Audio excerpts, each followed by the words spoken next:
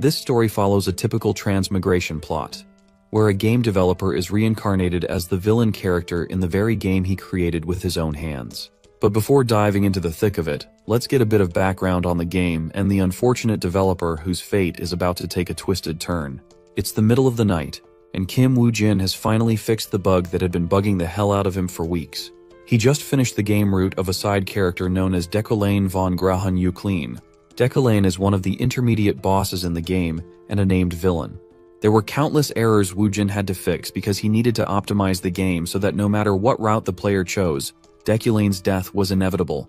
Just as he's done grinding his ass off to complete the work, his ex walks in. She also happens to be the team leader of the development team. Woo-jin had a good time with her when they were together, but their relationship grew distant as their personalities clashed. While he was a lazy ass who did nothing but procrastinate, she was a workaholic. She was so ambitious that it even helped him become a better person. However, their relationship still ended in a breakup, and he ultimately couldn't change despite her efforts. 6 months later, he heard she had someone new by her side. Anyhow, as she notices him working on Deculane, she casually drops a bomb that Deculane's character design was based on Woo-jin himself. Even Deculane's traits and skills perfectly complemented Woo-jin's personality. She suddenly notices her boyfriend waiting outside, so she leaves. It's almost 2 a.m., and Woo-jin is still testing Deculane over and over to make sure everything is perfect. Woo-jin doesn't like the fact that Deculane is supposed to resemble him. See, when Deculane was a child, he was called a magical genius and put on a pedestal. But in reality, he was more mid-core than anyone could have. His arrogance and noble background shaped him into someone with the worst personality. Deculane's character is so twisted that even calling him human would be a compliment. As the story progresses, Deculane is supposed to get stronger, and throughout the game, he is surrounded by people who love to hate him. Woo-jin decides to add another personality trait, something special and distinct only to Deculane. Given that this villain takes after him, he adds an attribute called comprehension. Not only that, Woo-jin sneaks in a few of his favorite attributes: wealth, Midas touch, sharp eyesight, and iron will. After stuffing him with all these goodies, Woo-jin realizes he might have gone overboard. He quickly decides to revert Deculane back to how he was originally supposed to be, because the last thing he wants is another bug popping up right before the release date. But just as he's about to fix it, he gets a text message from someone telling him to look outside. When Woo-jin does, he sees a massive hole in the sky. The last thing he remembers is a lightning strike descending toward him. In the next moment, he wakes up inside the very game world he created. It's already been a few days since he possessed the body of Deculane, a man fated to die no matter what. That's when Deculane's sister suddenly barges in and berates him for slacking off instead of fulfilling his duties as a distinguished professor. She's annoyed that he's cooped up in his room over a damn woman. After dumping a pile of documents that Deculane is supposed to process, she leaves in a grumpy mood, not before warning him to get his act together. She won't stand for him shaming the household's name. At first, Woo-jin thought this was just a twisted dream, but as days passed, the realistic sensation of life forced him to accept the harsh reality.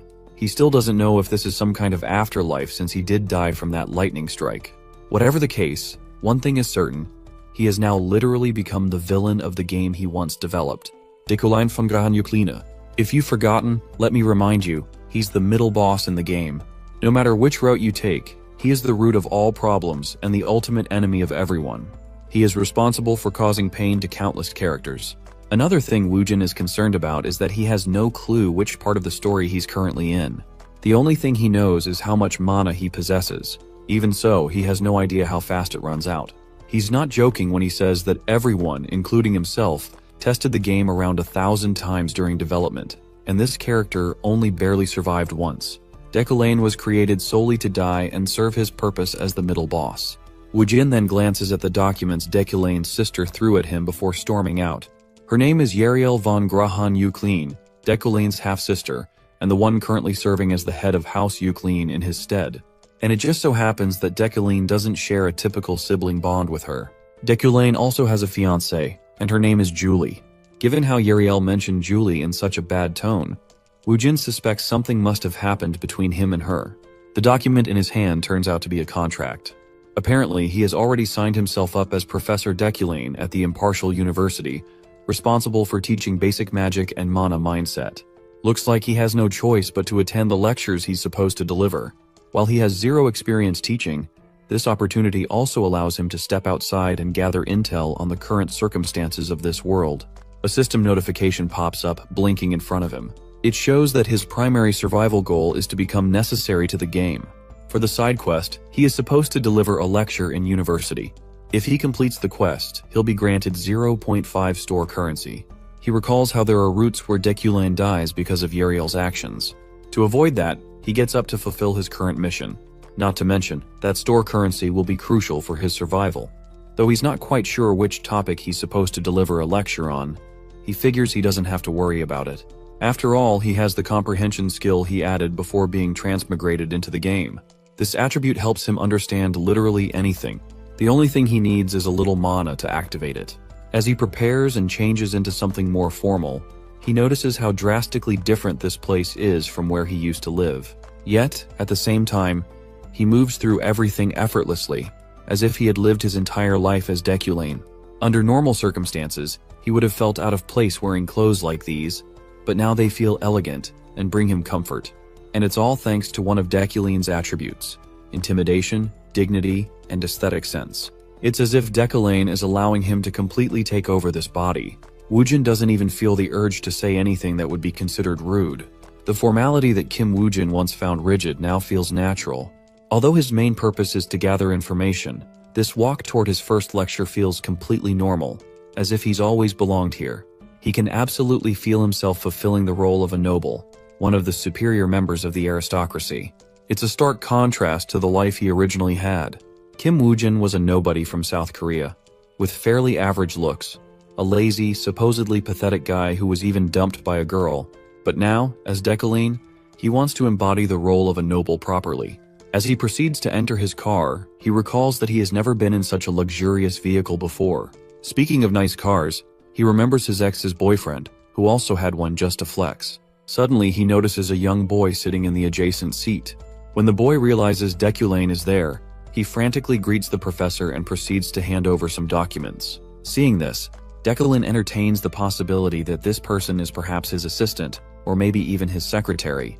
Dekulane questions him about his identity, which causes the boy to get a little startled, especially since he has already been serving Dekulane for 3 years. Dekulane soon realizes that the document he assumed was lecture material is actually just a script for him to read. It contains all the information needed for the lecture, down to every detail. He isn't surprised though. Given Dekulane's nature, there was no way he would have been capable of preparing material himself, considering how prideful and untalented he is. Which means this boy has done all the work. So, Woojin feels more than obliged to use a few words of appreciation. The boy is startled upon receiving a compliment. Even the driver is bewildered to hear his master saying something nice for once. Woojin also feels the recoil of this body after offering praise. It's a literal physical reaction. He actually feels sick after complimenting someone, which only makes Woojin question just how terrible of a person this guy Dekulane really is. He felt this same sickening sensation when leaving the manor earlier. It seems that Dekulane's consciousness is trying to invade his own. After their short journey, they finally arrive at the Imperial University, a place bustling with life. Now that he's here, his next task is to find the area mentioned in the documents, Roteo Hall. Once we arrive at the designated place, we see that the students have already taken their seats. And surprisingly, they seem eager to attend Professor Dekulane's lecture. Rumor has it that Dekulane is a master of spell interpretation, a talent that once earned him the title of Child Prodigy at a young age. Once our guy finally graces the class with his presence, he calls for their attention, introducing himself as Dekulane von Grahan U. Klein. He is here to lead this class as the head professor of the university's magic tower. With the formalities out of the way, he begins the lecture. The female students are absolutely smitten by how handsome and imposing Dekulane is. But one particular female student does not share the same sentiment. As far as she is concerned, Dekulane is an enemy of her father, nothing more than a piece of trash in her eyes. To understand why she harbors such resentment, we need to look into the past. Almost 3 years ago, her father took his own life. For many years, he dedicated himself to researching spell interpretation. But when someone extorted his thesis from him, he fell into complete despair and ultimately chose death. The person who robbed her father of his life's work was the one everyone called a genius spell interpreter. And that despicable person was Dekulane. With the loss of her father, she was powerless to do anything. In the end, she lost everything, including her family's house and territory. becoming an orphan with nowhere to call home. So she made a vow, a promise to take revenge on that bastard. To fulfill that pledge, she fought her way into the Empire's Royal University, where Dekulin is a professor. While other students may not know the truth, she is determined to expose the fact that Dekulin's so-called spell interpretation skills are nothing more than a stolen bluff, achievements that rightfully belong to her father. She can't stand seeing him occupy a place that was supposed to be her father's. But as much as she wants to expose him right away, she knows she needs to stay calm, because the only way to take him down is to orchestrate her revenge meticulously. Dekulin once again commands the room's attention, introducing himself as the head professor of the Magic Tower and a monarch mage who controls the elements. With that, he begins his lecture. He starts by explaining the fundamentals of magic, its 3 major attributes and 9 types. Attributes are the origin and source of magic, while elements are the materials that make up objects. The 9 types include summoning, spirits, destruction, support, enchantment, manipulation, ductility, bewitchment, and lastly, harmony.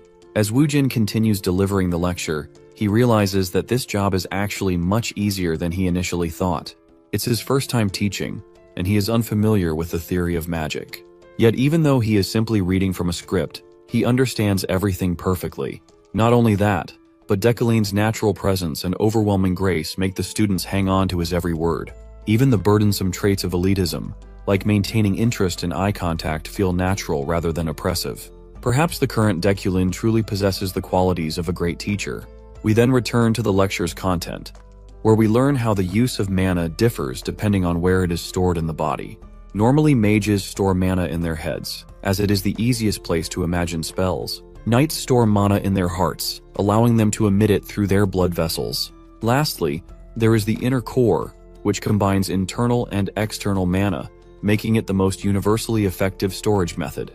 In simple terms, hard work is important, but if one lacks talent, they need to choose a path and focus. Speaking of focusing, Woojin reflects on how Dekulin's talents aren't that impressive either. His current mana is around 3,500. If you need a comparison to understand how small this mana pool is, consider this. There's a mage whose primary mana is at 30,000. So Woojin finds it quite ironic that he's lecturing students about something he should be implementing in his own life. In any case, he concludes the lecture, but there's still one particular line he's hesitating to deliver. He's sure that if it were the original Dekulin, he wouldn't have read this sentence. And that line is, if there are any students who want to ask questions. It seems like the students were thoroughly absorbed in the lecture, so there aren't any lingering doubts they have regarding the lecture topic. Even Dekulin feels relieved that there are no questions. But just as he thinks this, that same student who has a grudge against Dekulin stands up. She recalls an event from last night, where a mysterious spell was discovered in the dormitories. It's assumed to be the work of the devil, but she wants to hear Dekulin's thoughts on the matter.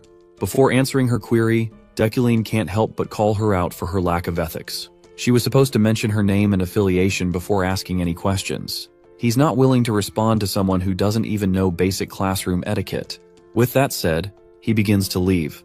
Not because he cares about etiquette, but because he's not in the condition to respond to her question.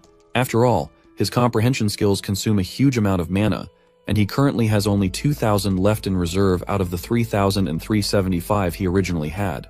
Just understanding the script cost him 1,300 mana, so he's unsure how much mana it'll take to learn about a spell he's never seen before. Meanwhile, the students are snickering under their breath after seeing how she made a fool of herself. They think she was trying to get the professor's attention, but it backfired. The poor girl is stung by the humiliation caused by the professor's words, but she still tries to persist, hoping to get a response from him. According to her, the Magic Tower is refusing to analyze the situation, believing it's just a rumor. But if it's Professor Dekulin, she's sure they might be able to figure out what kind of magic was used. She casts a spell herself and requests Dekulin to interpret it. With no choice, Dekulin examines the spell, which instantly costs him around 1,700 mana. She reveals that several remaining debutantes at the dormitory are analyzing it, but they found absolutely no leads. So she's hoping that Professor Dekulin can at least take a glance at it. Without hesitation, Dekulin declares that it's barrier magic, and his sudden response catches her off guard.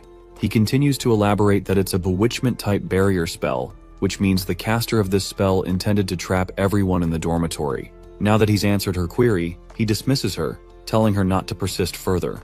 Since the side quest has been cleared, Decaline collects the reward currency he was promised. The scene then cuts to the university's Magic Tower cafeteria, where we meet that girl again, eating without much regard for table manners. By the way, her name is Ephorine. The only reason she had asked that question was to expose that Decaline's spell interpretation skills are a lie. But instead, she became the clown, and the embarrassment she endured was crushing. She's still convinced that Decaline didn't know what he was talking about and just said whatever came to his mind. You see, bewitchment magic is extremely difficult, and most spells require parameters. So, Decaline calling the spell bewitchment magic without mentioning any parameters seems like a stretch. What she showed him was a direct copy of the unknown magic circle that was drawn on the front door of the dormitory last night. While everyone was initially astounded by the unknown spell, it quickly became research material for the new students. So she knew from the start that Decaline was full of it, making up the claim that the spell was bewitchment magic. But then, one of her friends rushes to her to report that the magic circle on the dorm's front door yesterday is indeed a barrier spell. And they figured it out after collective research. Basically, what Professor Decaline said about that spell was, in fact, true. Ephorine is in absolute disbelief. She refuses to accept that it was actually barrier magic. After all, she doesn't want to acknowledge Decaline as a legitimate master of spell interpretation. Her friend, after rattling off endless praises for Professor Decaline and his capabilities, eventually decides to leave. Before going, she thanks Ephorine for asking the professor about the spell since no one else had the guts to question him.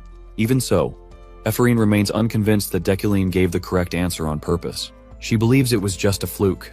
What frustrates her even more is that she ended up making him stand out even more. Now everyone is convinced Decaline is a capable professor. She then begins reading through a document detailing the accomplishments of their prestigious professor Decaline. She's digging deep, trying to learn more about Decaline. After all, there's a famous saying, if you know the enemy and yourself, you will never be defeated. She decides to steel herself. If she has to face that jackass daily, she'll make sure to expose him hard enough to ruin his reputation completely.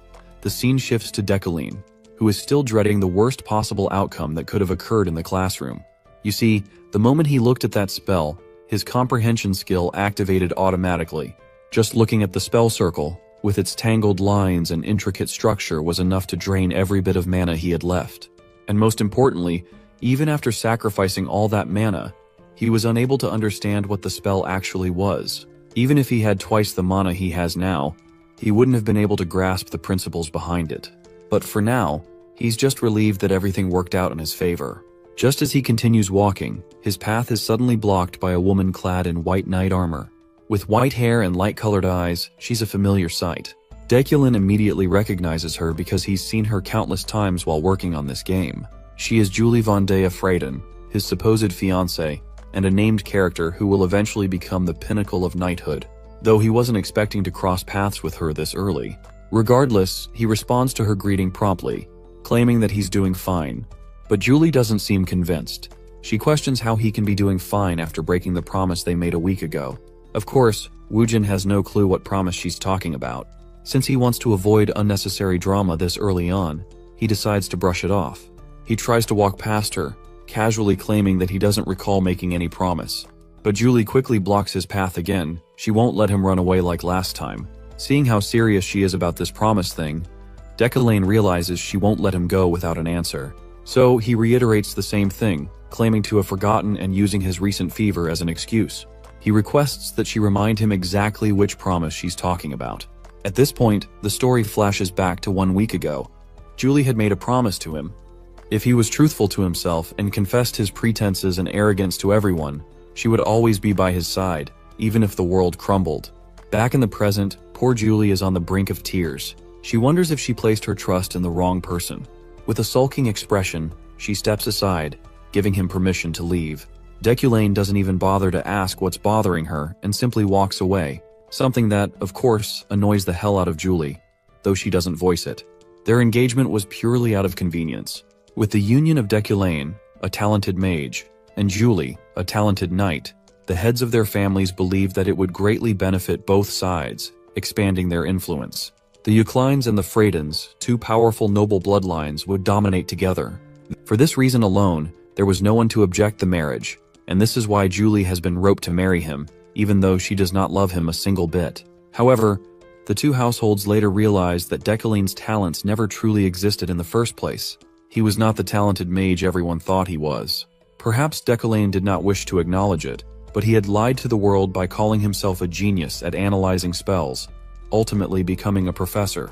There had even been headlines highlighting how the youngest top professor at the Magic Tower is currently on the decline. After that headline ran, he stopped showcasing any accomplishments.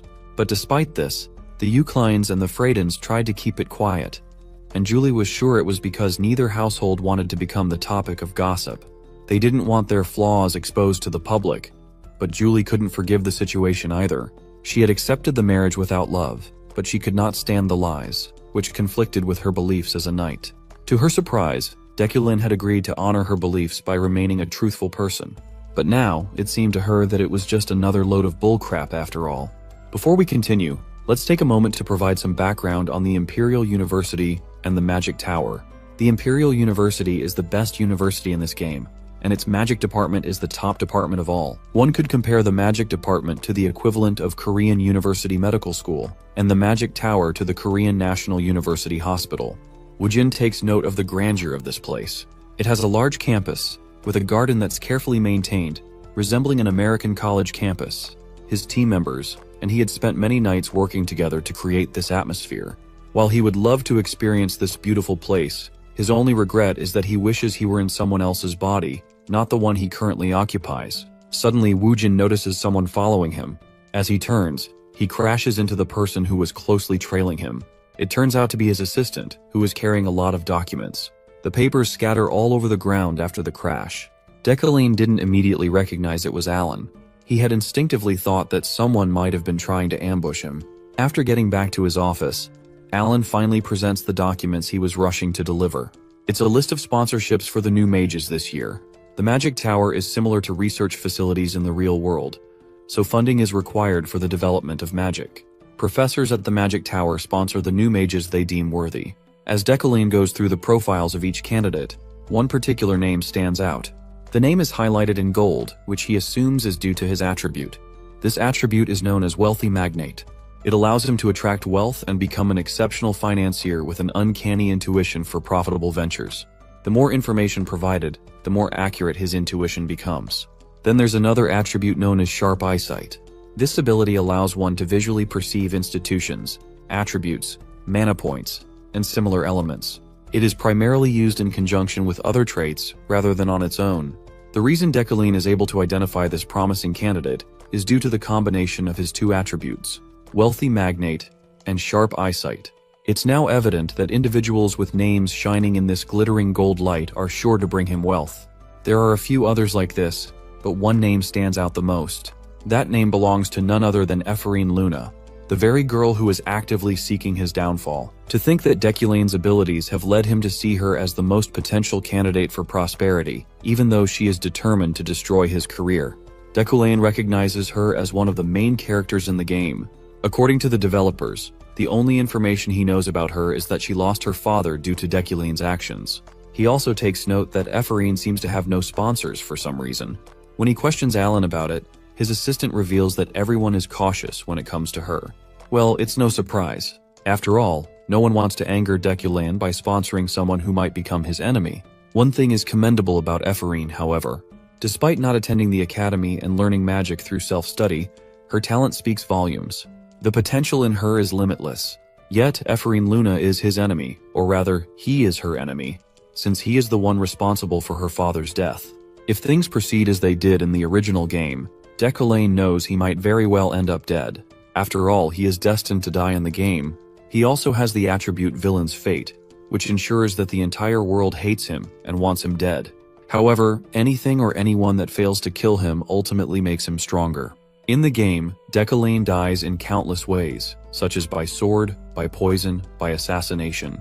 The method may change, but the outcome is always the same: death. The only way for him to survive is to make different choices that the original Decalene would not have made. With that in mind, he ultimately decides to sponsor Ephraim. After signing the documents, he tells Alan to submit them. He also instructs him to borrow a few books that he is about to mention. Later, as he sits alone, Decalene reflects on how much money he requires to survive. From what he knows, many of the deaths awaiting him can be avoided with money alone. Investing in a promising mage is one way to acquire wealth. However, that alone isn't enough. There are countless characters in this game world who resent him, and they will try to kill him whenever they get the chance. In order to survive, amassing wealth and power is the only way out. While Woojin desires to become stronger, he remembers that Deculane's talents are average at best. If he doesn't find a way to improve, he's certain he won't survive the numerous threats closing in on him. Luckily, there is one thing in his favor: his attributes.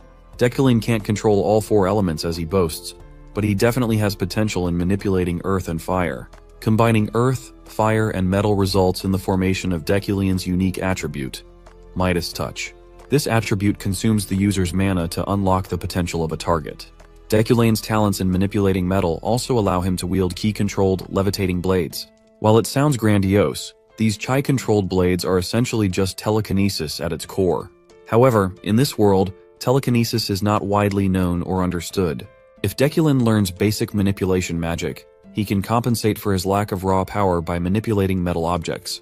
To make this a reality, he needs to first learn the fundamentals of manipulation magic. So, he decides to test his skills. As soon as he activates his comprehension skill, he begins absorbing all the concepts and spells related to basic telekinesis written in this book. Once he has absorbed the knowledge, he uses his newly acquired telekinesis powers on a pen. And just like that, the pen floats into the air. Thanks to his memorize attribute, Deculane can cast the telekinesis spell without needing any incantation. Although the current telekinesis spell he's learned only covers the basics, it's already quite powerful. He can't even begin to imagine the possibilities once he learns more advanced telekinesis. The next thing Deculane wants to figure out is what to do with a magic circle. He considers engraving it over his entire body. In this world, magic circles become stronger the larger they are, so he plans to understand his body first using his comprehend attribute. Not just his brain, but his heart and inner core as well. Then he will engrave magic circles all over his body to strengthen his telekinesis. Of course, there is a risk that his body might overload or suffer side effects. But this is where one of his attributes, Iron Man, comes in handy. This attribute grants Deculane innate physical abilities, and the potential of his body is of the highest caliber. He's confident that this attribute will allow him to withstand any side effects.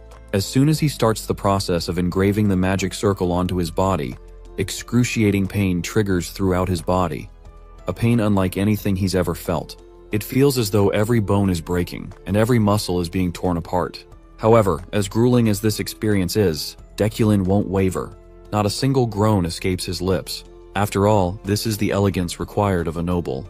Finally, the process comes to a halt. Sadly, after enduring all this, Deculane has failed due to an insufficient amount of mana, currently standing at just 1 point. But the effort isn't entirely in vain. He now has a magic circle etched onto his shoulder. At this rate, it will take about 2 weeks to cover his entire body. A month passes after Deculane's seminar, and it's finally the first day of lectures at the University Magic Tower. All the students gather in the remote area, awaiting their first lesson. A notice board nearby contains a message from the professor.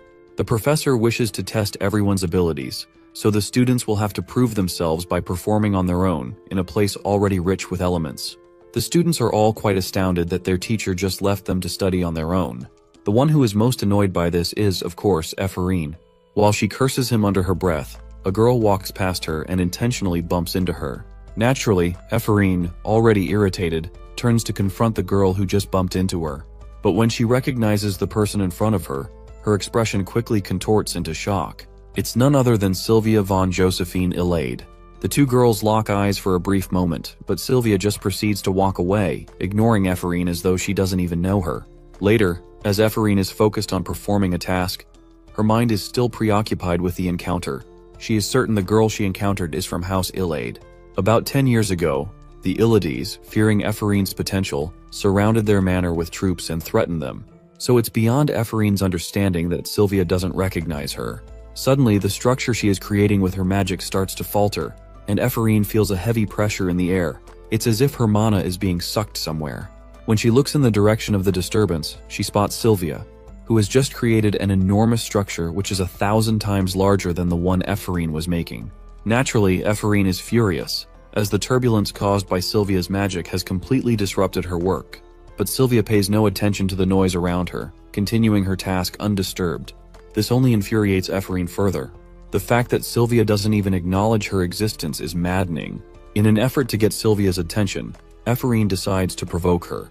She begins throwing jabs at Sylvia, undermining her strength. After all, they were rivals, and Sylvia always used to threaten Ephraim and forced her to step away from magic, all to surpass her rival.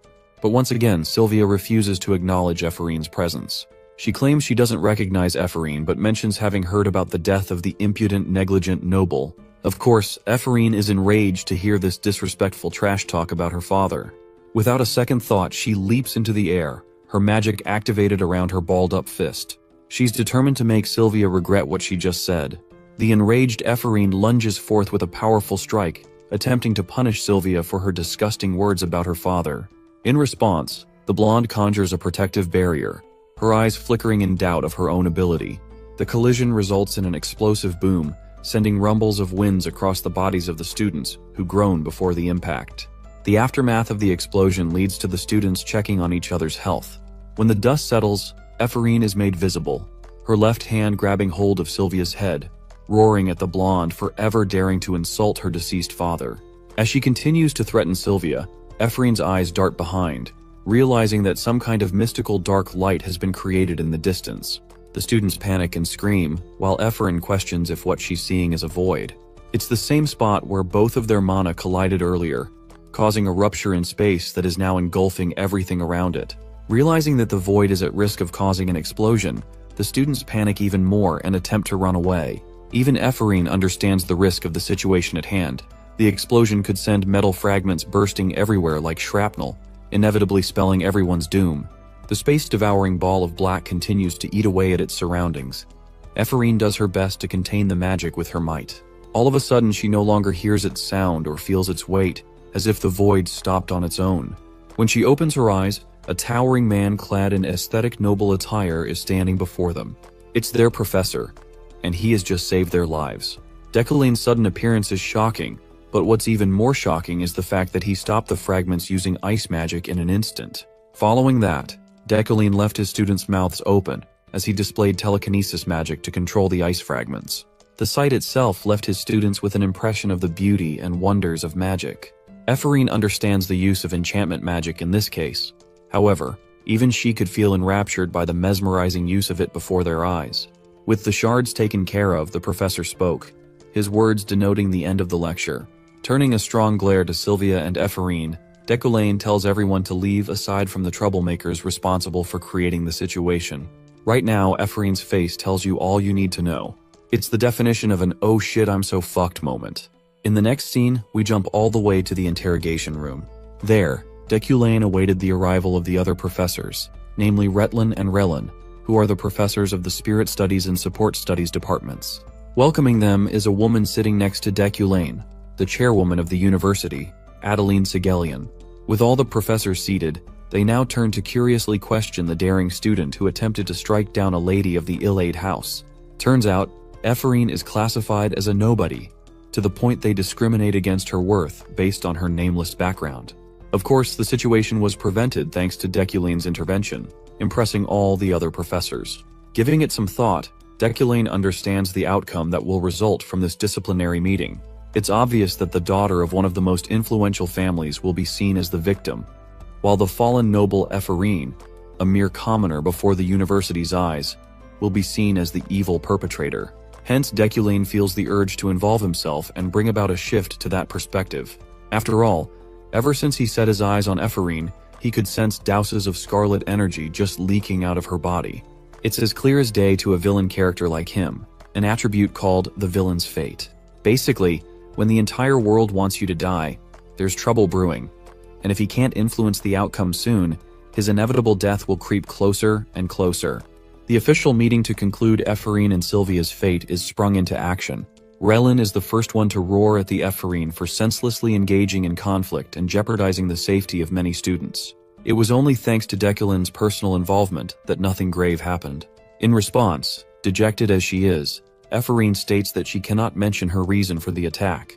This kind of avoidant response comes across as an offense to the teachers, but right now, all Ephraim can think about is concealing her intentions, so her target, the scumbag Professor Deculane, doesn't know that she's after him. Sylvia's provocative words race through her mind.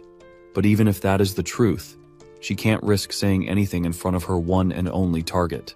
That is why Ephraim is willingly sitting through discomfort and pain for the sake of her long-term plan. Relin roars at the girl once more, questioning if she's got some sort of an inferiority complex. He drills it into her head, reminding her of their difference in status as a noble and a commoner. Next, Sylvia is told to speak. She also tries to conceal the matter, and excuses that she was responsible for accidentally destroying Ephraim's work, which led to an argument. This puts her as an innocent person in front of the eyes of the disciplinary committee, making it even more irrational for Ephraim to have made her move. The professors continue to grill Ephraim, questioning if she's got anger management issues. Relin even goes as far as to recommend expelling the student entirely, refusing to slide this incident with a warning. Right now, feeling alienated from the professors and receiving not a single word in her support, Ephraim feels isolated and cold. All fingers point to her as the culprit. The professors see her as the person responsible. Every insult and every scolding hurled at her, and the worst part is, she can't issue a single response in return. With her father gone, the poor girl is off on her own. The world has shut itself down on her. Blaming Professor Deculane, she pins him as an object of blame for her own mistakes, which is an emotional response befitting a child. Adelaine finally speaks, concluding that each professor thinks the same as the next. Before motioning a decision, she wants to hear Deculane's account of the situation. Making his voice clear, he makes a request to the chairwoman. It's right about this moment where Ephraim thinks her life is over now. It's obvious that she's going to be expelled. But to a shocking turn of events, Deculane puts Sylvia under fire, arguing that she too had a fault in the incident that occurred. His response stuns both students, while Deculane continues to hammer his question once more. Ephraim is at a loss for words, unable to have predicted this trajectory in the meeting. Even Relin, the old fart who chose to see Ephraim as a worthless commoner, is having a field day comprehending Deculane's words. Our boy argues that Sylvia had every reason to act and prevent the incident that was caused, yet she chose not to. He wonders if her so-called esteemed abilities as one of the ill-aid household fell short in the heat of the moment. Sylvia's in a daze. She lowers her head in shame, apologizing first. Then she confesses the truth. Sylvia refused to block Ephraim's attack because she intended for the student to get into trouble. The silver-haired girl is tripping out. There's no way Deculane, someone who is her enemy, took her side just now. It's her fault too, so it's not like he has to protect her. Relin speaks up, countering that as a victim, Sylvia's fault matters very little with how she defended. Blame falls entirely on the assailant. Deculane fires back, stating that as a professor, he's the one who failed for creating a lecture that didn't require his presence. He wonders if he should be taking the blame instead. This sudden comment flusters Professor Relin, who's still on Sylvia's side. Ephraim is out here shocked that this man is steamrolling another professor just to save her ass. It's the height of ridiculousness that he's doing this much to protect her. Having heard enough, the chairwoman concludes her decision. She doesn't think of it as a serious matter, believing that students naturally run into conflict with age. That's why she's more than willing to let this one slide past without any issues.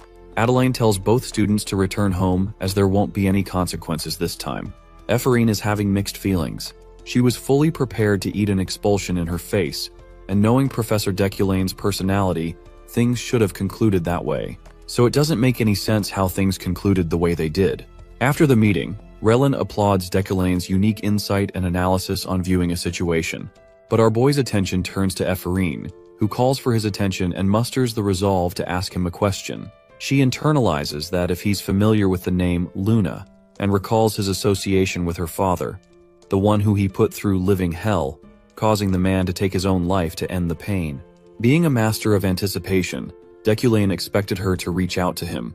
This girl is hell-bent on getting an answer from him, and wonders how Deculane would respond to her question, and if he would try and overthrow the verdict of the meeting just to protect himself. Even worse, Ephraim feels afraid that this man may not even remember mistreating her father, which would make her situation even worse. Surprisingly, Deculane tells her that she shouldn't busy herself with the troubles of the past, hindering her potential to grow. Saying those words, he departs, leaving Ephraim with one conclusion. She's reached the understanding that he must know about her father, because if he didn't, he wouldn't have helped her just now. She wonders if the professor personally feels some kind of responsibility, which is why he helped her out of her own difficult situation. Ephraim misunderstands his help as a kind of pity. It fills her heart with joy, At least the scumbag professor didn't forget what he did. So long as that is the case, she's okay with the situation. The conclusion of Ephorine's case results in an addition of 2 points for Deculane's death prevention. In the next scene, we see Sylvia explaining the situation to her father, Giltheon, the head of the Illide family, and an Esper mage. His father affirms that the talented student Ephorine Lunas already missed her chance to flourish as a mage. A decade ago, back when the aptitude exam was being held, both girls encountered the other for the very first time. It was during that time that the manometer went crazy before their presence, predicting their immeasurable talent to become future archmages. These two girls just stared at each other blankly, unable to comprehend the slew of words they had just heard. To give you an example of just how powerful archmages truly are, they are classified as beings that not even emperors can threaten. Only a select few people ever rise to this level, and their names are etched in history forever. Tradition has it that 3 people will become archmages in each era, irrespective of their specialty, a rule that has never changed. Interestingly, currently apart from Demerkin, there are 2 empty spots for the archmages of this era. Adeline is actually a candidate for being an archmage, leaving behind one last seat. It was back then that both the Illid and Luna families stood opposite to each other, and now they must compete for the final seat. Of course, Sylvia's father is adamant on his daughter getting that title no matter the cost, so much so that he threatened Ephorine's father by force, exempting him from enrolling her daughter at the academy. Sylvia understood all too well that the only reason her family recklessly overpowered the Luna family was because they wanted her to seize the throne. They wanted to make her archmage no matter the cost, though it is also her personal wish and predicted fate. That's why Ephorine's words from back then stung her so much. She chalks it off as simply being unlucky. While Giltheon isn't exactly worried about her competitor, he's more worried about Professor Deculaine, believing that he's an ordinary man who was a genius at a young age. That's why there's no telling if he could suddenly rise above the ranks and become a dark horse. This isn't new news to Sylvia though, because she could sense his potential from the moment he deciphered her trap. When the explosion happened, it was true that Sylvia eradicated Ephorine's mana, but she also set up a personal trap to launch the void as a conflict between their attacks. This way, the incident would cause even further demise and put Ephorine under fire. The reason Deculaine shot them a glare back then was because he understood this trap from the get-go, despite her being careful of any observation close by. Even though he knew everything, Deculaine kept both of them safe by offering a third way, a compromise. It was his warning, a way of demanding them to play along with his version of the story so that they could survive in one piece. Yes, before you even ask, the One Piece is real. In any case, she grossly underestimated his talents, but now it makes her ponder the kind of man he truly is. A few days flew by. We get to see Deculaine's glorious manor. This man is living Bruce Wayne's life over here. Getting all dripped out, this man is escorted by his driver, his thoughts agreeing with his decision to support Ephorine in that critical moment. This way, he removed one of the death roots for himself, and even increased store currency. Personally, he wasn't expecting Ephorine to make herself known so quickly in their first encounter, but he could tell from then on that she was hostile from the start. While his intervention just now has made him an enemy of Sylvia as well, it's still the best course of action he could have taken. Brushing that matter off, Deculaine isn't keen on attending social events. At the same time, he doesn't want the opportunity of gaining store points to just fly past him. After all, he gained a side quest to attend the Flower of the New Year event, adding another half a point to his store currency. As of right now, he still requires a minimum of 5 currency points to access the shop. That's why he's focusing on interacting with the main characters for now. Arriving at his destination, Deculaine is welcomed with honor and respect. The party is full of nobles and their expensive laughter. The professor spots a bunch of named characters that he can interact with. Of them, one stands more notable than ever. It's Helm, a character who Kim Woo-jin personally modeled in the game. Arriving at the event was good after all, Deculaine believes. He's spotted by an old man out of the blue, who is honored to meet the esteemed Professor Deculaine. His sudden announcement of the professor's name draws attention from many eyes, all darting away to see the professor. The party goes into an uproar, celebrating the professor's great presence. That cool and peaceful confidence he had about the party from earlier, it's all shattered to pieces now. While this is happening, Deculaine hears someone remarking on Sir Ganesha. The professor draws away from the current interaction and follows the trail of the voice. Having heard about Ganesha, he knows that he can't risk not having an interaction with one of the most important characters around. His gaze shifts and carefully picks apart the crowd, but Ganesha is nowhere to be found. Decollane seriously doesn't want to lose this chance, but unbeknownst to him, the scary adventurer is standing behind him. At this point in the story, she's the 5th strongest character introduced. Decollane finally locates her on the higher floor, the scarlet-haired woman staring down at the scene. He quickened his pace to meet her, but gets cock-blocked by Ehelm, who interacts with him at the worst possible moment. Let's explore Ehelm a bit more. He's an exclusive mage of the royal palace, ranked as a monarch, equaling to Decollane's title. Ehelm provokes Decollane, surprised that the great professor still remembers his name. He wants to check in on Decollane's research and immediately brings up the mention of some bad rumors. Ehelm points out how his research has stagnated in the past 3 years, and many are now questioning Decollane's true abilities and talents. This audacious man is straight up talking shit in his face. It just so happens that Ehelm was Decollane's peer in their university. They once had a close relationship, but after Decollane seized the position of head professor for himself, Ehelm's jealousy grew harsher and hostile over time. Though the original character would have been peeved by Ehelm's provocative remarks, our boy is as cool as a cucumber, refusing to respond with impulse. Also, the rumors only mention the truth, so he's fine with them too. Decollane's attention is drawn to shock when he notices that his target, Ganesha, is no longer there. Poor guy wanted to achieve one goal for the day, and it was ruined by this blabbering loudmouth who still continues to yap endlessly.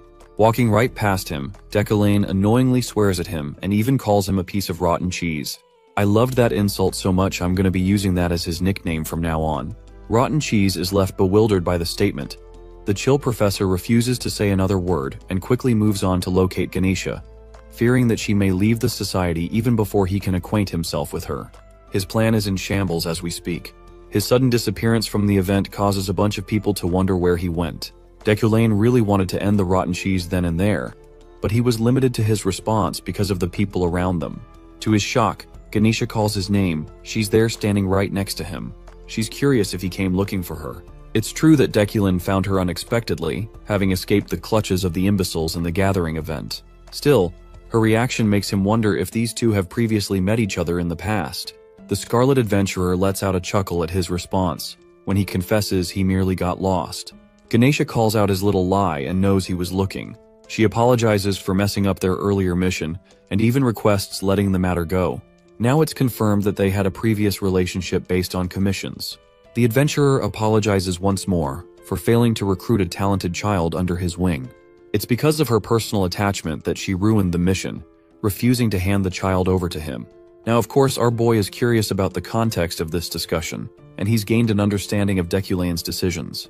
He was going to use a talented child to do the research in his place and maintain his name. Curiously, Ganesha asks a question. She sensitively asks how long he's going to keep up the facade and remain the way he is. Her careful choice of words puts him into contemplation. It's true that before possessing Decollane's body, he maintained character and acted violently, gaining many enemies and losing trust with the people in his life, even going as far as hurting others for his personal fame. But now, the current Decollane has come to a decision, confessing that he's going to live a different life. Intrigued, Ganesha is surprised. She was fully expecting him to lash out and attack her for that statement. Of course, since she was brash and acted on her own during the mission, Kim Woo-jin, who is possessing Decollane's body, is rather surprised that this bold professor would go as far as to attempt attacking one of the strongest people around at the time. It goes to show the villain's reckless demeanor. While he doesn't know much about the original Decollane's past relationship with Ganesha, he knows for a fact that this woman could easily annihilate him with no effort at all. Two of her most prominent attributes are invincible body and master of martial arts. You can only expect her to go batshit crazy after having those stats. She's one of the few adventurers who has reached the height of her physical stats. Now, because Kim Woo-jin is possessing Decollane's body, there was no instance of hiring assassins to do the deed for him. Because if that were the case, Ganesha would have died already. While he's having this contemplation, Ganesha is wondering if this guy hit his head or ate something spoiled today. She can't place a finger on his strange behavior. Decollane's already achieved his goals for today, so he quickens to leave the discussion. Ganesha is rather surprised, and wonders if it's really true that he won't be sending anyone after her. Turning to her one last time, the cool professor remarks that it would be beneath him. This girl is literally left too stunned to even speak. Going back to the hall, Decollane internalizes that he could easily utilize Eucline's power to pressurize the adventurer using the guild. However, doing so would only cause his death variables to increase. To his utmost horror, the system informs him that he just prevented a death variable. Bro was not expecting to get murdered tonight. This means for a fact that Ganesha's conversation from earlier could have ended very, very differently. Even a simple social gathering event is waving death flags over his head, poor guy. The scene switches to Rayleigh, an adventurer who is relative to Julie. The talented knight is sitting in annoyance, clearly disoriented and in a bad mood. Rayleigh realizes what must be causing her sour expression, so she boldly asks if Julie has made any progress with her fiancé as of late. Just hearing that, Julie's body fidgets. Rayleigh clarifies that she means Professor Deculane, as there were rumors spreading about. Recalling his annoying response from their meeting, Julie doesn't hide her frustration, expressing that their relationship is in the gutter. Only this time she confessed it out loud. In a surprising turn of events, the man of the hour comes around to leave. He spots her, but he's already leaving, despite being known for loving gathering events. He didn't even shoot a look towards his fiancée, causing people to wonder if he's got a sour relationship with Julie. This adds to the rumors about him. Deculane's early leave from the gathering event raised a number of questions, all leading to one theory.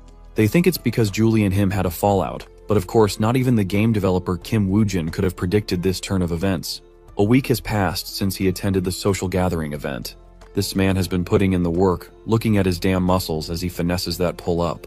Apart from his usual memorization and telekinetic training, he introduced working out to his routine to increase his stamina.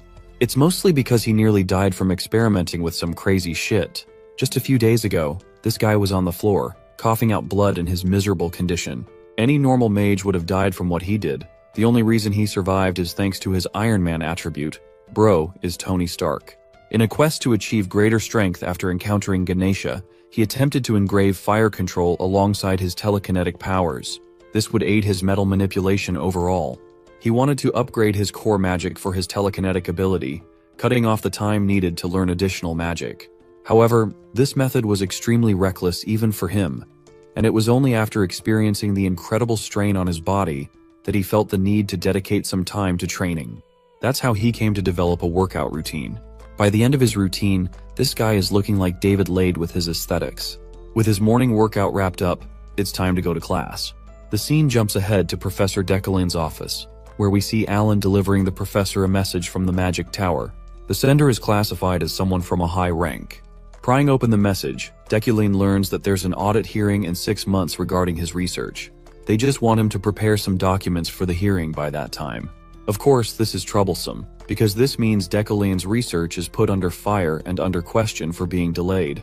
The thing about Deculane's role is that he's always been classified as the head professor in the eyes of the game. It's critical for him to maintain his title as a professor, because the moment he loses it is also the moment his hopes of returning home will be dashed for good. Right now, he's going to scavenge and find anything worth his time from his laboratory. Deculane enters the room, which is a complete and utter mess, as if there was an attack of some kind. The place has been uncared for, and if Deculane frequented the laboratory often, there's no way he would have kept it in this horrendous state. Interestingly, one disgusting spot looks particularly out of place. It begs the question if he was trying to hide something. There's no telling, but Deculane thinks it's a good way to test the waters and see what's up. Thanks to his telekinetic magic, he didn't have to dirty his own hands plodding through the trash. From the remains, he grabs a book and pries it open.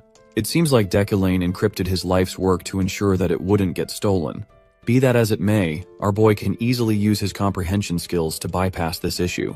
It's thanks to that he's able to cast open a golden bright light, hinting at the significance of his incredible research. Thanks to his attributes, wealthy magnate and sharp eyesight, he can tell that this book is definitely valuable. Despite that, the research seems incomplete, with many pages ripped in between and left unfinished. But even after all its flaws, it shone brightly, once again hinting at the research's significance. Surprisingly, Deculane spots a pendant with a picture of Ephraim Luna and her father.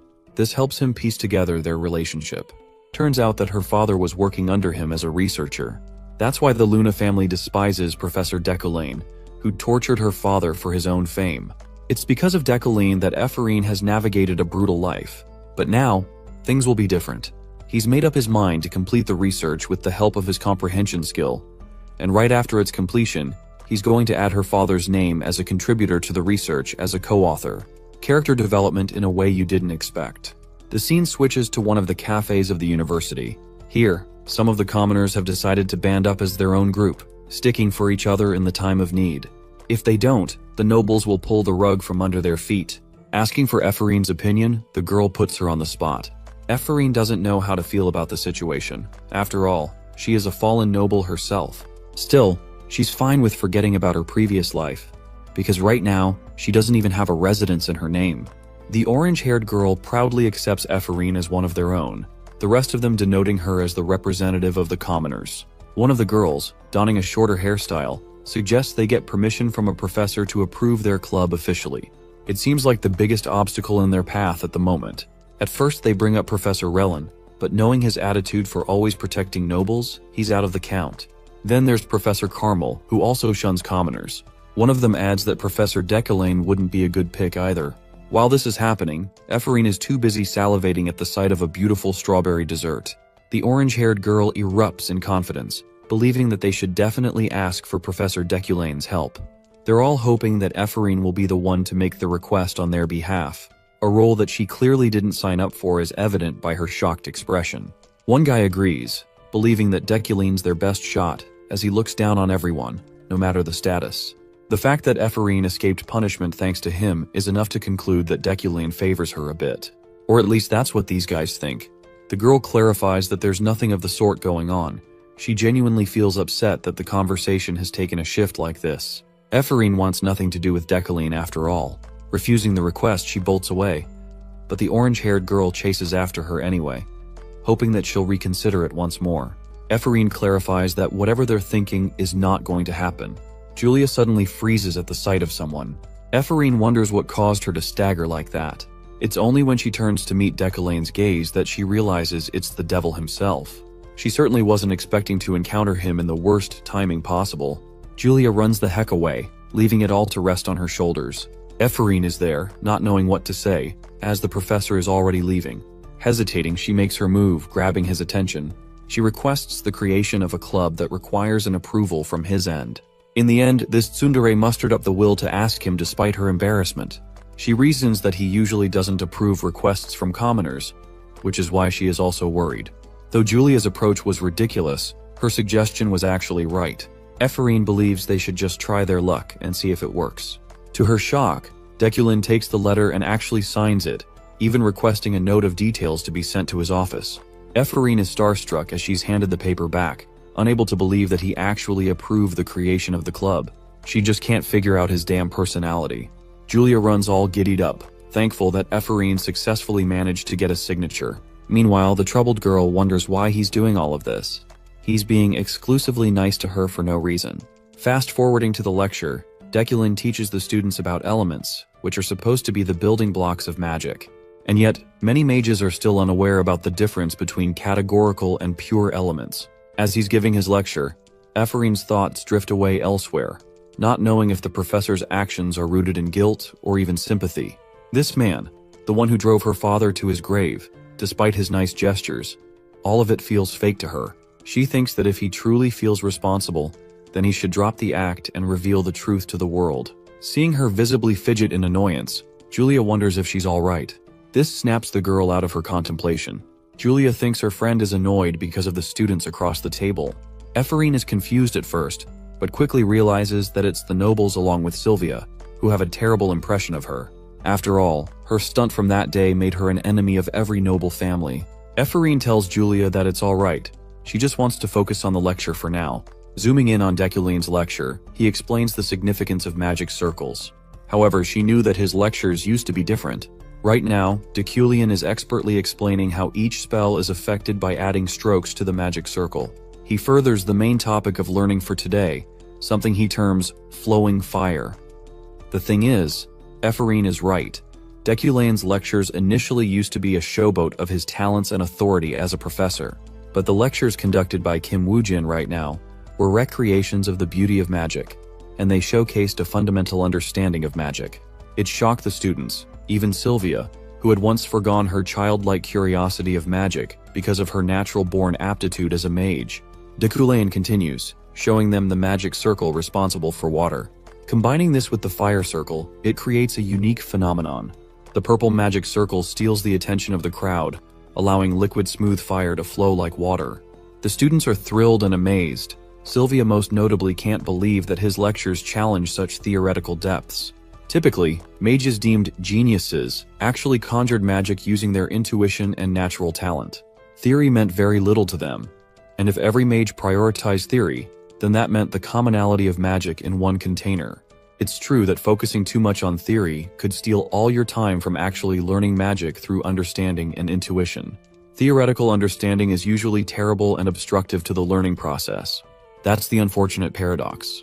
To become a genius, one must be blessed with brilliant intuition, and yet, not even the elites can explain the root of their intuition. For a genius professor with his bundle of rumors, it's shocking to her that Deucalion is insisting on teaching theoretical classes despite his rank. When the lecture is finished, Ephraim is left with a changing impression. She certainly didn't expect the professor to be so good, to the point she found herself glued to the lecture. Ephraim's attention is stolen when she hears a mountain of slurs coming from the other side of the door. She knows it's the annoying nobles who want to harass her. That whole conflict with Sylvia made everything worse. To her surprise, she spots a sponsorship certificate underneath her door.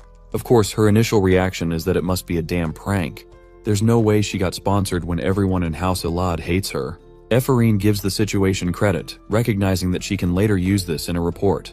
So she happily goes to the magical administration office, only to find out that this little piece of envelope is as real as it can get. She remembers her body jolting when the receptionist verified the authentic seal. Ephraim's face blooms with happiness. She can't contain her joy at all. The girl even tries pulling her face, wondering if this is some kind of sick dream. Then she cowardly checks her surroundings, afraid that someone must have spotted her reaction. Ephraim shrinks underneath the table, afraid that people will soon find out her ownership over 100,000 elne. To give you guys a good idea of the amount, it's equivalent to 100 million won. This girl is so scared, in fact, she's already packing her stuff in hopes of escaping when shit goes down. Even the staff members seemed suspicious and gave her a good look. Ephraim is losing her marbles when her tantrum leads to hitting her head on the table. This dork is convinced that it's no longer a dream. The absurdity of the situation makes her weep. The girl who was alienated all this time finally had her talents recognized. It fills her with the optimism to try harder for her life. I don't know about you guys, but I think this scene is a good example of showing how a token of kindness can restore someone's faith in the world. I really liked it, and I hope you did too. Anyway, let's get serious and visit the Euclid Manor. Here, Deucalion's half-sister learns that he's currently headed to the auction site of Schatzenjevel. Bear with me, I know that's a weird-ass name. She's steaming in frustration, remembering how he had already wasted 10 million elne only last year. It makes her fear how much he's going to waste this time around. At the auction site, we come to see our boy, who has been longing to buy something worth his time. Back when he first began using telekinesis magic, the professor had realized he needed a kind of metal to make up for his sorry excuse of a talent. It's going to be a replacement for a temporary fix that he made using wood steel. The real deal will be here at the auction site today, which is why he's in the VIP waiting room. There, he spots a familiar figure. It's his fiancée. Yet again another unexpected occurrence. She sees him, gets up with an angry glare, and turns to confront him.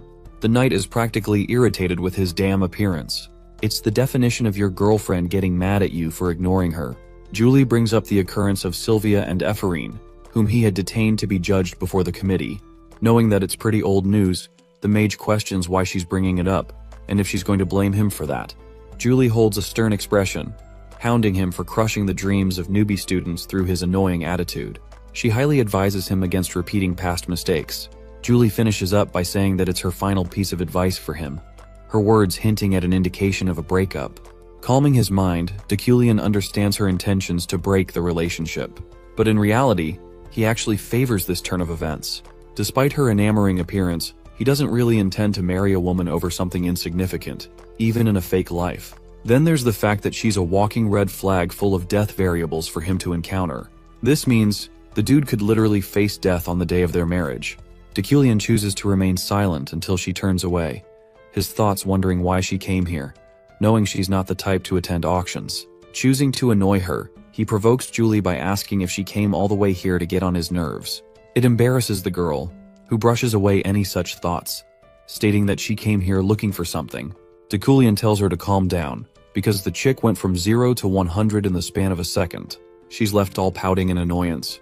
Julie continues leaving, and it's the first time Deculian thinks cute of her expression. Suddenly, he catches himself experiencing a sharp and sudden emotion. Right when he was reasoning just how dangerous it would be to surround himself with her, it's as if Kim Woo-jin is slowly being tainted by Deculian's personal emotions. So far, he's kept his personality in check. An announcement addressing the visitors of the auction house is made. The auction is about to begin. Deculian brushes away such meaningless thoughts, believing that it's just his body reacting this way.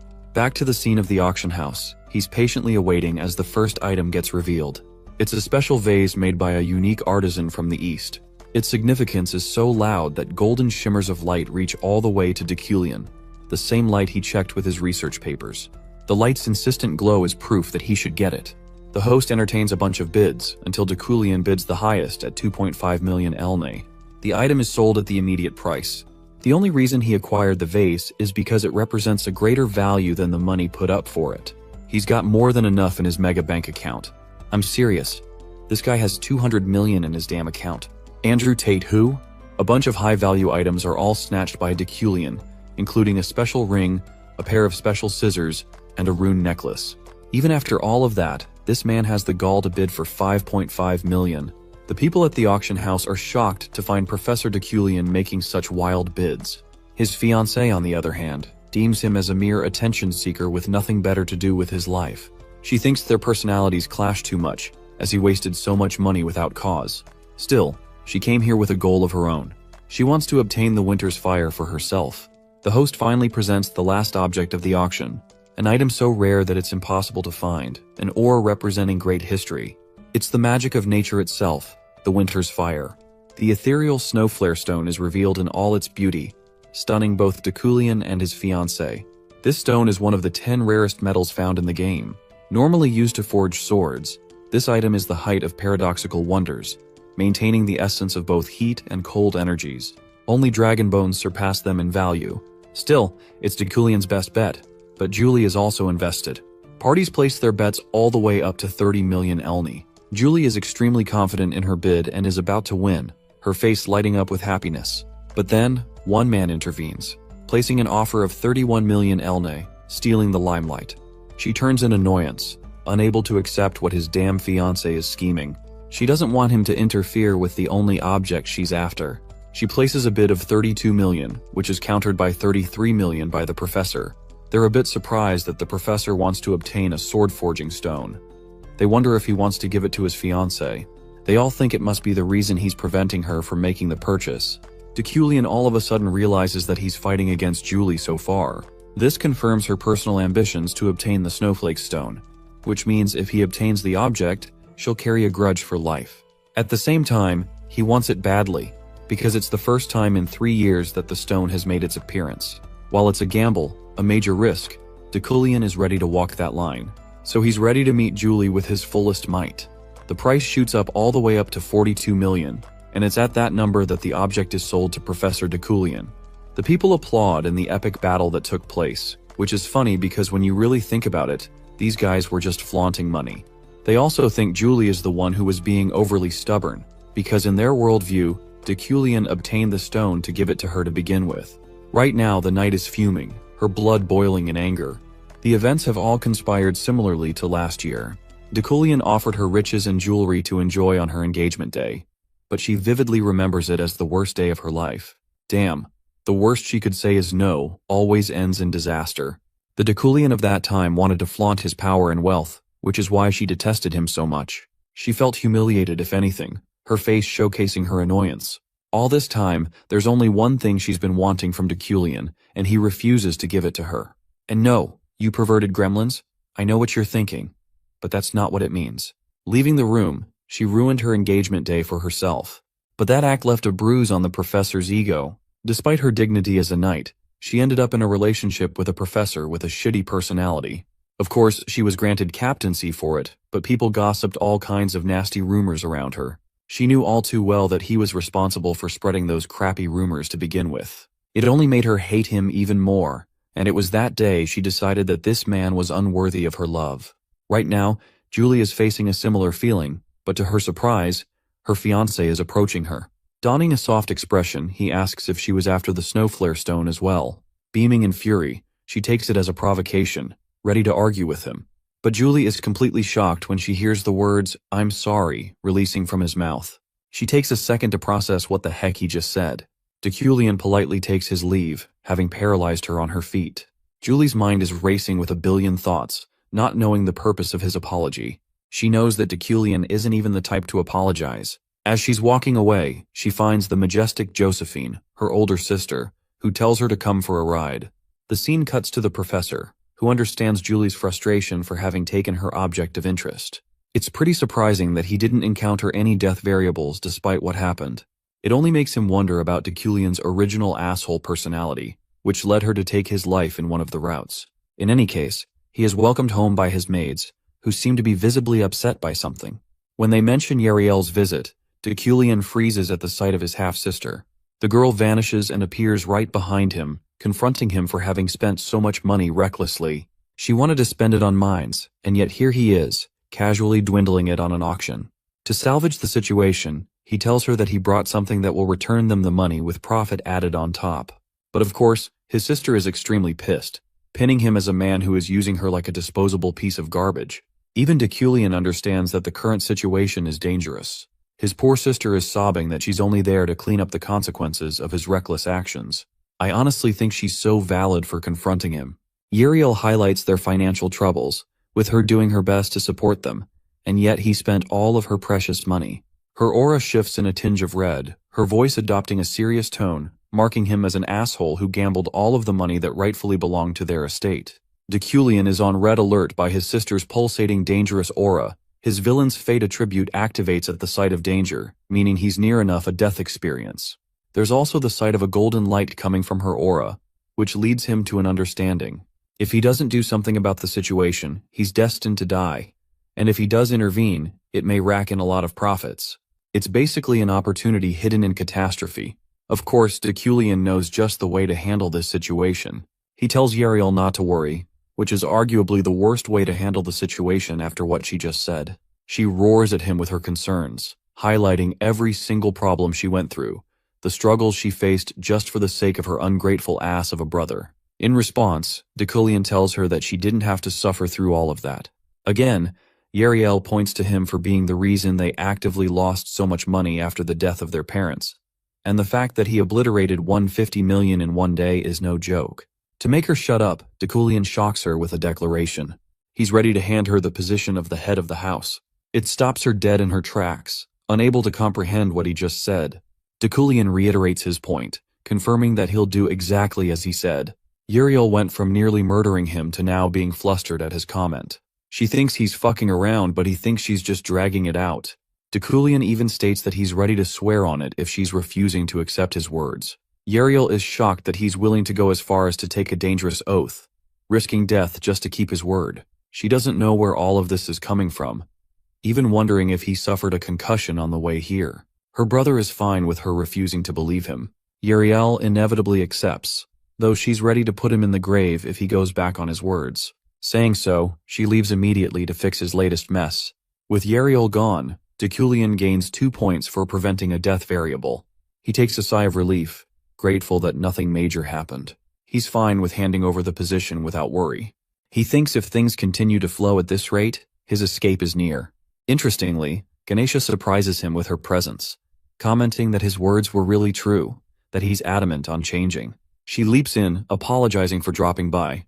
She couldn't believe her eyes just now. Deculian thinks it's nothing special.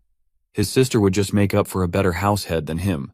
The adventurer reveals the truth about his sister Yariel, who doesn't have an inkling of the Eucliani family's blood. This comes as a shock to Deculian's system. He never could have predicted this turn of events, as it wasn't even supposed to be in the original game. Ganesha drops a bombshell that his sister doesn't have a single drop of Eucline's blood in her. He'd already known that they weren't directly related, but learning that there was no blood connection at all still comes as a surprise. Seeing his reaction, Ganesha reminds him that he was the one who requested the investigation in the first place. However, Deculine remains unfazed, stating that it doesn't matter to him. This response catches Ganesha off guard, as she never expected him to be so indifferent. Even so, she agrees to keep it a secret. As she turns to leave, she shares another piece of crucial news that the 6 snakeheads have begun to move. These individuals lead a notorious criminal organization, and each of them carries a bounty worth millions. Before leaping out the window, the adventurer pauses to warn Deculain.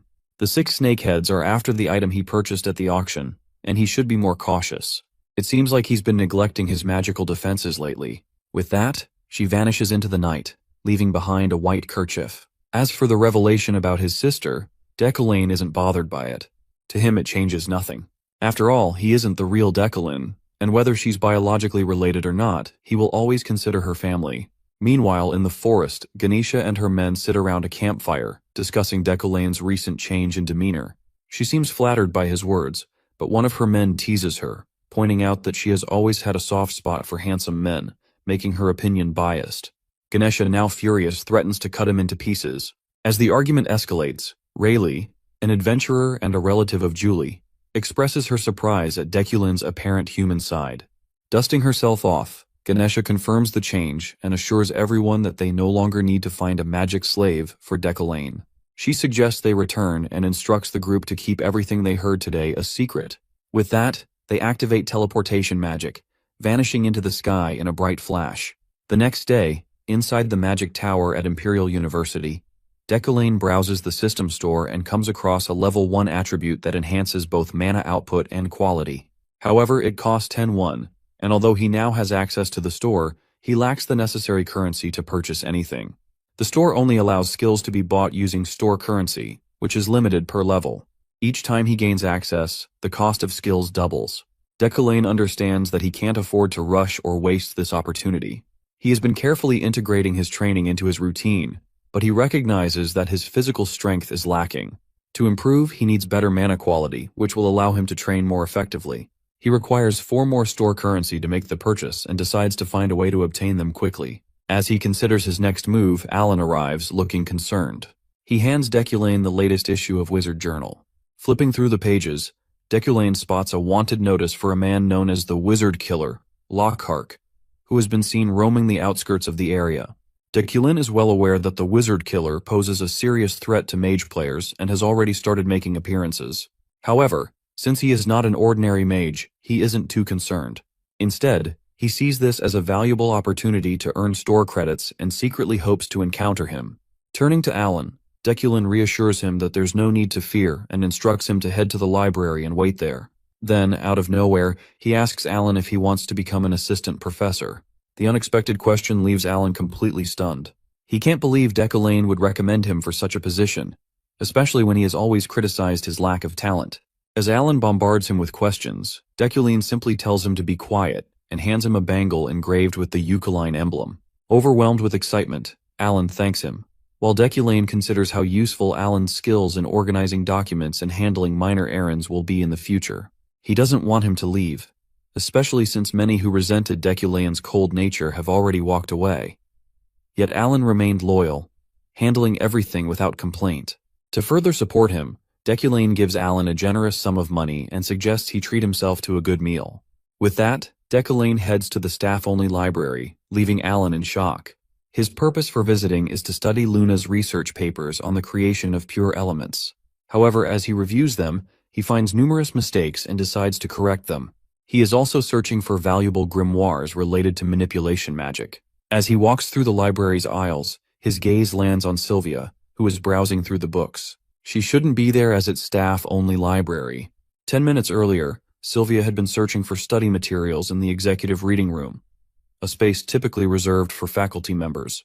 The librarian, initially reluctant, is overridden by the professor, who grants Sylvia access, citing her status as Ilad's successor and the current year's rookie mage. With no choice but to comply, the librarian allows her to browse freely. Sylvia, whose passion lies in studying literature and languages, has come specifically to find a novel written in Ethanel, the language of the long-extinct fairies, making such books extremely rare. This rare find is precisely why she has entered a place normally off-limits to her. As Deculain approaches, Sylvia remains unaware of his presence until he directly confronts her, questioning why she is in the executive reading room. He warns her about setting a disciplinary committee on her again. Caught off guard, she recalls rumors about Deculain's dislike for libraries, and wonders if he intends to summon the disciplinary committee.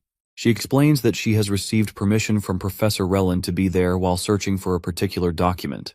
Deculin quickly realizes that both the professor and the librarian have ignored school regulations, and in his view, all those involved should be reprimanded.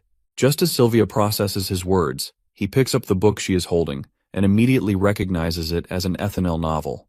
He questions her ability to read it, though he acknowledges that this isn't the main concern. Sylvia defends her interest in literature and languages, but Deculin lets it go for now, warning her that any future rule-breaking without authorization will result in disciplinary action.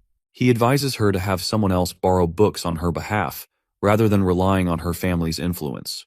As Deculin walks away, Sylvia silently fumes, feeling humiliated by his words. Sylvia had only wanted to understand the fairies, yet Deculin had challenged her ability to read the novel, citing the inconsistencies in the Ethanel language. However, he hadn't given her unauthorized presence much weight. Meanwhile, in the jungle, a group of adventurers are navigating a dense forest while hunting a magical beast. Deculin observes them, noting their steady composure despite this being their first practical training session. They are in the Mountain of Darkness, a place of significance and strict security for the Magic Tower. These forests also serve as the training ground near the university, known for its abundant magical resources. However, the area is also highly dangerous due to the presence of venomous creatures, leading the Magic Tower to enforce protective barriers and constant patrols. Professor Relin is worried that currently, the position of head professor overseeing this area is vacant.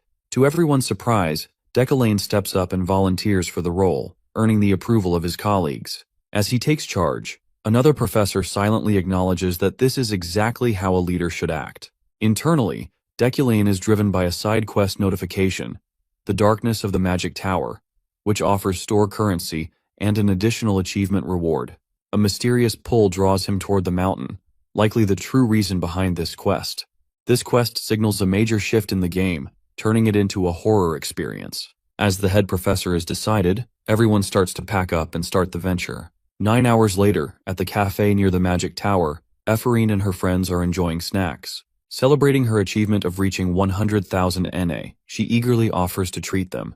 Their conversation drifts toward the anticipated approval of their club and plans for their first gathering. Her friend brings up a recent training session at the Mountain of Darkness, where 50 participants had volunteered despite occasional mishaps. Suddenly, a scream cuts through the air, followed by a tremor. Rushing outside, they spot someone running and crying out for help. Julia hesitates, sensing that something is wrong, and shouts for Ephraim to stop, but she keeps running. After a short distance, Ephraim stops, turns around, and is shocked to see that her friend has vanished. Disoriented, she finds herself in an unfamiliar location, completely separated from her friends.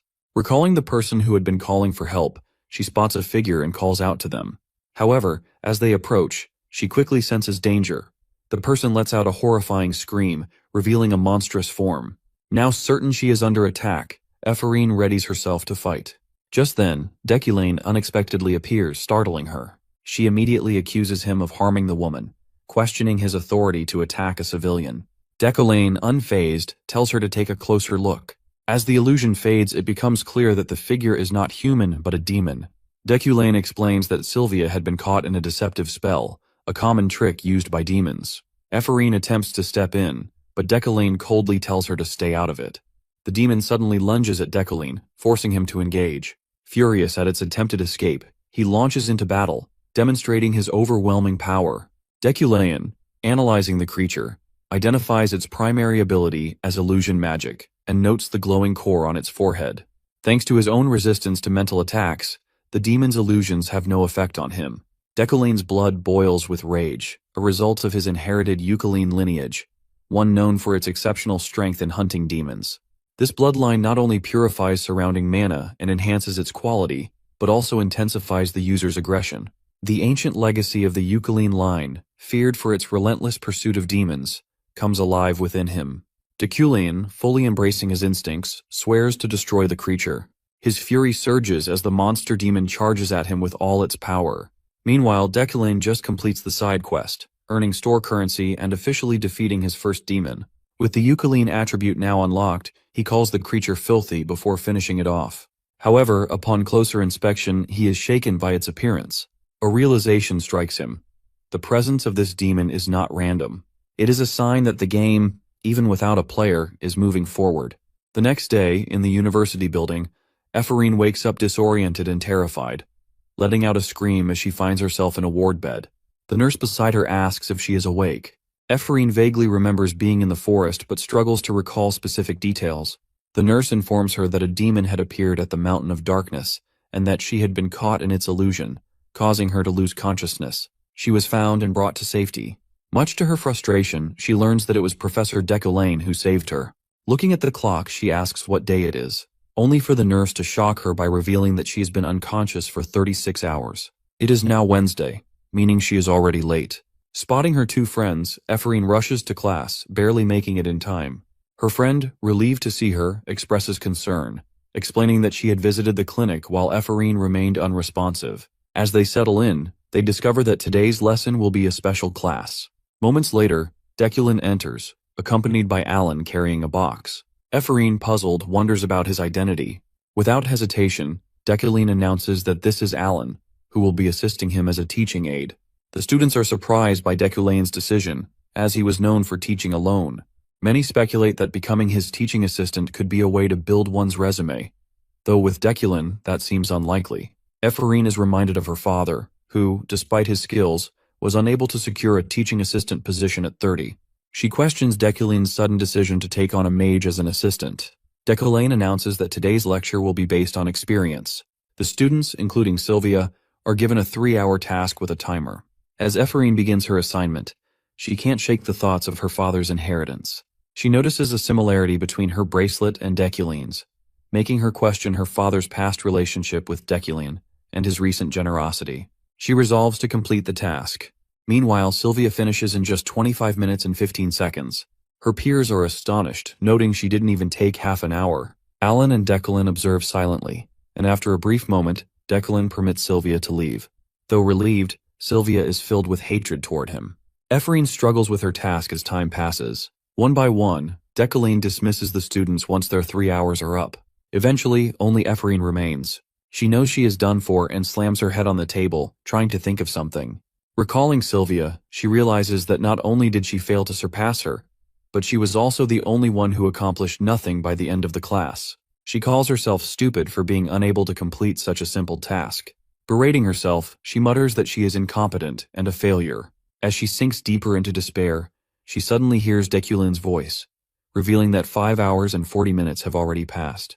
He asks how much longer she intends to make him wait. Shocked, Ephraim looks up, realizing he is still there. Meanwhile, Deculin criticizes her for failing to complete such a simple assignment on time and even having a breakdown over it. He tells her that no matter who mocks her, surpasses her, or even if someone she resents stands before her, she must remain cold and logical at all times. He declares that with such a weak mindset, she will never reach his level. His disappointment is evident as he turns and walks away. Ephraim sits there, stunned and in despair. The room is empty, and the clock continues ticking. She slams the table in frustration, remembering Deculane's cutting words about trusting in her. Refusing to accept them, she repeats his words to herself. As her frustration builds, a green power flares from her bracelet, its aura surrounding her. Fueled by determination and anger, she declares that she will do it, no matter what it takes. Meanwhile, Deculane reflects on the recent events unschooling Ephraim. Though he spent considerable effort on Ephraim, he believes it was necessary. She must grow stronger for the challenges ahead. The appearance of a demon at the Mountain of Darkness is a signal. The main quest is about to begin. During the coming age of overwhelming evil, characters with strong moral alignments will emerge, including a much stronger Ephraim. Right now, she lacks mental fortitude and a true sense of a mage's responsibilities. But Deculane anticipates her overcoming these weaknesses and growing into a formidable force, one that could potentially threaten him. Yet Deculane, a firm believer in self-reliance over fate, is confident he can prevent that. He refuses to let a newcomer surpass him. Ephraim steps out of the classroom, pauses briefly, and then rushes to Deculane's office. There, she presents the results of her magic assignment. Deculane notes that it took her 6 hours and 25 minutes to complete. While acknowledging her shortcomings as a non-academy graduate, he cannot deny the quality of her work. It is worthy of first place. With this, a side quest is completed, granting store currency. Now that Ephraim has returned, Deculane decides it's time to head home. However, as he walks, a white-haired man intercepts him. Deculane recognizes him as Zeit Varon Bruggen, Julie's older brother and the head of the Freyden family to which Julie belongs. He is also the one who strongly pushed for Deculain and Julie's betrothal. Zeit is formidable, ranking above Ganesha in combat strength, a named character renowned for his prowess. However, Deculain is confused as to why someone like Zeit would seek him out. Immediately, he begins to speculate about Zeit's intentions, suspecting that this encounter might have something to do with Julie's snowflare stone. Though Deculain bears no hostility towards Zeit, he remains on guard, uncertain whether this meeting poses a serious threat. Zeit, however, just voices his concerns regarding Deculain and Julie's recent interactions. He casually suggests they have dinner together, framing it as a friendly gathering. Deculain, seeing little choice, agrees without hesitation. Satisfied with a quick response, Zeit assures him that he'll arrange everything and even tailor the menu to Deculain's preferences. Deculain quickly realizes that Zeit has carefully planned this meeting, leaving him no room to refuse. Understanding how much Zeit values his family's standing, Deculain knows that going against his plans could be risky. The following day, at the Freyden household, Julie reacts with immediate frustration upon hearing about the dinner. She expresses her disdain for Deculain, arguing that her rigorous training schedule leaves no time for such events. Zeit, however, dismisses her complaints, calling her reaction childish over something as trivial as a snowflare stone. Growing irritated, Julie listens as Zeit speculates that Deculain must have purchased the rare metal, typically used for forging weapons, with the intention of giving it to her. He goes further, stating that if Deculain were to present it as a gift, she would likely end the engagement on her own. Julie's frustration only grows, but Zeit remains firm. With his anger boiling, he advises her to think carefully, reminding her that emotions have no place in political matters. He pointedly asks if she harbors any romantic feelings, noting that, as far as he knows, there aren't any men who love her. She immediately denies it, insisting it's nothing like that. Zeit then asks if her concerns stem from Deculain's poor record, but she also denies that, stating it has nothing to do with him. Her response only irritates Zeit further. However, despite his frustration, he accepts her answer. Preparing to leave, he instructs her to be on time and to resolve any lingering issues before the meeting. As soon as Zeit leaves, Julie, unable to control her emotions any longer, lashes out, swinging her sword with tremendous force in a fit of rage. Her slashes create a powerful blast, shaking the surroundings. Meanwhile, her subordinates stand behind her, silently observing. Witnessing her outburst, the subordinate comments that her sword is turbulent. His name is Veron, a member of the Order of Hiddecain and Julie's subordinate.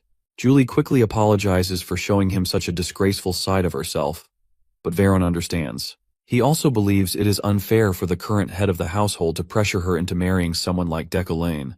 Julie is warned not to speak ill of Deculain, though she insists that it doesn't matter to her. Seeing Veron fall silent, she turns away, ordering him to prepare as she gets ready to leave. Veron is deep in thought, contemplating the path he has chosen to prove his loyalty.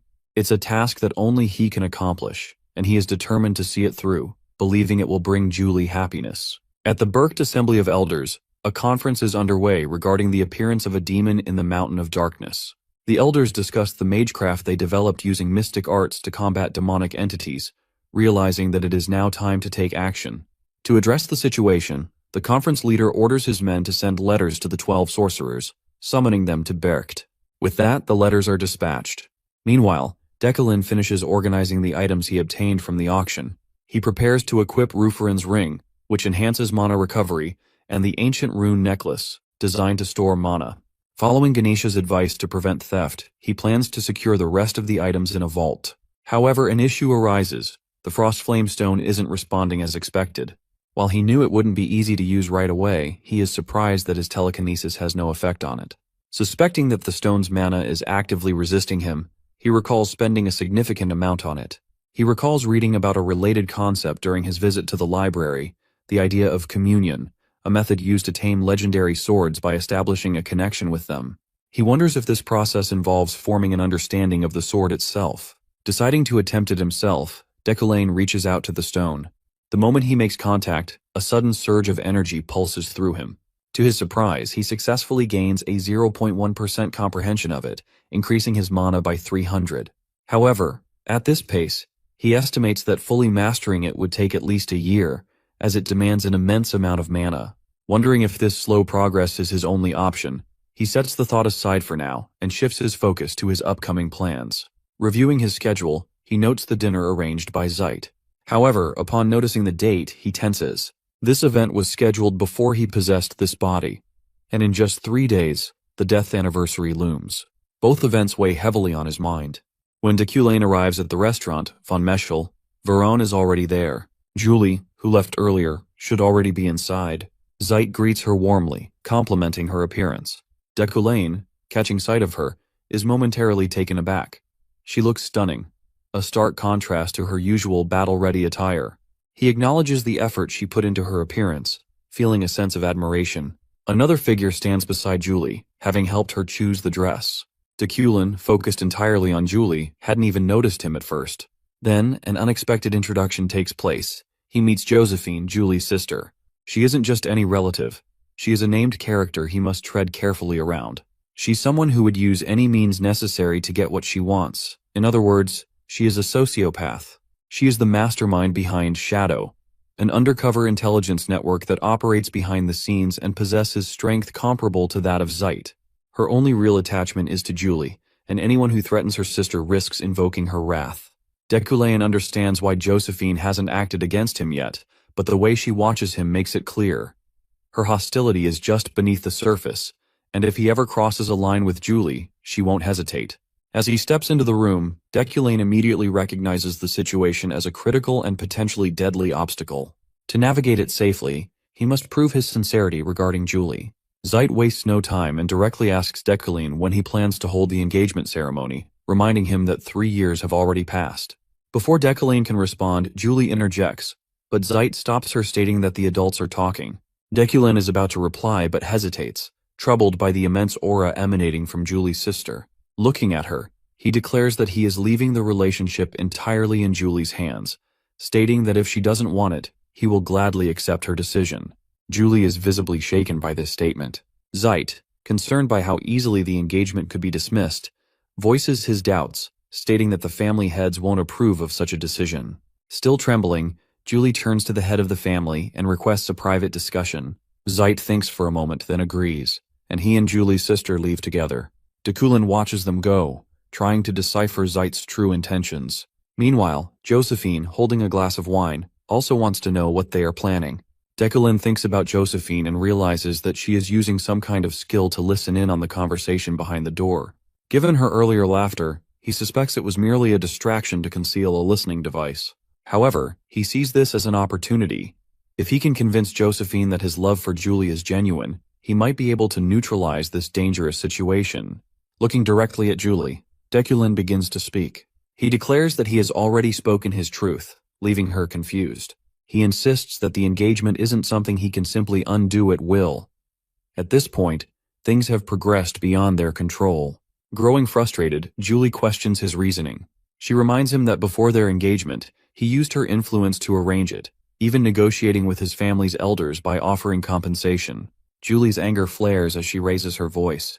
She accuses him of pushing her away from dangerous battles, pressuring her to abandon her pursuit of the Imperial Order and instead take charge of the Order of Hadakain, which operates under the Eucaline family's watch. She also brings up the rumors he spread about her after she refused. Her fury is evident. She cannot believe he is still resorting to these tactics. Deculain acknowledges her words, admitting that he has knowingly manipulated her and forced her to stay, committing actions that cannot be justified. Julie, understanding Deculain's resentment more than anyone, refuses to be deceived. She declares that she won't fall for his schemes.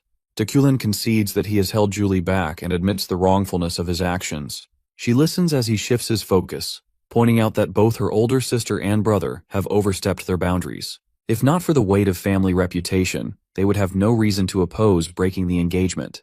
As Josephine silently observes, Deculain pushes his argument further. He tells Julie that if she truly wants to pursue her dream of becoming a defender, she must leave her family behind. Deculain, with a disarming tone, admits that he lacks both honesty and loyalty, leaving Julie in shock. He confesses that he embodies the very opposite of the values she upholds, making him an unworthy match for her. However, instead of breaking off the engagement, he suggests they remain betrothed but never marry. This would free her from the web of complicated interests surrounding them. Though he wishes he could let her go completely, he offers his name as a shield until she is ready to pursue her dreams. He promises to wait, keeping the engagement intact. Julie, stunned by his sudden shift in attitude, demands to know the reason behind it. Deculain assures her that he expects nothing in return, only that she smiles for him once a month. He declares that this is all he desires. His words leave Julie flustered, and even Josephine is momentarily taken aback. Deculain knows that he only said what Josephine wanted to hear to avoid an unpredictable outcome. Yet he acknowledges Julie's reaction, finding her embarrassment unexpectedly charming. Smirking, he concedes that she has managed to win him over in that moment. Julie, furious, snaps that she won't fall for his tricks. She finds his words humiliating, but if he is truly being sincere, she wants to see more proof. Josephine, flustered, begins to wonder if Deculain's feelings are actually real, and if that's the case, she decides to spy on them a bit longer.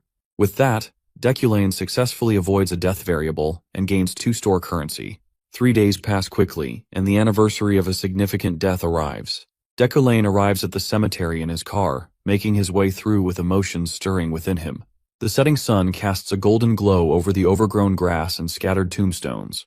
Though this place holds no personal significance for Deculain, it does for Kim Woo-jin, his earlier self. A flashback unfolds, revealing a conversation between Kim Woo-jin and his team leader, In-yu. They discuss adding an Easter egg to Deculain's background. In-yu suggests expanding his story with the author's approval, but Kim dismisses the idea, arguing that it's unnecessary and would only add to their workload. However, In-yu insists that it's worth it, emphasizing their commitment to the game. Kim eventually relents, though he questions its importance, especially since it has no direct connection to the main storyline.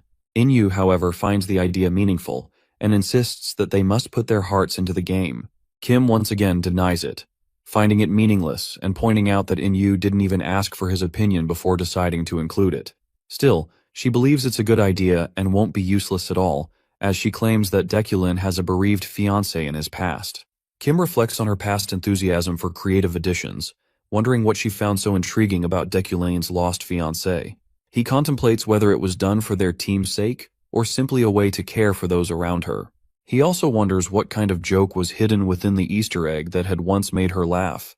Back in the present, Deculain searches for any remnants of Kim Woo-jin's memories, hoping to grasp the full picture. He questions whether In-yu's choices were acts of brilliance or cruelty. Eventually, he finds a tombstone engraved with the name In-yu Ara Vaughn, and wonders why her name ended up there. It is then revealed that Deculain's character was modeled after Kim Woo-jin, and In-yu had chosen to use her own name for Deculain's deceased fiancé. Deculain wonders if she ever thanked him for it. Kneeling before the gravestone, he reaches out to touch it, emotions overwhelming him as memories of In-yu flood his mind. He recalls her sweet voice whispering to him, the day she praised his drawings, the way she gave him his coat, the way she loved him, and the 7 years they had spent together. As Deculain recalls his memories of her, tears continue to fall from his eyes. However, someone else at the cemetery is furious upon finding him there. After a while, Deculain walks out, realizing that he has stopped crying, something he attributes to his personality coming in handy. As he continues walking, he hears someone following him. Turning around, he sees Lockhart standing behind him, radiating killing intent. Lockhart, as Deculain recalls from his name, is surprised that Deculain already knows him. Lockhart, also known as the wizard killer Lockhart, is a mini-boss villain designed to be a nightmare for mages. His ability, magic nullification, makes him a direct counter to magic users. There are no real limits to his power beyond physical contact, allowing him to render magic completely useless within his range. Lockhart arrogantly boasts about his immunity to magic while relentlessly attacking. As he closes in on Deculain, our boy swiftly dodges his relentless barrage of strikes, moving with precision. Lockhart is shocked. Most mages would have trembled in fear before him, yet this guy is effortlessly avoiding all his blows. Annoyed, he unleashes a powerful strike at Deculain, only to be counterpunched in the face. Walking up to Lockhart, Deculain calmly states that fighting him is meaningless. Several days ago, Deculain finally managed to acquire 10-1 in store currency and purchased the mana improvement skill he had always wanted. This enhancement expanded his overall mana capacity. While testing it through repeated practice, he realized he would need to completely readjust, but he was thrilled to be able to unleash a greater amount of mana with the same effort. During his training, he discovered that the skill's effects extended over a larger range than expected. Then, as he grabbed his practice stick, he was shocked to see his hand sinking into it, making him realize that the skill had also increased his physical strength as a whole. After multiple attempts, Lockhart is finally defeated and lies on the ground in front of Decollane, utterly beaten. Decollane successfully overcomes the death variable, earning additional store currency. Reflecting on the fight, he acknowledges that while he initially believed his Iron Man attribute alone would be enough, the recent trade enhancements made the battle far easier than expected. Lockhart, stunned, refuses to accept defeat. Furious, he shouts trash talk at Decollane, accusing him of being a traitor. Observing Lockhart's intense anger and unusual abilities, Decollane quickly pieces together the truth. Lockhart is not an ordinary opponent. He belongs to the Red Film Race, a revelation that leaves Lockhart in shock. The Red Film Race, named for their distinct birth markings, are the descendants of demons. Scattered throughout the continent, they conceal their identities, as they are natural enemies of mages. Just as magecraft was originally developed to combat demons, the war between mages and the Red Film Race has been a defining conflict in the world. It is a major element of the game's lore. Standing over the defeated Lockhart, Decollane realizes that, due to their heritage, the Red Film Race is constantly at risk. He suspects that a large-scale purge is underway. Though he understands the suffering Lockhart's people have endured, he points out that killing innocent mages would only turn him into the very monster he despises. Lockhart, furious, demands that Decollane stay silent and finish him off. Instead, Decollane surprises him by expressing his belief that the Red Film are not inherently evil. Lockhart, disbelieving, accuses Decollane of hypocrisy. Decollane calmly states that the only time he has ever lost control of his instincts was when he faced a true demon, something ingrained in his Ukulane's bloodline. For generations, his lineage has hunted demons, and the reaction is buried deep within him. This is pure instinct for Decollane, something he cannot simply overcome. He questions whether he is losing his dignity and composure in front of Lockhart, or if he is wavering at his provocations. Making his point clear, he states that the Red Film are humans too and that he can trust them.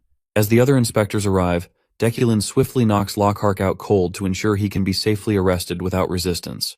One of the inspectors introduces himself as Ropa. While praising Decollane's incredible kicking power, he asks if he should kick the criminal a few more times for him. Decollane waves it off, saying it's fine. Then, using his magic, he uproots a nearby tree, shocking the inspector. Transforming the tree into a neutralizing rope, he hands it over and suggests tying Lockhart with it, as normal cuffs won't work. After that, Decollane asks if Ropa was patrolling the area, as he arrived quite early. This surprises the inspector, who explains that he came after receiving a report, which he assumed Decollane had sent. Decollane brushes it off, suggesting that someone else who heard the commotion might have reported it. With that, Decollane leaves, entrusting the situation to the officer. As he walks back, he feels relieved that he resolved the matter without bloodshed. That's a good outcome. He doesn't want to hurt anyone if he can avoid it. The following day, Yariel arrives at Decollane's training room to deliver a letter from Berkt, who has called for a meeting for the first time in 15 years. Accepting it, Decollane wonders if Yariel really came all this way just for that, as he believes it should be his duty to handle such matters. Opening the letter, he reads about the recent demon incident that took place in the Mountain of Darkness. The Berkt are summoning all mages for a meeting to discuss the situation. This marks the beginning of a new main quest for Decollane, titled Berkt's Call. The meeting is set for a week later, and he is permitted to bring one guard along. Yariel suggests that Jeff accompany him, but Decollane immediately refuses, pointing out that Jeff is merely their driver and has no idea how to wield a weapon. Despite this, Yariel insists that he should take a guard, as the journey to Berkt is known to be dangerous. Hearing her concern, Decollane is slightly surprised that she seems worried about him. Flustered, she quickly clarifies, rather loudly, that she only cares because she doesn't want him to die. With a slight blush, she offers to handle the matter of selecting a guard on his behalf. Decollane agrees to let her take care of it. Meanwhile, at Freyheim's outpost, Julie is occupied with training young knights in sword fighting. A vice captain watches everything unfold, mumbling to himself about what course of action he should take. Suddenly, Varan responds to his thoughts, startling him as he hadn't even noticed Varan standing behind him. Taking a moment to calm down, the vice captain reveals that a commission has arrived for their order, but he is unsure if the captain will approve it. Varan encourages him to ask, but the vice captain hesitates, revealing that the commission involves guarding Decollane. In reality, the request is to protect the entire train he will be traveling on, as they knew that if it were only about guarding Decollane himself, it would likely be rejected. Varan, however, advises him to accept the commission, pointing out that successfully completing it would boost their order's reputation and improve their financial situation.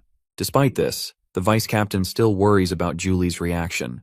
Veron cuts him off, assuring him that their captain would never let personal feelings interfere with a mission. With that, the vice captain finally decides to approach Julie about the commission, while Veron lingers behind with his dark and unspoken expressions. Brecht, also known as Alpines, is a high-altitude, formidable region in the continent's north, commanding respect and authority at 3,500 meters. It's home to the Elders, a powerful group of mages. Every magic school across the land submits to their ideas here, with the magic tower playing a key role. But what really sets Brecht apart is the floating island of mages. Even the legendary mages have to follow the decisions made in this place. By the looks of its immense power status, Brecht takes the high honor of being called the magic world's central pillar. Even the rarely occurring summoning assembly every few decades is a great honor, also a mark of true renown for any attending renowned sorcerer. In spite of that, a summons to Brecht is a double-edged sword whispered to the mage's grave. Now that this man lets out a surge of man, the man's presence fills the area with oppressive power. Aside from that, the train to Brecht platform, normal life continues here, including the usual farewells and daily routines. While the preparations are in order, confirming the workers' details, the Anne assures everything is in hand. Aside from the silver-headed girl nodding in agreement, she gives away her approval for this. Just then, the silver-headed girl, who is assigned to handle this today, announces his arrival. A man with a sharp-suited demeanor, with his face utterly blank, enters the scene with a kid who is practically vibrating with excitement. This kid is totally wide-eyed to spot snow in April. He couldn't believe it was worth it. Out of nowhere, this girl steps in to inform the professor that from this point forward, the Order of Freyheim will be handling the guard dirty for the first half of the train. Professor struggles to keep a straight face when he spots Julie, completely losing it in a clustered panic. Her face switches really quickly from ghostly pale to bright red in mere seconds. Still, she stiffens up and reassures the professor that they will do their best to keep everyone safe and make the trip as smooth as possible. Right this moment, a flashback hits Julie, which kickstarts her total freak-out mode. She is barely holding it down. Professor's voice rings in her head, recalling the last time he advised her to try smiling once a month. In a full-blown panic French, this firecracker wonders if that's the right time to show off a big smile, a wide grin, or just a slight one. She is left thinking, what's the purpose behind this idiotic stunt? While the professor and her stand in awkward silence, the lot notices this crazy tension and gives respect to their captain. Even though she totally loathes his existence, she looks to be trying her hardest for his sake. Cutting down the fuss, Veron decides to show up finally, declaring to be handling their guard duty from this point on. The professor does a scan of Veron, the baddie who just pops up out of nowhere. He lets the big shot know he is tasked with keeping them in protection, while the other two are just here to win their respects. Laughing his head off, this comrade gives Veron a good, hard pat on the shoulder. He asks the dude to cut it out already. Then he drops a quick intro, revealing that it's Veron, the mighty, skilled man known by the whole order. He mentions this guy is dealing with their guard assignment while claiming they are in good hands. Not taking his word for it, Professor checks him out with his sharp eyesight. He could feel no special vibes coming off him, considering it could be just his overthinking mind-tripping.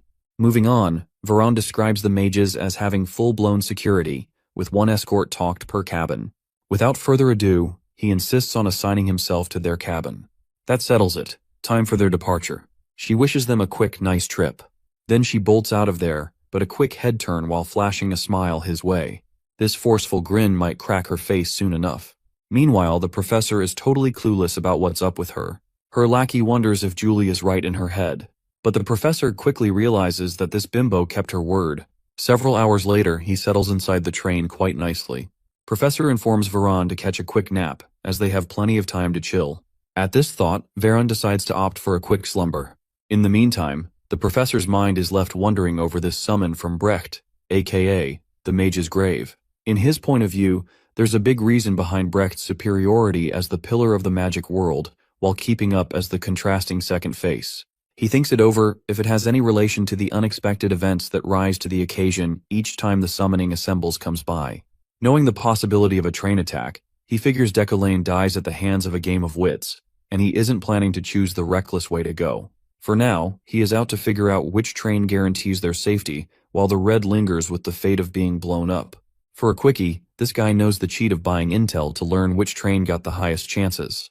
Although this guy bets the original Decollane would have made it easier. But imagining the ominous freaks out there, Professor calls off all the dark connections after getting his hands on Deculane. That only led him to tighten his security. For this reason, he opted to learn the legendary technique of martial arts, a strain using comprehension. Considering Alan's hype, it's weird to see him out cold. Days ago, Alan practically cried in happiness for having the chance to accompany him towards Brecht. However, the professor is about to have a quick change of heart when he sees Alan's dripping snot. Turns out the professor is one big germaphobe. Even then, he never thought Alan would pack an ambitious mindset to ride this trip. Soon reaching Brecht, he is quite shocked to see such a smooth ride in his wake.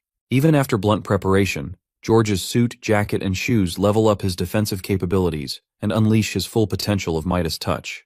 Some time ago, thanks to Midas Touch's manipulative powers, helped him take Master of Clothes tailor to his needs. His wood steel shuriken got a major upgrade thanks to Midas Touch. He powered up numerous pieces of wood steel which were scattered throughout the train, and even tweaked into Alan's clothes just in case. Apparently, the professor used up protective robes and upgraded their integrity by using Midas Touch. Something still bothers him. Turns out, Professor's big use of Midas Touch kept his mana tank emptier than usual. Preparations were necessary, but he would like it if nothing happened. He sighs in relief, as he craves that he would like it if things were super chill and nothing happened. But nothing goes his way either. Just then, the front of the train explodes in flames. Snowy peaks were passing by just about a few days before Deculane took off. This guy requests Blondie to put away her book for once. Brewing a small talk, he tends to ask if Blondie gets tasked with a buttload of assignments at the Magic Tower. Well, she nods at the first part, but she confesses to missing a few classes every now and then. This cranky lady isn't exactly thrilled about this whole situation. But this chill dude lets it slide, assuring her that it's all good. Her father even throws in a couple of praises to lift Blondie's spirits, acknowledging her works. Even though her mind is fixed on becoming an archmage, she still gives out her best. At that wild thought, Blondie scoffs, as she is convinced there is no future as an archmage if she can't even manage simple things. After this blunt conversation, she has no worries that concern Ephraim. Even then, she wishes to hear out Deculane's theories on this. Right about now, Blondie wastes no time in asking her father's legitimate reasons for planning this trip a little earlier. As Brecht's assembly is after a few days, so why such a rush? With a sigh, her father enlightens her that the importance of the trip to Brecht is nothing short of the graveyard of mages.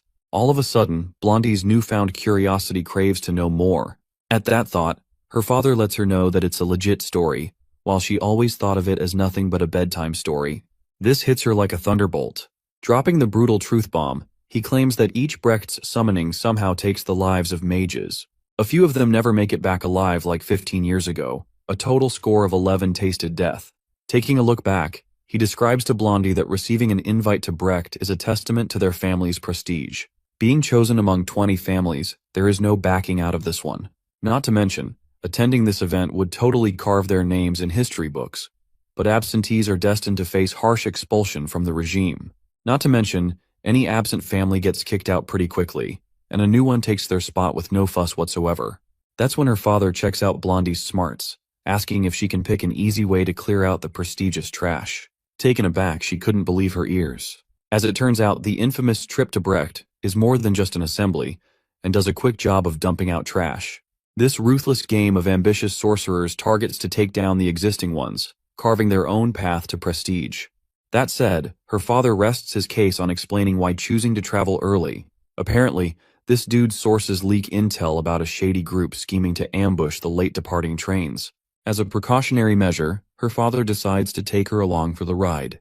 This old man thought to let Sylvia know, so she could face the world's cruelty with a sane mind. Out of 12 traditional families, he believes that all the sorcerers must receive a penalty for brewing this nonsense.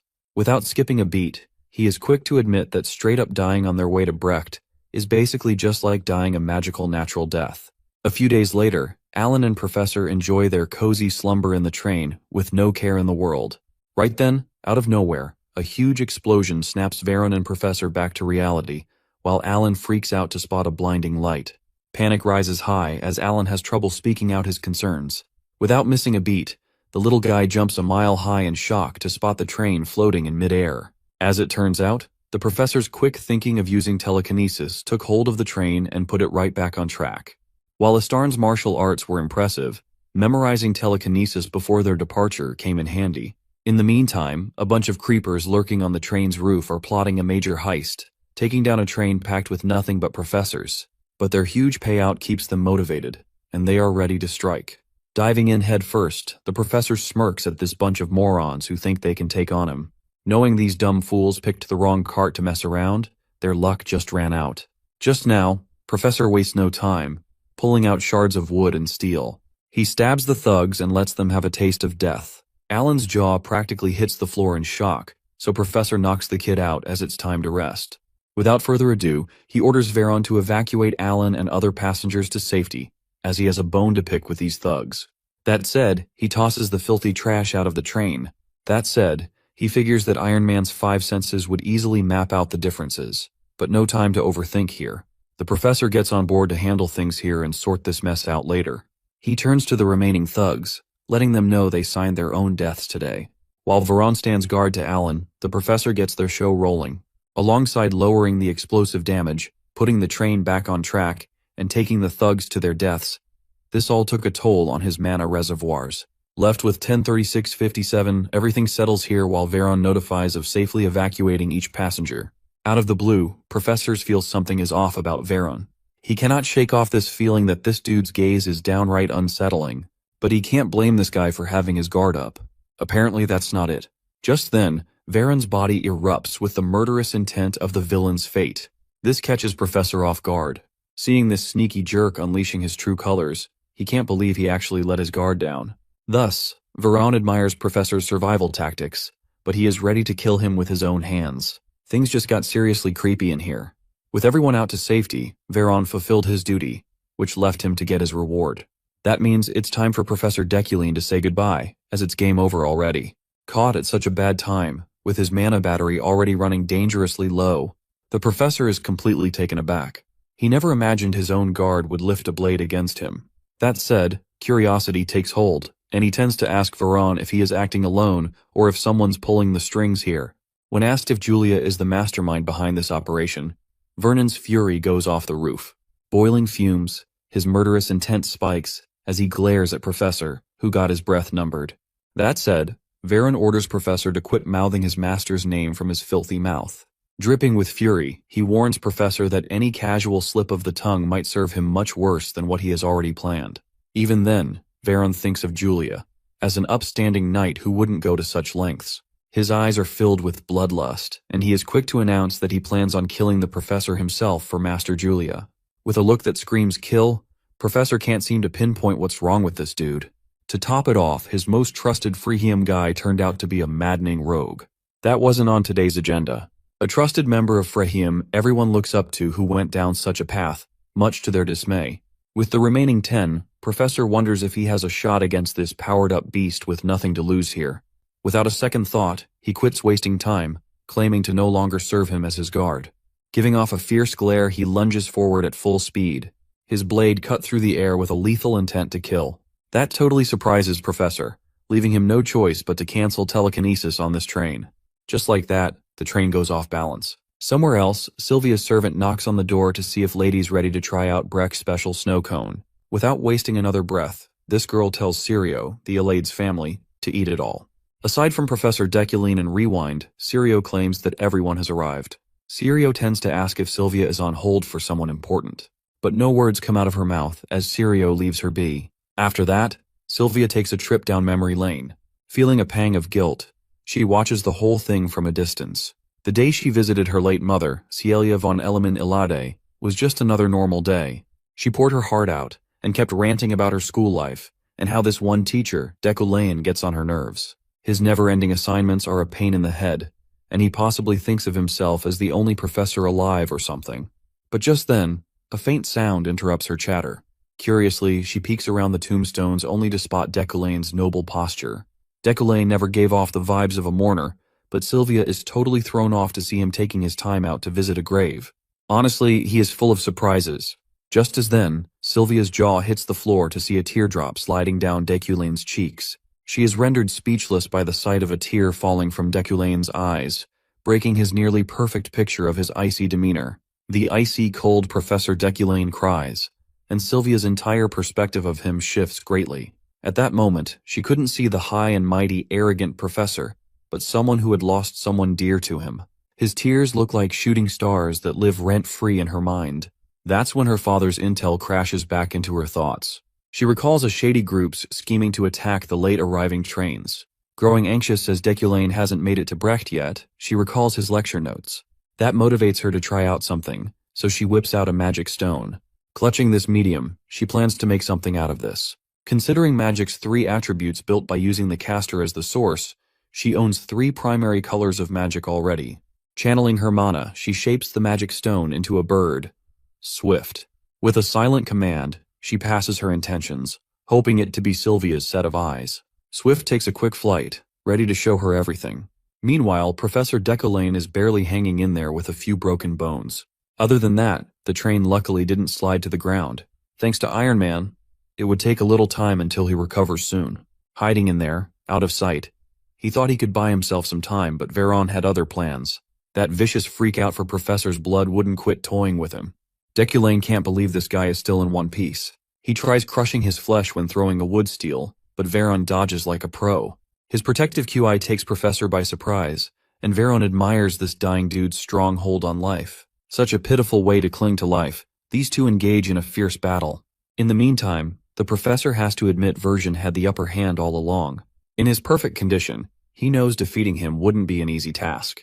Right now, his mana battery is running super low and exhaustion weighs him down. This makes the odds roll totally against the Professor. Still, he isn't the type to go down without a fight. That said, the thought of Resolute pops into his mind.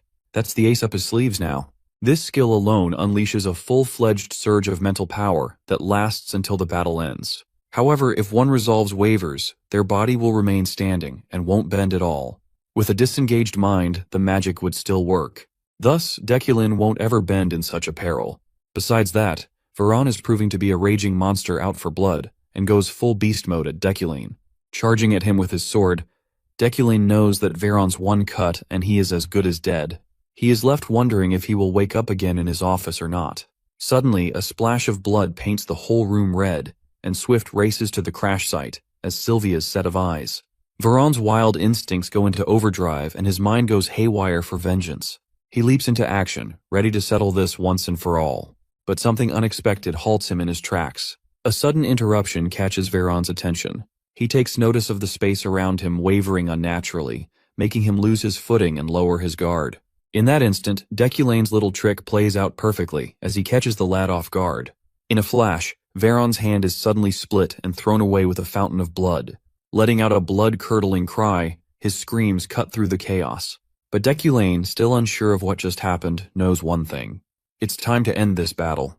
With the very last pinch of mana, he tosses a wood-steel weapon, knocking Veron further off balance. Fallen on the edge of the train, his life hangs at the doorway by a dagger, clinging to life with his leftover hand.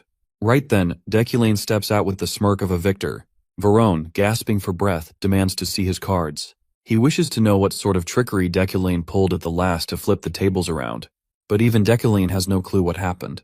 However, now that the fight has reached this end, Deculane finally sees a chance to get some answers and hears out Veron's reasons for killing him.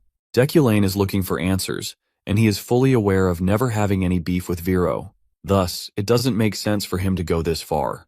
Veron lays it out straight that Deculane wrongs his liege and committed unforgivable sins. That kick starts his brain into thinking if it's all for Julia. Raising an eyebrow, he questions why, even though Julia never asked for this. Pushing further, Deculane dares to ask who Julia is to him. With his strength failing, Veron has no answer to this. That question stings Veron, who believes that someone like Deculane wouldn't understand it at all. That sends Veron down memory lane. Julia once received high praise from the Frisia family for capturing this little pig. Turns out little Veron had gotten into a mess with some noble's brat, Jason, and was being framed as the troublemaker. But this brat's mommy wouldn't quit preaching about how kind her son is. Little Veron wouldn't budge and cursed that little jerk, refusing to back down. That ticks off the noblewoman, and she is all set to press charges for assault and trespassing. She is ready to toss Veron back into whatever gutter he crawled out of. Totally stunned, Julia found it hard to believe that Veron, with his scrappy background, had the guts to sneak into noble territory. She can't believe that a scrawny, lanky guy like him could climb up the walls. Without wasting a second, She takes the responsibility of reporting Veron to the police herself, which calms the noblewoman. On the way, Veron wouldn't shut up about how unfair this was. He is only defending himself, asking if that happens to be a crime worth turning him in for. With a momentary silence, Julia breaks the ice by agreeing that the Frisia family is notorious for their nasty demeanor. She lets him know that Veron's statement might hold some truth. Before Veron flips out again, Julia shuts him up right away. She lets this Dumbo know that he doesn't get free passes to hit people. With determined eyes, Julia makes a big offer for Veron to follow her. She intends to teach him how to control himself. But this nutjob only cares if food and drinks are included in this offer.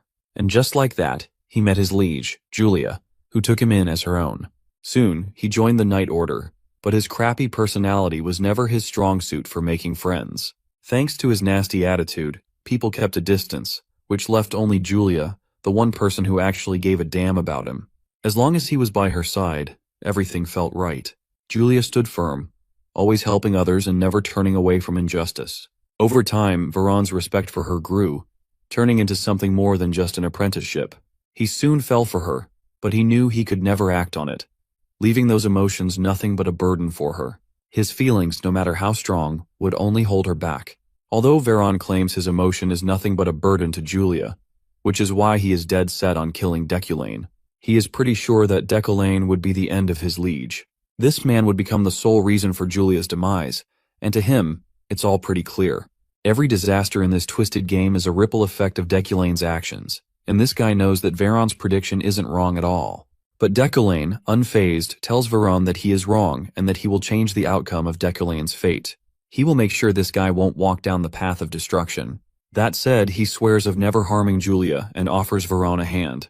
Yet Veron's goals are unbothered by Deculane's newfound understanding. Eyes blazing with mana, he refuses to change his mind and still wishes to kill this professor.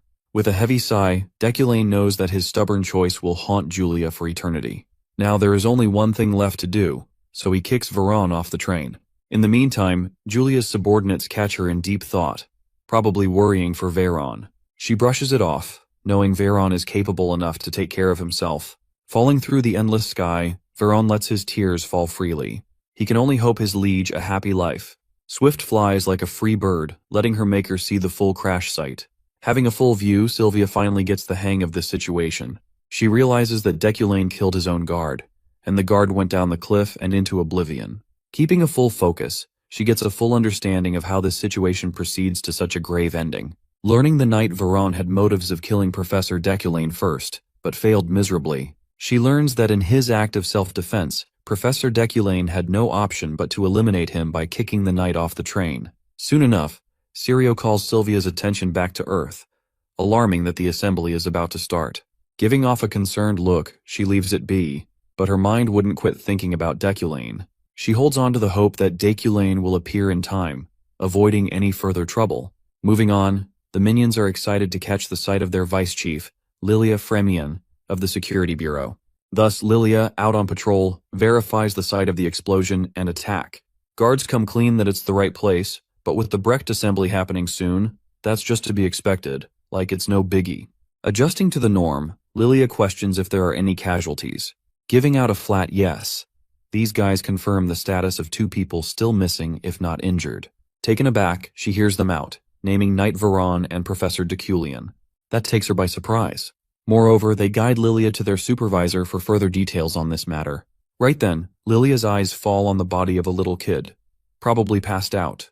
She confirms this little dude is still out of it, thanks to the shock of this accidental crash. Chief Lilia continues her investigation, taking down everyone's reports. The lot informs Lilia of a knight rescuing them and evacuating them safely out of the crash site. Not to mention, they still recall the time of the train's mid-air ride. But by the time he woke up, it had already crashed off the cliff. Considering a second opinion, this victim claims that Assassin's second attack might have escalated things. The theory of mid-air didn't quite make sense. Good thing this guy took a picture out of shock, so they have evidence now. Lilia is wondering if he just magically picked up the train. Out of nowhere, this mystery voice echoes in her mind, claiming that Knight Veron is dead.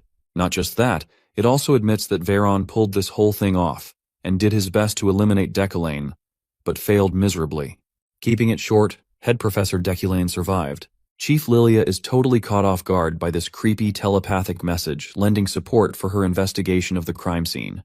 This telepathic report might come in handy, but that surely freaked out Lilia. Having a look around, she doesn't see anyone who looks remotely suspicious to have pulled this off. This stunt leaves her with more questions than answers now. All of a sudden, some dude informs Lilia of someone walking right from the crash site. She notices a super chill dude with a noble posture coming into sight, and she quickly figures that it's none other than Professor Deculane himself. Totally worn out and bruised, Deculane, in deep thought, hasn't noticed the crowd and Lilia yet. He is aware that the strange happening hadn't happened at the exact moment. He would have been dead meat. Just like that, he would have been known for being taken out by some nameless knight of all people. Not to mention, he would have lost the opportunity to figure out what or who saved him back then.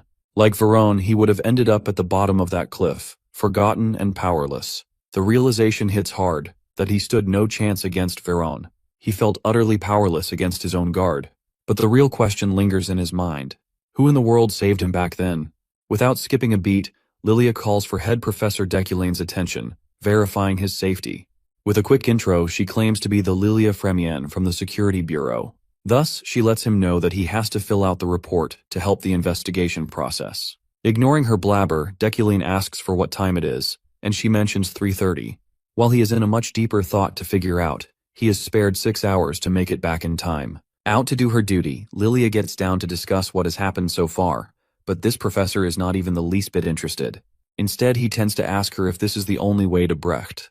That ticks her off, but she answers to Deculane that there is a road and sea route to Brecht. Then she gets down to questioning him about a few things.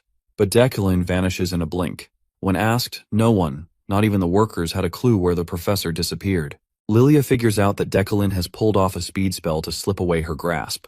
After everything, blocking the train, telekinesis, fighting assassins, and taking on Veron, this dude still packs enough mojo. She can't believe this man had enough juice left to cast Accelerate Magic. That's a high-class spell.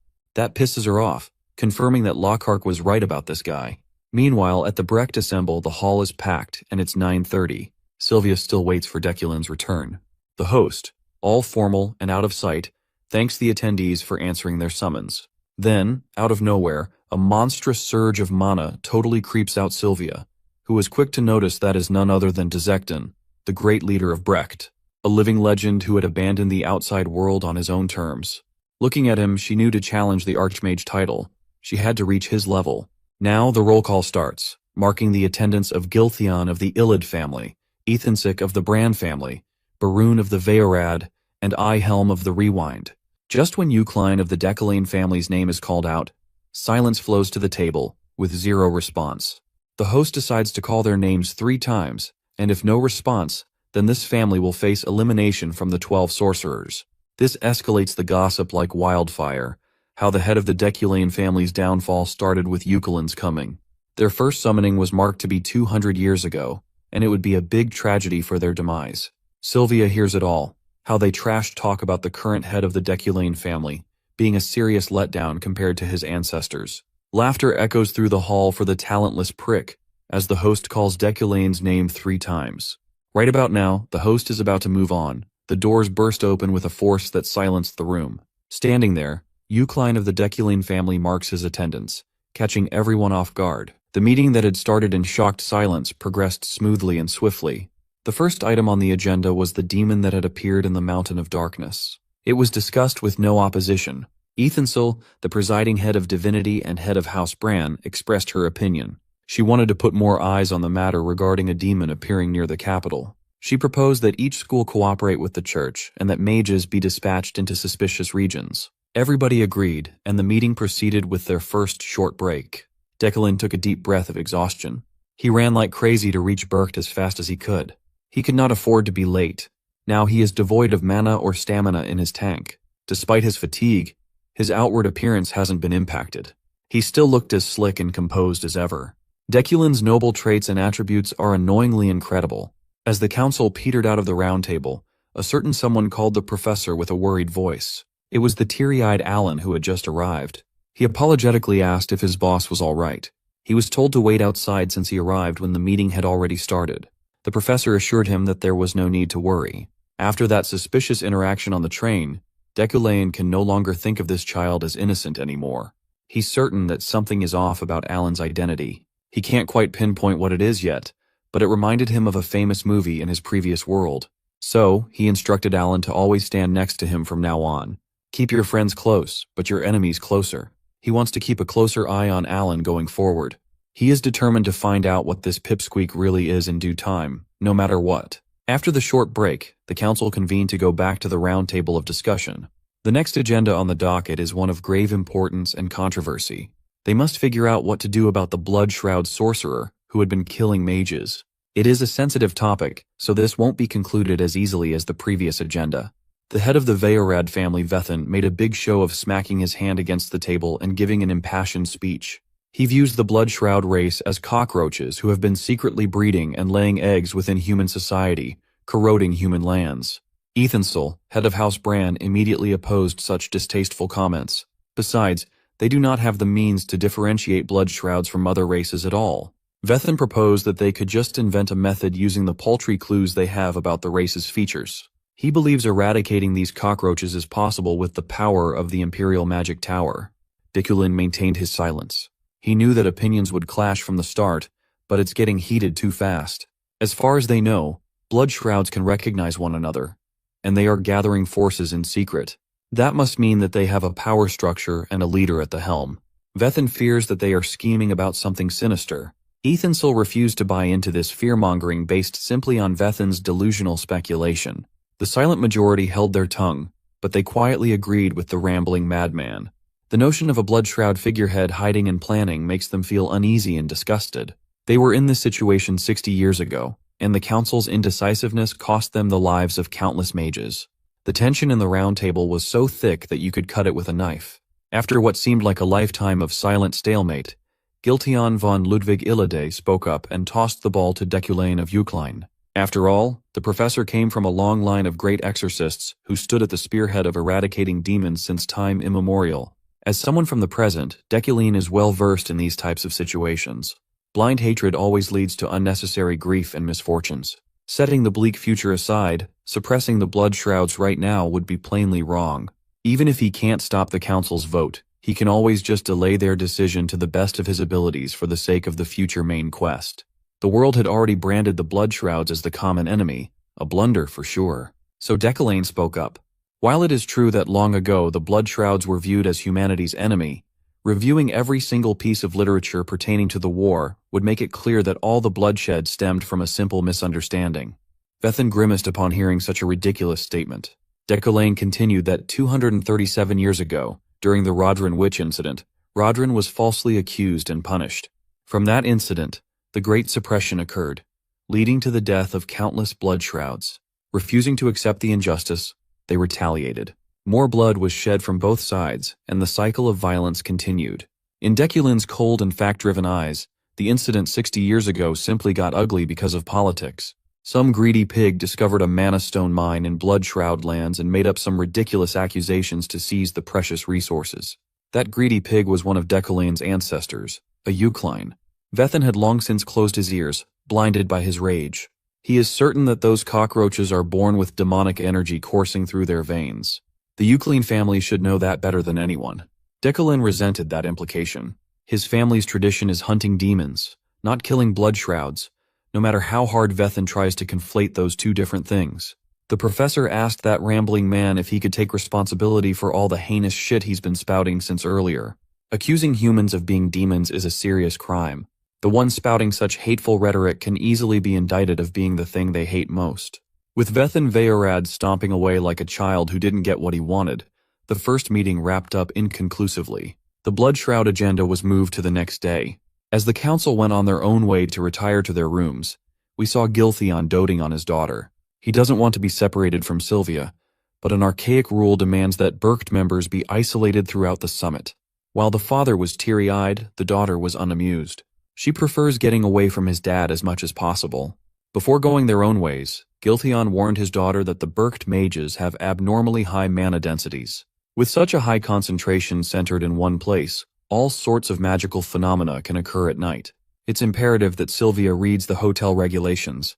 Upon reaching her hotel room, Sylvia changed into something more comfortable and looked at the extensive list of odd regulations. She reckoned that this ridiculous list is just a way to instill fear in young children.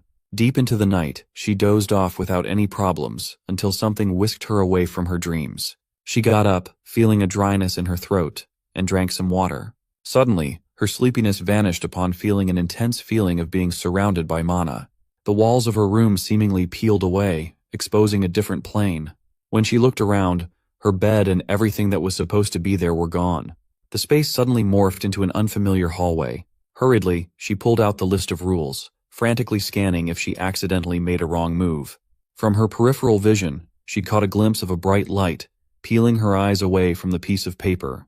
The rules dictate that once the guest lies down in bed, they must refrain from waking until morning, or they may find themselves in a different place. Sylvia's simple act of getting up to drink some water plunged her into this bizarre situation. In the second hall where she stayed a couple of days ago, this kind of magical phenomenon didn't happen. Now that she's situated near the Assembly of Elders, an area with a denser concentration of mana, she was subjected to some sort of spatial travel. Sylvia had been too complacent. She thought she would be fine as long as she didn't leave the room, but that's clearly not enough. She tried to force herself to calm down and think of a clear solution, but the sinister presence lurking in the dark hallway made that impossible. Her instincts told her to get the hell out of this place, but she didn't know where to go, or even where she was. The Rosary Hotel is a one-story building, yet she sees some random glowing staircase leading to God knows where. The rules listed that one must not go up or down any stairs that may appear. It also said that upon encountering an open door while walking down the hallway, one must never dare to look, let alone enter inside. Sylvia closed her eyes and continued running. She believes that there must be an entrance that can take her back to normalcy. After running on a loop for what felt like forever, she desperately tried knocking on one of the closed doors to ask for help. However, hotel rules state that one must not respond to any knocks or noise coming from outside. She tried seeking help relentlessly, jumping from one door to another, growing more desperate and hopeless as the malevolent presence closed in. Filled with despair, tears fell from her golden eyes, and finally, someone responded to her desolate calls to be saved. The door slowly opened, filling the dark hallway with blinding bright light, and a familiar voice asked Sylvia if she was lost. On the other side of the door was none other than Professor Decoulain. One look at his expressionless face gave Sylvia immense comfort and a sense of security. Decoulain invited her in, and she gave her most genuine thanks as the dark presence warily retreated. The fire pit crackled, filling the room with warmth.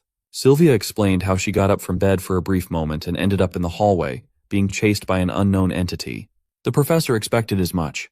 Berkt is the center of incredible magic phenomena. Furthermore, many spirits who have lost their consciousness to magic tend to stick around. Sylvia looked at the man's reliable frame, his never-changing appearance, unwavering gaze, and the air of steadfast nobility. She couldn't help but feel like Decoulain was the only one who could have saved her.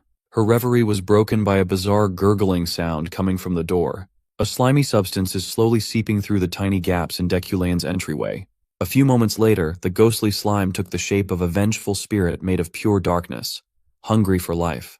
Decoulain didn't seem to mind the uninvited apparition and simply told his student to stay still. Suddenly, two pieces of minerals flashed past her. They danced in the air swiftly and forcefully dispatched the apparition without trouble. Upon being torn apart by the telekinetically controlled weapon, the apparition lost the stability of its form. Once the pair of minerals stopped in mid-air, Sylvia was awestruck by how such a feat was even possible. She had never seen the subjugation of roaming ghosts before. Decoulain explained that he used a type of specialized magic designed to kill, which is nothing to be particularly proud of. After all, magic was not created with the sole purpose of killing.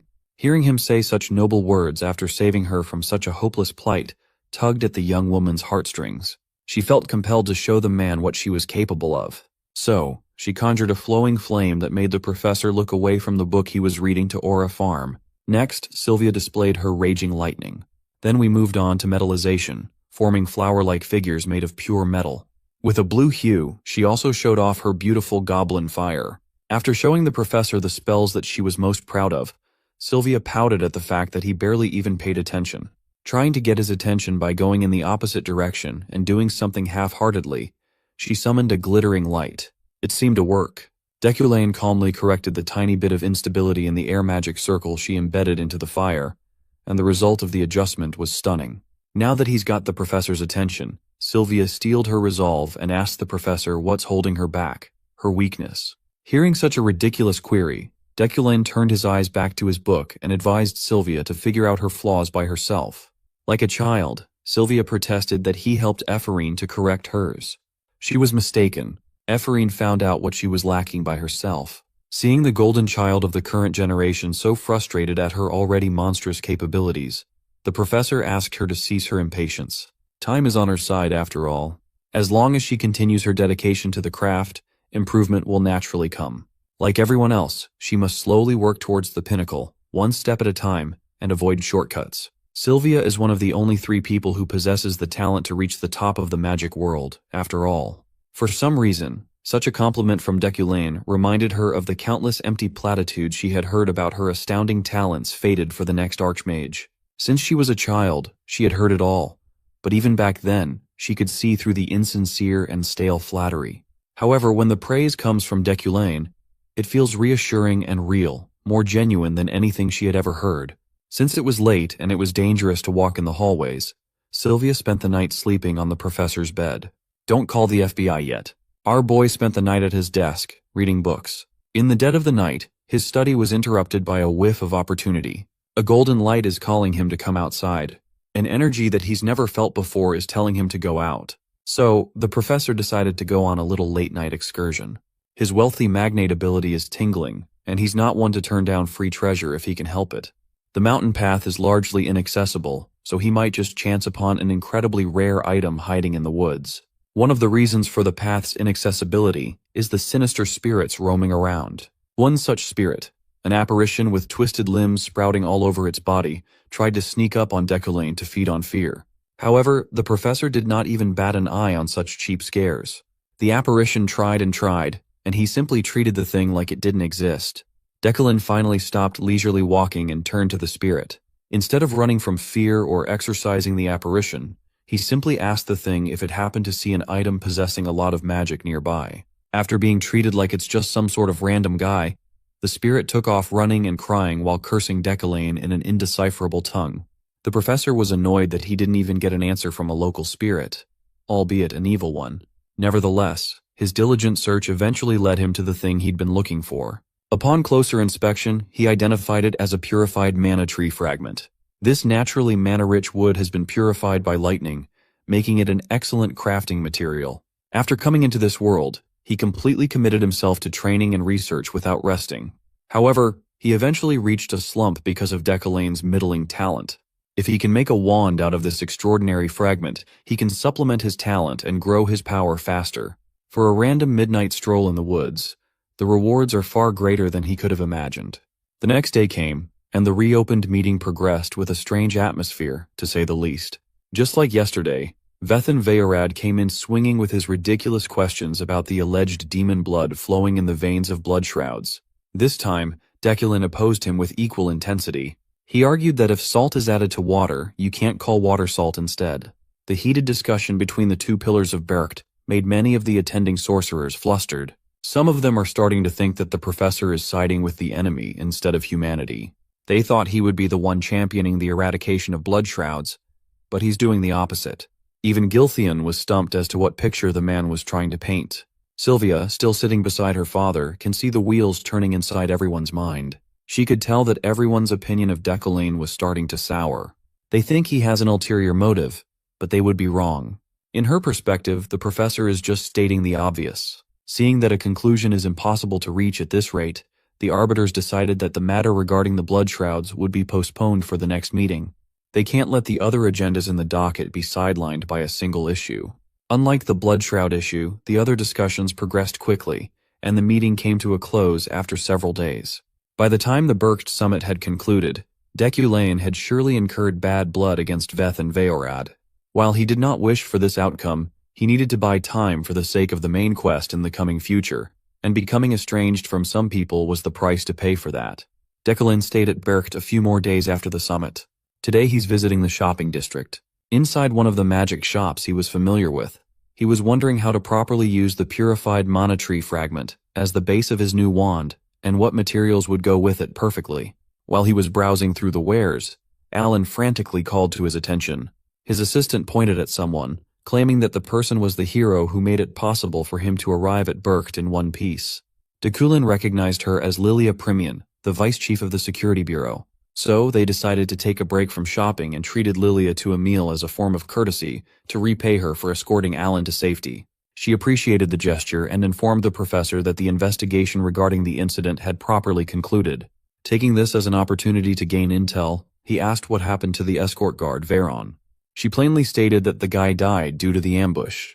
The waiter served the modest meal, and the three started digging in. Lilia would not dare show it on her face, but she has her doubts about Decaline, and it all stems from what Lockhart said to her. Under direct imperial order, the Imperium Security Bureau sent the mage killer to the most notorious prison, Lakordak, for his crimes against magic and humanity. Lockhart's arresting officer for his case was none other than Lilia herself. In the interrogation phase, the chatty mage killer had become tight-lipped. Seeing as she was not getting any relevant info from the criminal, the vice chief changed her tone and demanded that the criminal use his power. Her entire demeanor changed upon demanding as such. Upon understanding what she was trying to do, Lockhart smiled. He silently activated his power, sending thrums of nullifying magic throughout the room. When the waves hit the surveillance camera on the ceiling, it malfunctioned and eventually lost power. After making sure that the Bureau couldn't hear or see them anymore, Vice Chief Lilia Primian finally dropped the act. Her composure crumbled as she smacked her fist on the interrogation table.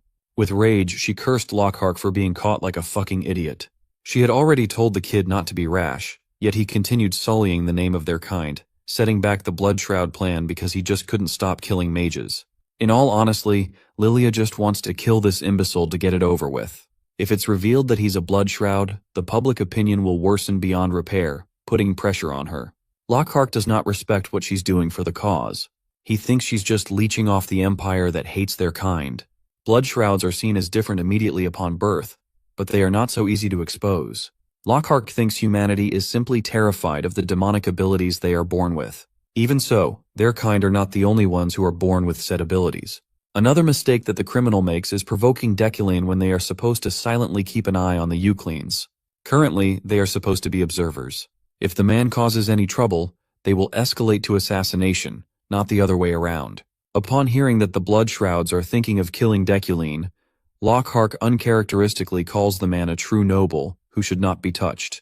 Lilia was puzzled. What kind of true noble would have a mountain of criminal cases against him filed in the Bureau? However, the man that Lockhart saw had the grace of affirming that Blood Shrouds weren't demons, but humans. His eyes portrayed not a shred of doubt and only righteousness.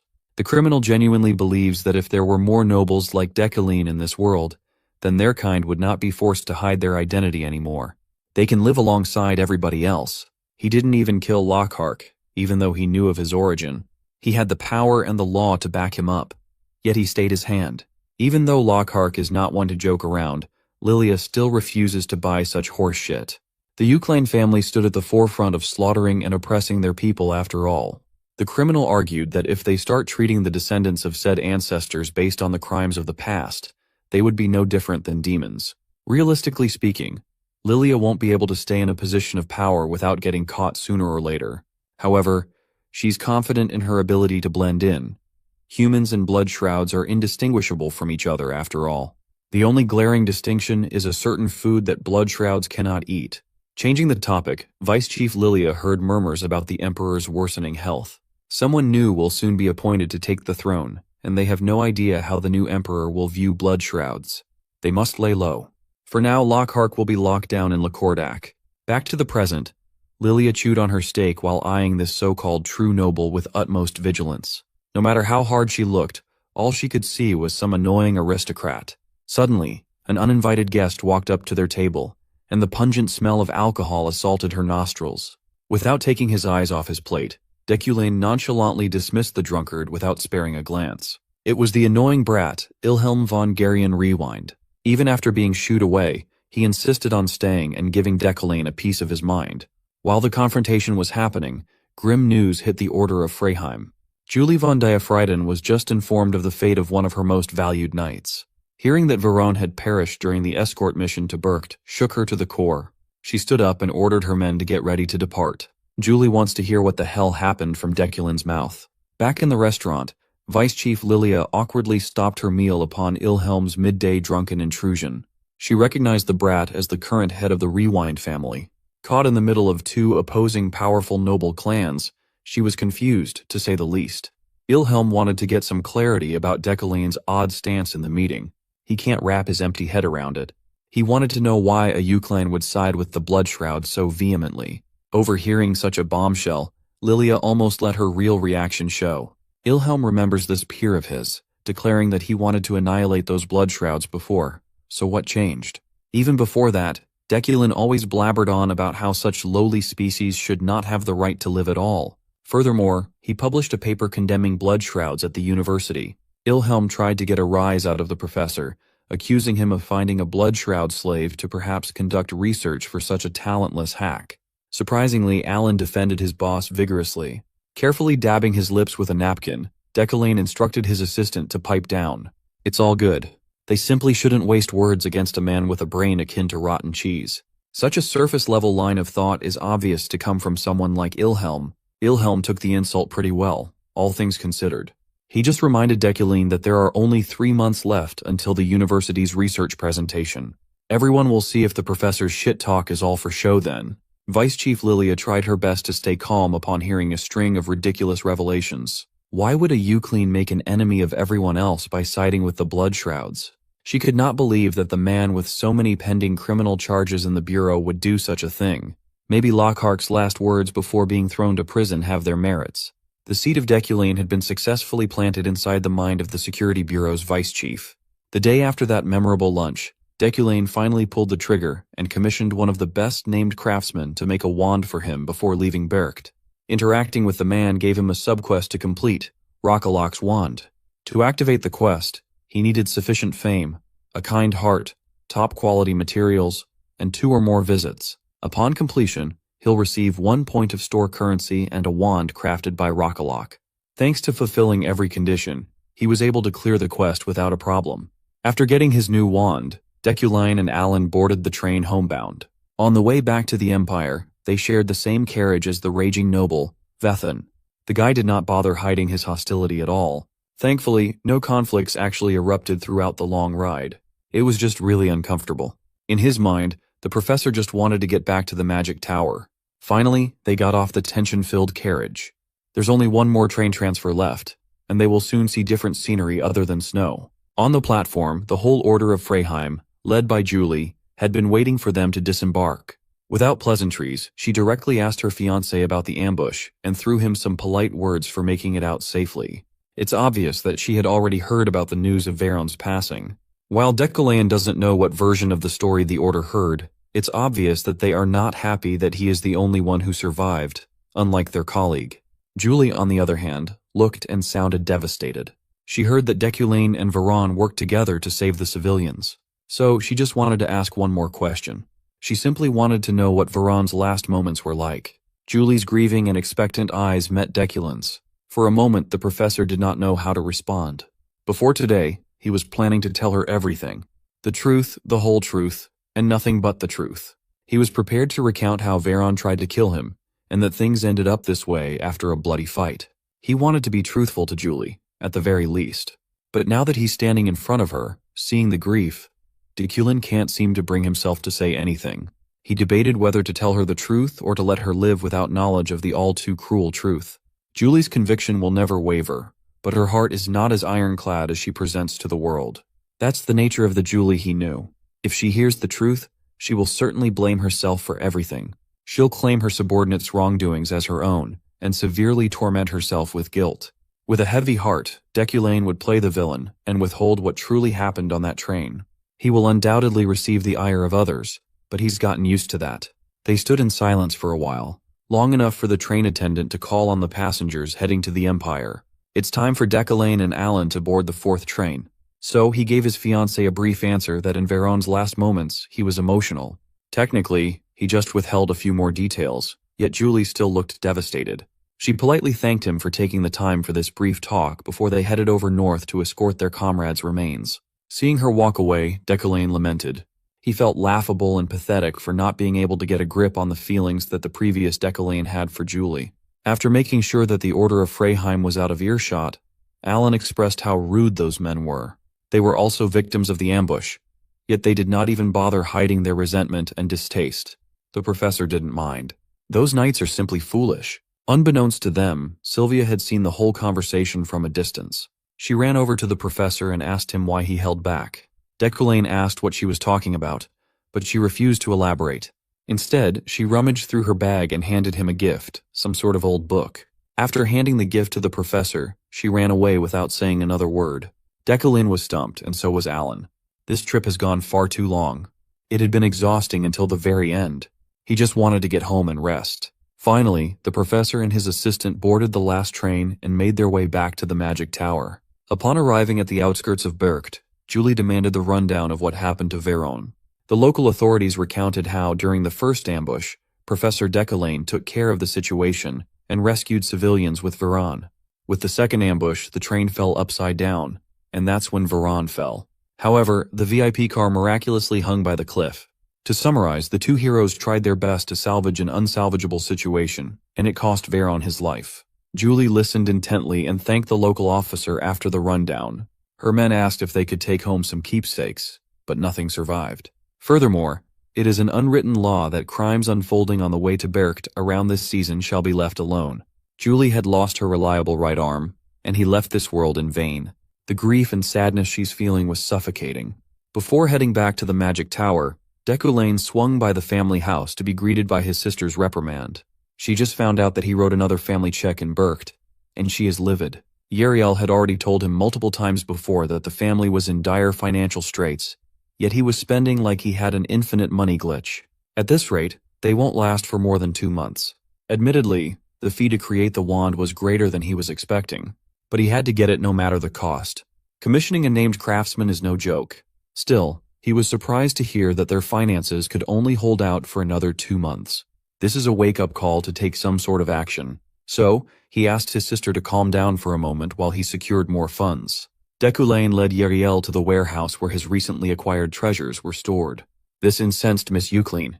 She thought he was just flaunting his wealth. Honestly, he's more offended that she's been speaking like a brute instead of a lady this whole time.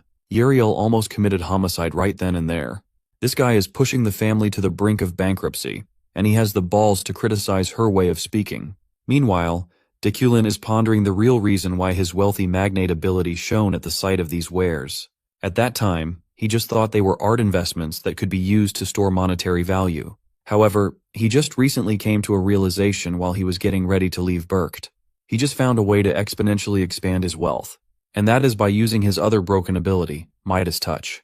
His first target was the vase situated at the front of the pile. Yariel wasn't impressed by his actions. In her eyes, this dumbass brother of hers is just standing and holding his hand out like a moron. While she was complaining and talking trash, Deculain had finished modifying the first product. The next step is calling for an appraiser and putting the items back up for auction once more. Anyone with half a brain would think of him as insane. Selling antiques just days after buying them when you're supposed to hold on to them for an extended period of time is a surefire way to lose money. At this point, the items won't even go for half the price he paid for. Ignoring her complaints, he ordered Roy the butler to call an appraiser and get ready for transport. Looking at the new description of the vase of the Eastern Master Craftsman, its potential has been awakened.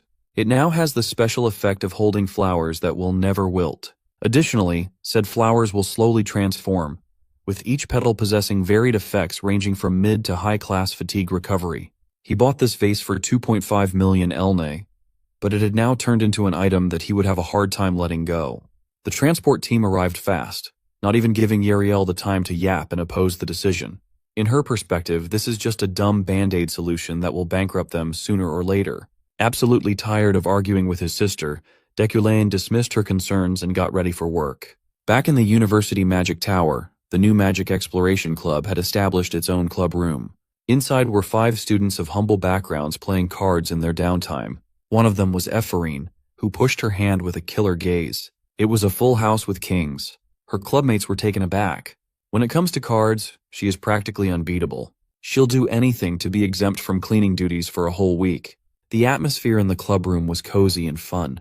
The students without noble backgrounds finally have a place for themselves. Sometimes Ephorine wonders if she's dreaming. She came from a disgraced baron family. She could not even afford to go to the academy. Ever since she entered the tower, she received constant hate. The ire of a noble student was one thing, but even most professors did not take kindly to her either. There were a lot of incidents that pushed her to the limit, even risking expulsion. To think that everything would pass and she would be able to have mundane fun with friends is simply bliss. Out of nowhere, she joyfully expressed how much she loved this ordinary magic exploration club they built. Her friend warned her not to be too boisterous, as they never know what can happen if someone targets them again. Speaking of the devil, a professor barged into the club room and saw a bunch of peasants having fun, and was incensed beyond belief. A student who looks like he's cosplaying as Deculain and failing snitched on the low-class commoners, taking up space in the magic tower and doing pointless poor people activities. Ephraim immediately recognized Professor Relin and that bastard Beck. These two are notorious for making an issue out of everything concerning commoners. Professor Relin looked at the ordinary Magic Exploration Club signage and was utterly offended for no reason. Though this isn't exactly a welcomed visit, Ephraim and the gang had already expected something of this sort to happen. They need to handle this slob honorably. So, she stood her ground and calmly explained that they were granted permission to create an official club. Professor Relin was beside himself. He knows no one who would co-sign such a stupid poor people club to be formed in the prestigious Magic Tower. Then, he recognized Ephraim as the lowlife from the Sylvia trial a few days back. Every time these so-called professors call her a lowlife, Ephraim gets closer to retaliating. Sensing her glaring eyes, Professor Relin found an excuse to label her an arrogant brat, begging to be punished. Julia knows her friend well, so she tries to make Ephraim avert her vindictive gaze to no avail. Meanwhile, the bitch-ass rat Beck is laughing at the peasants being reprimanded. Relin demanded to know who the hell would sponsor such an outrageous club as the man in question made his way to the room. Ephraim was the first one to notice who had just arrived. Meanwhile, the clueless pig, Relin, was still yapping and getting his disgusting spit everywhere. Professor Deculain arrived just in time to tower over the elitist professor and claimed that he was the one who co-signed the new club. He exerted horrific amounts of pressure on the pig and asked if there was a problem with him allowing a new student organization. His presence relieved the other students, but Ephraim still felt wary of the man. Relin felt his blood run cold in the presence of the awe-striking head professor. Deculain continued to press the plump bastard about the issue, for he had heard the demeaning demands from across the hall. The slick professor escaped home after getting harassed by his sister, and trouble kept chasing him all the way to work. He is not in the mood to argue with short-sighted people today, so he just lets his aura do the talking. He watched as Relin squirmed and thought of a way out. The plump bastard's attitude made a 180-degree turn, transforming into the kindest-looking educator and claiming that the clubroom was too empty.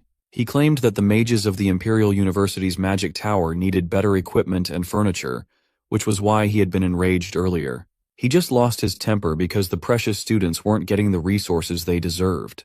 So, he volunteered to take responsibility for changing that and furnishing the clubroom himself. Deculain just let the fat bastard dig his way out of trouble and repent. Now he has to grit his class's teeth and help the Commoners Club. On the way out, Deculain side-eyed the snitch student, Beck, and offhandedly commented that those akin to cockroaches will always act like one. After basically calling the kid a cockroach, he made his way to his office. Beck, the brat, did not take that harsh but true comment too kindly. Later that day, Professor Deculain conducted his first lesson since his return from Bercht. It had been a while since the students had had the privilege of listening to him. Among the crowd, Silva was lost in thought. Her classmates were whispering about the train incident that appeared in the Wizard Journal. The image of the whole train floating in the air was front and center. Everyone was wondering if Professor Deculain would regale them with the story of what happened. The old Deculain might have bragged, but the new Deculain is all business. With a telekinetically controlled chalk in the air, he began his lecture. The first topic for today is pure elements and magic interference. You see, as the name suggests, magic interference is the act of another mage interfering with another's power. Before they dive deep into the basic theory, Deculain had devised a practical preliminary test. Alan entered the room carrying a box filled with some sort of mineral fragments. With a flick of his finger, the professor manipulated the fragments with telekinesis. He carefully sent each fragment floating in front of each student. Of course, the kids were equally baffled and amazed at such a high-level utilization of magic. Sylvia wasn't so easily entertained, and Ephraim was more curious than awed. The professor explained that these floating in front of them were magic stones that cost 3,000 elne each. He won't cast any other spell other than telekinesis, and they must try interfering with that magic to take the stone. Those who succeed may keep the expensive material for themselves. At the mention of making money, Ephraim was hyped beyond comprehension. She's just like me, for real. She would have screamed and shouted if her friend wasn't there to knock her down a peg. Decollane pretended that he didn't see such wild behavior, and he explained that blocking spells is just as critical as interfering with them. And so, the practical preliminary started, and every student tried their own method of extracting the magic stone from the telekinetic grasp. Silence filled the room as everyone was completely focused on their own stone. Decollane was able to stop a train from free-falling last time, but it hasn't been long since he memorized beginner-level telekinesis. He intends to use this test as a form of practice to familiarize himself with finer controls. At the same time, he's curious if his telekinesis could hold up against 150 debutante mages. Not to mention, this place houses only the most talented prospects all over the empire. 2 in particular stand head and shoulders above everybody else. Ephraim was solely focused on getting that damned magic material. Her scholarship funds are almost drained, so this stone would supplement her wallet nicely. While she is laser-focused on the cash, Sylvia is focused on beating her. Decollane's claim that Ephraim taught herself to overcome her own weakness still lingers in Sylvia's mind. Fueled by the desire to prove that she's no slouch, she refuses to lose. One is motivated by money, and the other is motivated by the desire to prove herself. Who will win? While the 2 were competing for first place, the rest of the class was struggling a lot. Most of them are trembling and feeling the pain of the spell keeping their grubby mana out. Alan praised his boss for not even faltering despite competing against 150 student mages. A lot of time had passed, and no one had succeeded in cracking his magic. Truthfully speaking, Decollane is starting to feel the strain of keeping telekinesis up. He didn't know that his debutantes would put forth all their effort to the point of bleeding out their noses. Finally, he felt one of his magic stones crack away from its telekinetic shell. The first one to succeed was the golden prodigy Sylvia von Josephine Ilad. Upon accomplishing what everyone else was struggling with, she immediately turned her attention to Ephraim. Seeing that she was still in the process of trial and error, Sylvia smiled with confidence. Today she is the winner in this one-sided rivalry. Suddenly, the professor's towering figure moved to her desk. Decollane personally congratulated her for claiming first place. He already predicted that Sylvia could do it sooner or later. The question is whether anyone else would be able to interfere with his control. Just as he was about to call off the practical on account of everyone's inadequacy, he was surprised to sense another one succeeding. The bright green light attracted his and Sylvia's attention. Through literal blood, sweat, and tears, Ephraim had succeeded in securing her free 3,000 elne. Sylvia felt pressured. There were only a few seconds of difference between their clear time. She can't be complacent. Meanwhile, the rest of the class looked like they were collectively shitting their pants. But their magic stones were unassailable. Some threw up on their desks, some bled profusely, and most of them passed out from exhaustion before Decollane announced the game over. He called his failures pathetic for not even making his stones budge. He urged them to take a break and clean up the stinking mess thoroughly. The students gathered themselves as best as they could and followed the professor's instructions. Julia asked Ephraim how she succeeded when everyone else aside from Sylvia lost their dignity and almost lost their lives for a simple practical. Admittedly, Ephraim almost failed too. She was just fortunate to have an epiphany in the middle of the process. She does not know much about telekinesis, but when she tries breaking through Decollane's magic, she feels like she has broken through something tangible. A few meters away, Sylvia's mind is going a mile a minute.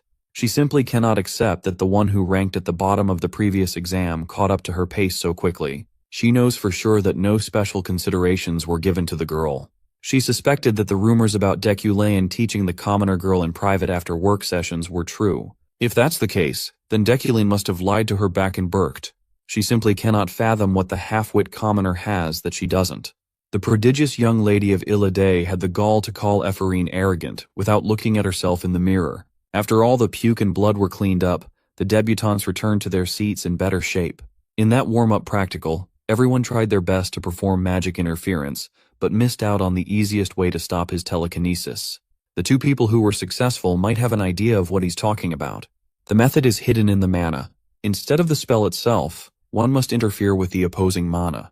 Unlike the commonly known methods that consist of blocking the demonstrated magic, mana interference is all about understanding the specific spell and disrupting the flow of mana. It sounds simple on paper, but there's a glaring reason why this method is not universally utilized. It has a big limitation. Mana interference only works if the user knows a lot of magic circle formulas by heart. You can only interfere with mana on magic that you know intimately. It is not a practical way in the heat of combat. In most workable situations, barriers are simpler and faster to use for defense. A solid block can be followed up by an effective counter. However, the professor intends to use this semester to properly hammer in the concept of mana interference into their bones. No pain, no gain. First, he gave them the crux of the technique itself. One must figure out a wide array of magic circle central circuits. These central circuits are formed based on the type of magic used, be it destructive or supportive. It also factors in what elements are being used. In other words, figuring out what central circuit the opponent is using at any given time would give them a free pass for interference. Once they familiarize themselves with this concept, the more complex magic interference should become easier. With that in mind, today's lecture will be focused on the central circuitry of commonly used magic circles. To demonstrate, Deculine displayed the magic circle of the spell called Stormblade All, a destructive type of magic with a circuit that combusts from the inside out. He moved on to demonstrating support magic, and so on and so forth. Meanwhile, his students were locked in, latching onto his every word and voraciously taking down notes. After 2 hours of non-stop show and tell, Deculine turned to look at the clock and saw that it was time for dismissal. There's still a little more content they haven't covered. But time is up. The debutante simply wasted too much time on the practical earlier, plus the cleanup that ensued after. For now, they must rest and absorb what they have learned. Midterm examinations are coming up and he will conduct an open practical before that. He warned everyone to study hard and commit to what they learned to heart, for it will be important down the line. He bade his students farewell and left. He's not one to linger when the time to clock out arrives. He's not doing overtime without getting paid. Oddly enough, his class hates it when Deculine ends his lectures on time. To them, it feels like being stopped halfway through a good poop session. As usual, Julia barely absorbed any of what the professor imparted, and Ephraim was lost in thought. Today, the wild commoner girl felt closer than ever to a huge epiphany. It's difficult to put into words, but she felt significant progress in her magic. She was having a nice day up until the snitch from earlier came to seek some more trouble. Beck, the ugly rat trying to cosplay as Deculine, did not even hide his disdain for the peasants. This time, the girls are not opposed to barking back at the moron. Beck had been all up in their business lately. He even brought Professor Relin in just to cause trouble the other time. He's simply a jackass getting overshadowed by commoners. It infuriates him that low-class people are doing so much better than him in class.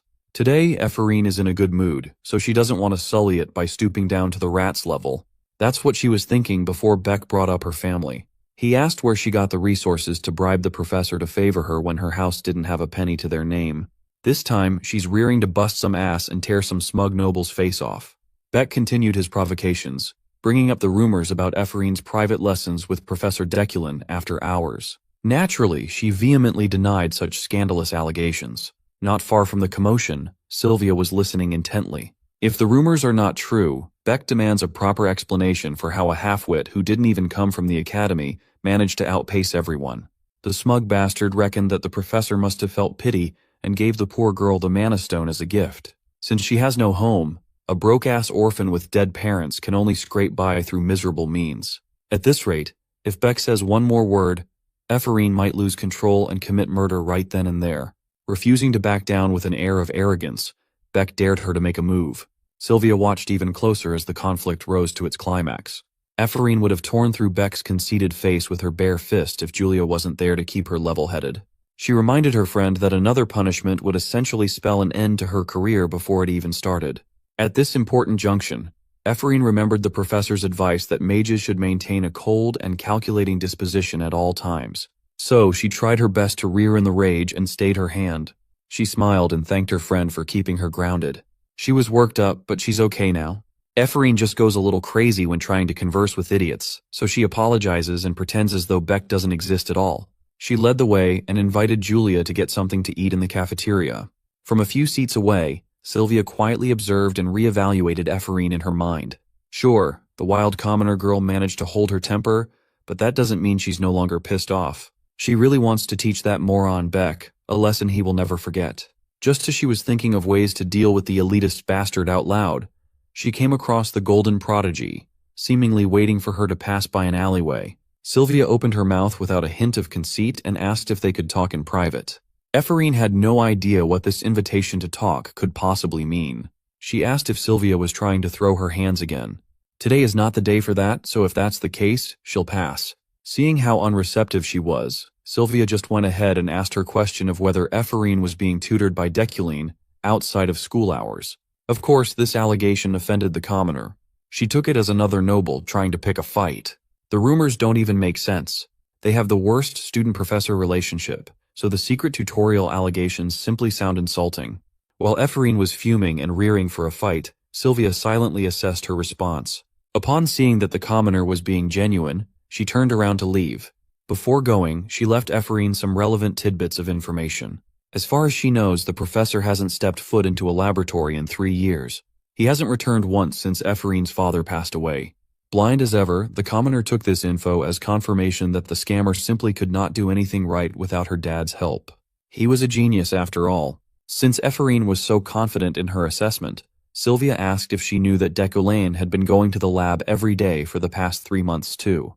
He cleaned the entire area, chose and hired an assistant, and even brought some new magical tools for research. That can only mean one thing, right? Ephorine was taken aback. Her mind immediately jumped to the worst-case scenario. Maybe the thief is going to extort her late father's research findings again. However, the scumbag Deculine everyone knew should not be capable of continuing such high-level studies himself. Still, this left her feeling an uneasy pit in her stomach. In front of Sylvia, she simply dismissed the matter altogether, projecting that this did not affect her one bit. Ephorine claimed that whatever the professor is trying to do in his lab is his business, and debutantes shouldn't pry. Sylvia could see through her act and hid her smile. After rattling her with an unexpected revelation and seeing her reaction, Sylvia bade Ephorine a dismissive farewell. The commoner was left to ponder the possibility of her father's legacy being exploited beyond his grave. Several days later, the continuation of the previous lecture commenced. The debutantes slowly petered out of the building and into the training field. Afterward, they neatly lined up under the sun for unknown reasons. None of them had a clue about what the professor was cooking up to require a class to take place outdoors. While everyone was wondering what was about to happen, Beck deliberately bumped into one of Ephorine's commoner buddies, making sure to knock her hard. This time, Ephorine was the one who had to rein Julia in to be the bigger person and let the offense go. A moment later, a calm and commanding voice demanded silence so he could start the lecture properly. As Professor Deculine mentioned before, today will be the last practical before the official midterm exams. With a snap of his fingers, he properly introduced today's lecture style. The tapestry hiding the stands fell from their clippings to reveal a sold-out crowd of spectators. As a surprise, the debutantes will undergo a public practical in front of countless people. Ephorine and the commoners had never seen such a large crowd gathering before. Deculine elaborated that the students will all demonstrate magic combat in front of all these watchful gazes. Using whatever magic they can manifest in their arsenal, the debutantes will fight each other. They will be required to properly showcase at least 3 forms of pure elemental magic. The wins and losses don't really matter. They will be scored on the quality of the fight and how well they conduct themselves within the rules. Deculine will personally observe and write down each debutante's strengths and weaknesses. He can only hope that most of these kids can use those notes as a foundation to improve their craft. In addition, Professor Relin will carefully officiate to prevent any serious injuries. With such a capable mage watching, they are free to go all out without restrictions in place. Without further ado, Deculine kicked the public practical off with the first matchup. He called on to a random kid, Eurozon, and asked the flustered debutante who he wanted to go up against in the ring. The random kid picked another random nameless kid, and the two inched their way to the stage for everyone to ogle. Finally, the inconsequential first fight began as soon as the professor gave the green light. The fights came one after the other. The magic matches were high quality and progressed quite smoothly. These debutantes might pale in comparison to real geniuses, but these kids have their own respectable talents. On the sidelines, the professors pay close attention to the stage for officiating and scoring. At first, some of the students were moving quite awkwardly due to their unfamiliarity with real battles. However, their inexperience forced them to focus more on their magic usage. A few bouts in, a massive explosion nearly vaporized the arena with devastating heat. Sylvia was simply in another stratosphere compared to her peers. Beck and his goon buddies laughed on the sidelines. They've been obnoxiously reacting to every commoner on the losing side of the duels. Beck suggested that those who were lost should quit magic and clean his garden instead. Ephorine is keeping an eye on these cruel bastards. They've been deliberately speaking at high volumes without fear of retaliation at all. As one of her commoner friends stepped out of the arena with a limp after a decisive defeat, Ephraim offered some upbeat and comforting words. Finally, Professor Deculane called on a familiar name to step up to the plate. The rat, Beck. Upon being prompted to pick his opponent, the kid smugly smiled and scanned the debutante lineup. Without hesitation, he pointed at Ephraim and chose her to be his duel partner. Instead of feeling fear and uneasiness, she felt tranquil. Truth be told, this is the best case for her. Now that she's about to face off the kid who's been terrorizing her friend group non-stop, she cannot wait to tear him apart and get good grades from it. Before officially starting, Beck hurled some trash talk in her direction. He joked that there's no one here who can secretly tutor her now to get the dub. He's still clinging to that weak-ass rumor. Ephraim could not help but start to think that talking shit must be what passes as basic manners for spoiled nobles. Then, she hit him where it hurts. Ephraim called Beck out for trying to copy Deculane's style and failing miserably. Upon being called out in front of countless people, the kid squirmed with discomfort. Without giving him a chance to recover his composure, Ephraim activated her first spell, shining a green light across the entire arena. She intends to show Beck that his whack fashion matches his lame magic. With the thick air of animosity between the two, the next practical duel had commenced. Beck summoned a bright light magic circled in his palm and quipped that he'd help Ephraim meet her parents in the afterlife. She was a tad too slow to properly block, parry, or counter the fast attack. It sent her hurtling back to her corner. After knocking her down the floor, Beck continued his assault to keep her down there. With a cocky grin, he reveled at his own domineering show of strength in front of the crowd. He loved the cheering. This could have gone on forever, and he would have loved every second of it. But the reality has something gloomier planned for the brat. Despite all his efforts to take her down by force, it looked like the commoner girl was entirely unharmed. After coming to the magic tower, she's been pondering about this old saying she had heard before. A good beating perfectly suits a noble. Truer words have never been spoken. Using her own magic circle, Ephraim summoned some sort of gooey green slime life form stampeding towards Beck. The slime eventually took the form of a fist and sent the Deculane cosplayer up to the stratosphere with a single punch.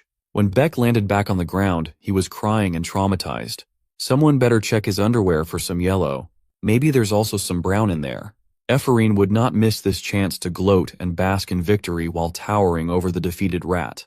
Even after the announcement of Ephraim's dub, the bitter Beck believed that she had just gotten a lucky hit. Deculane was actually quite annoyed as the last bout finished too quickly because some idiotic miscreant couldn't hold his ground. It would be a shame if they didn't give the spectators a proper show of appreciation for their attendance. Overhearing his complaints, Ephraim volunteered for one more chance to go up and fight. She needed to use 3 kinds of pure elemental magic to pass the practical, yet she had only used one thus far. Her opponent was so weak that she could not even show her true capabilities without going overboard. What she said made sense. She's clearly strong, but the criteria would fail her simply because of an inadequate opponent. So, the professor caved in and gave Ephraim a pass to challenge another person for a do-over. Without hesitation, she raised her hand and pointed at Deculane. With a confident smile plastered in her place, she loudly announced an unprecedented challenge for the professor. She already defeated the cosplayer. It's time to fight the real thing. Raylan was stunned. "You crazy bitch," he muttered. Everyone thought she'd lost it. Sylvia's brows knitted together, waiting for his response. Ephraim wasn't surprised by the commotion. She knew how it looked. She wasn't stupid. But this was her chance. A rare opportunity to face Declan, something she had always dreamed of. Even if people thought she was insane, she was going for it. Woojin just smiled. Rellin kept hurling insults, even calling her a deranged child.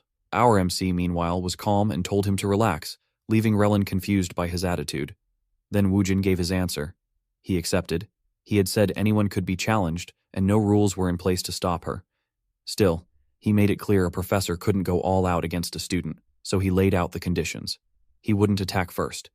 If she could make him move from his spot, she would win. Ephraim agreed without hesitation. She stepped forward, facing him head-on. Her heart pounded as she emitted a green glow. She had longed for this moment, a match against Deculane. He then gave the signal to begin. Ephraim activated her magic. She knew she was outmatched. She knew she was being reckless. But this was her chance. To see the difference between them, to measure the distance between her and the man she would one day surpass. She poured everything she had into a flaming magic circle while our MC stood in his place. Woojin was genuinely impressed.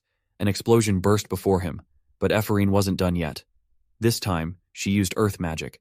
Black smoke filled the arena, then came a swirl of flames. Reeland's jaw dropped. Sylvia leaned in, watching closely. The crowd definitely was in awe. Ephraim's magic circle was still active. The ball of fire surrounding the professor started to crack, and then he shattered it without even lifting a finger. He just stood there, arms crossed. Ephraim clenched her teeth. She launched a series of magic projectiles. Woojin calmly commented on her habits. He pointed out that the bigger her magic, the more obvious her patterns became. She felt it again. Magic interference. She tried to cast her next spell, but nothing happened. Panic flickered in her eyes. Was something wrong with her magic circuit? Did Deku-Lin mess with it? He explained she could no longer use magic in front of him. Furious, she realized he had sealed her magic, but she wasn't giving up. Not yet. She was more confident in her physical strength anyway. She raised her fist, ready to fight barehanded, but then she hesitated. She saw Deku-Lin's hand move. With a single flick of his finger, he sent her flying. Ephraim crashed to the far end of the arena. She hit the ground hard and groaned in pain.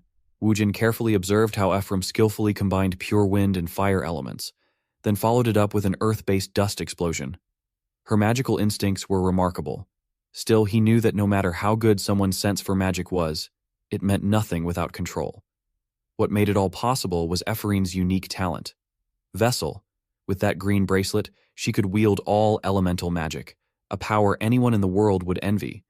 Woojin thought that if the real Deku-Lin had seen her just now, he would have been rattled, maybe even jealous. He believed that if a virtuous named like Ephraim grew properly, she wouldn't lack anything. He then walked up to her. He told her that, unfortunately, the result was obvious, but he also admitted it wasn't bad. That alone moved Ephraim.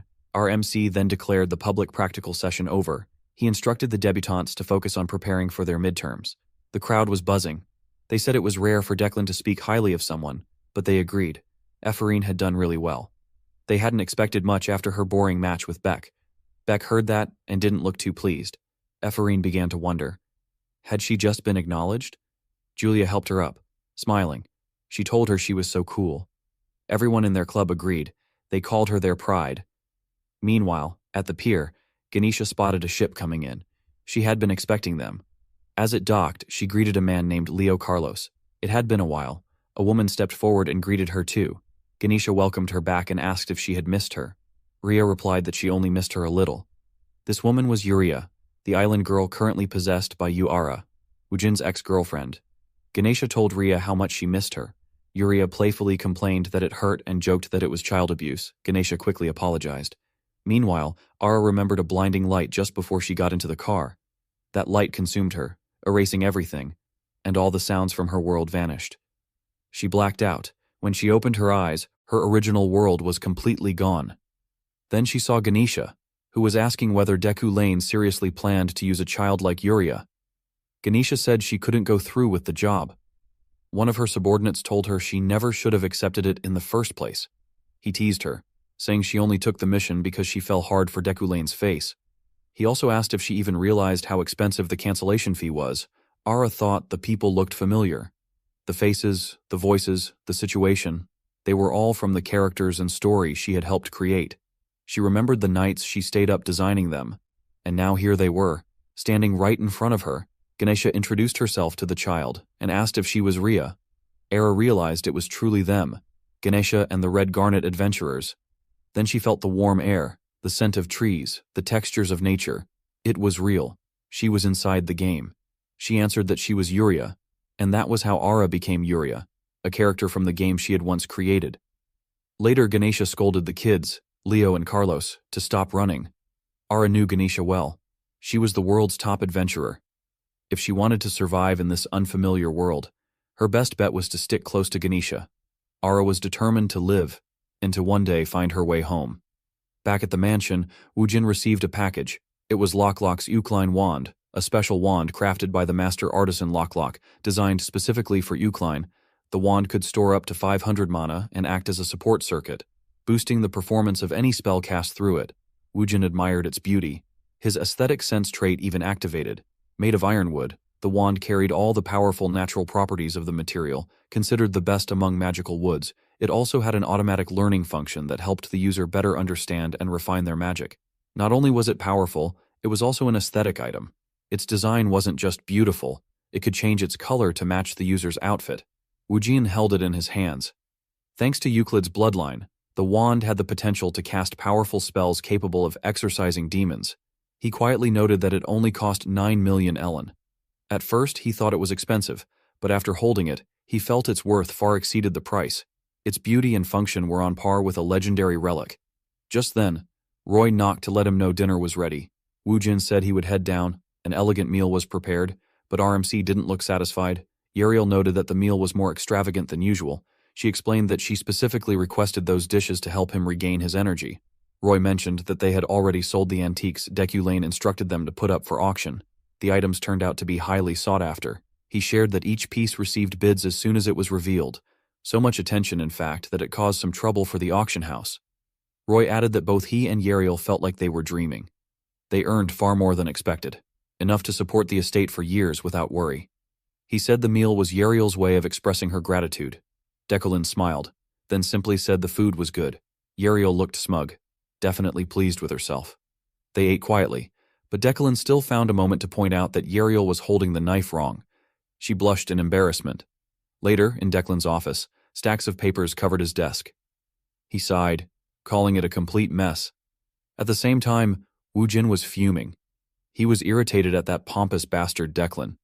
For the upcoming midterms, Wu Jin had been working hard on preparing thoughtful exam questions to get inspiration.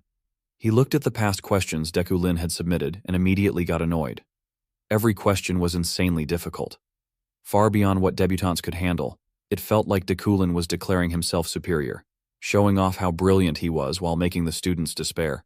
Wu Jin could feel his arrogance just by reading the questions. He concluded that the original Declan probably confused difficulty with intelligence, using hard questions as a way to boost his own ego. But Wu Jin wanted to be different. He wanted to make good questions, ones that were challenging but fair, questions that tested real skill, sparked pride upon solving, and helped mages grow in understanding. That, he believed, was the right way. As a professor, he thinks that each and every one of his actions may have a critical factor in the new mage's growths.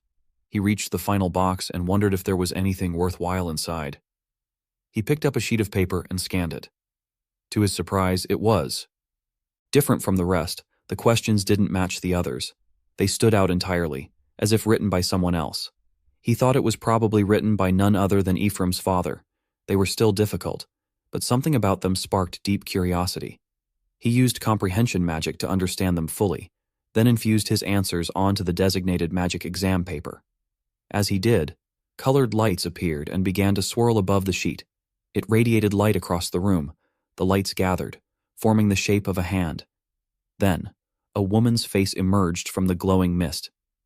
Wu Jin watched the transparent figure and quickly realized this wasn't just a test.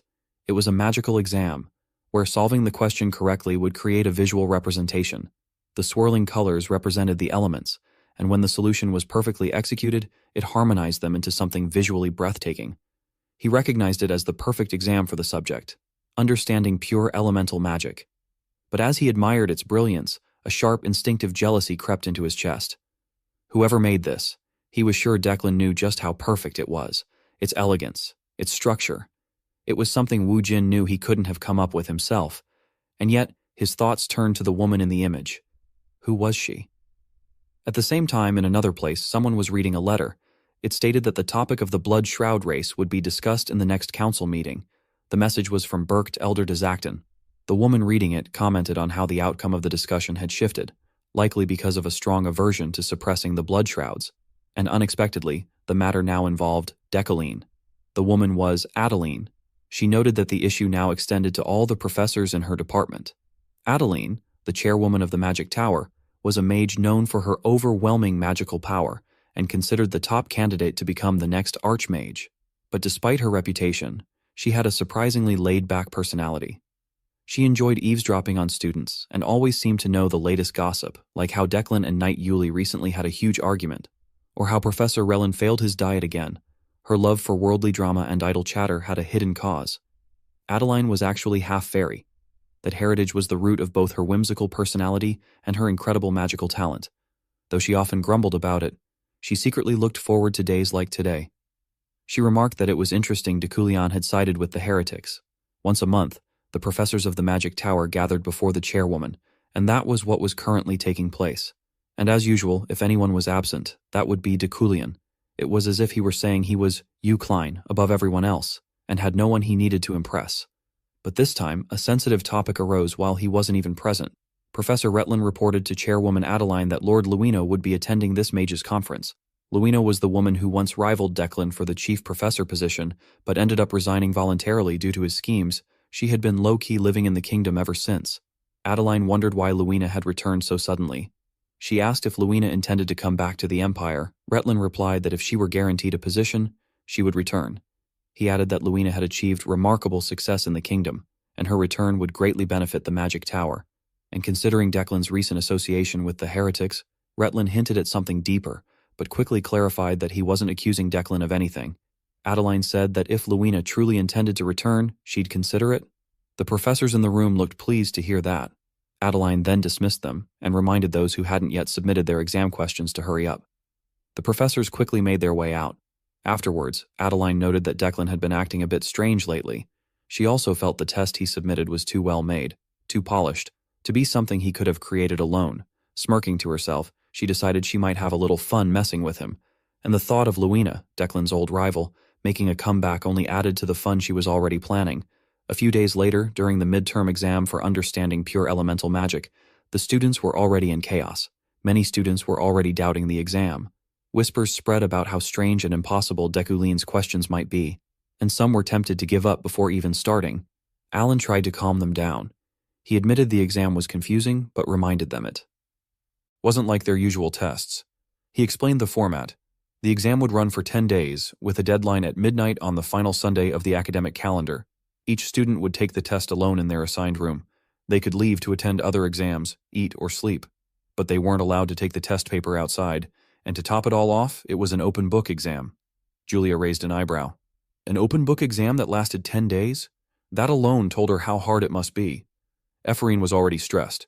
The last exam was awful enough. And now this? She complained that Declan never submitted anything normal. Alan wasn't done. He added one more thing. The professor said that if anyone scored full marks, he'd personally write them a letter of recommendation under his title as chief professor. The room went silent. That was a big deal. Advancing in mage ranks was no easy task. The archmage ranks went from rank 1 eternal to rank 11 debutante, but you couldn't move up just by completing courses or waiting for time to pass. You had to pass rigorous promotion exams, and they were brutal. So if a student could hand in a recommendation letter from a rank 4 archmage like Declan, a monarch, it would be like holding a wild card. It was practically a guaranteed promotion. But Ephraim didn't look thrilled. The idea of getting help from her sworn enemy completely killed her motivation. She didn't want to owe him anything, until she had a thought. What if she got that recommendation and used it to stomp all over his pride? She imagined a Cullen groveling at her feet, begging. The thought made her grin. Suddenly, she was motivated. Julia heard her laughing to herself and gave her a suspicious look. By day 4 of the exam, Ephraim looked exhausted. Dark circles shadowed her eyes. She realized just how hard the test really was. Each question was harder than the last, but they were also brilliant. Solving them was painful, but every time she cracked an answer, it brought her a level of satisfaction she'd never felt before. It made her wonder, could Declan really have made a test this good? And even though it's agonizing, she can't put it down because of the joy of satisfaction. She was determined to get that recommendation letter, but she was stuck on a question that she didn't understand. She thought of getting some fresh air, since her brain hurts the longer she stays there. Meanwhile, Sylvia was resting in the garden. Her shoulders were stiff. She needed a break, since it took her 30 hours just to finish one question.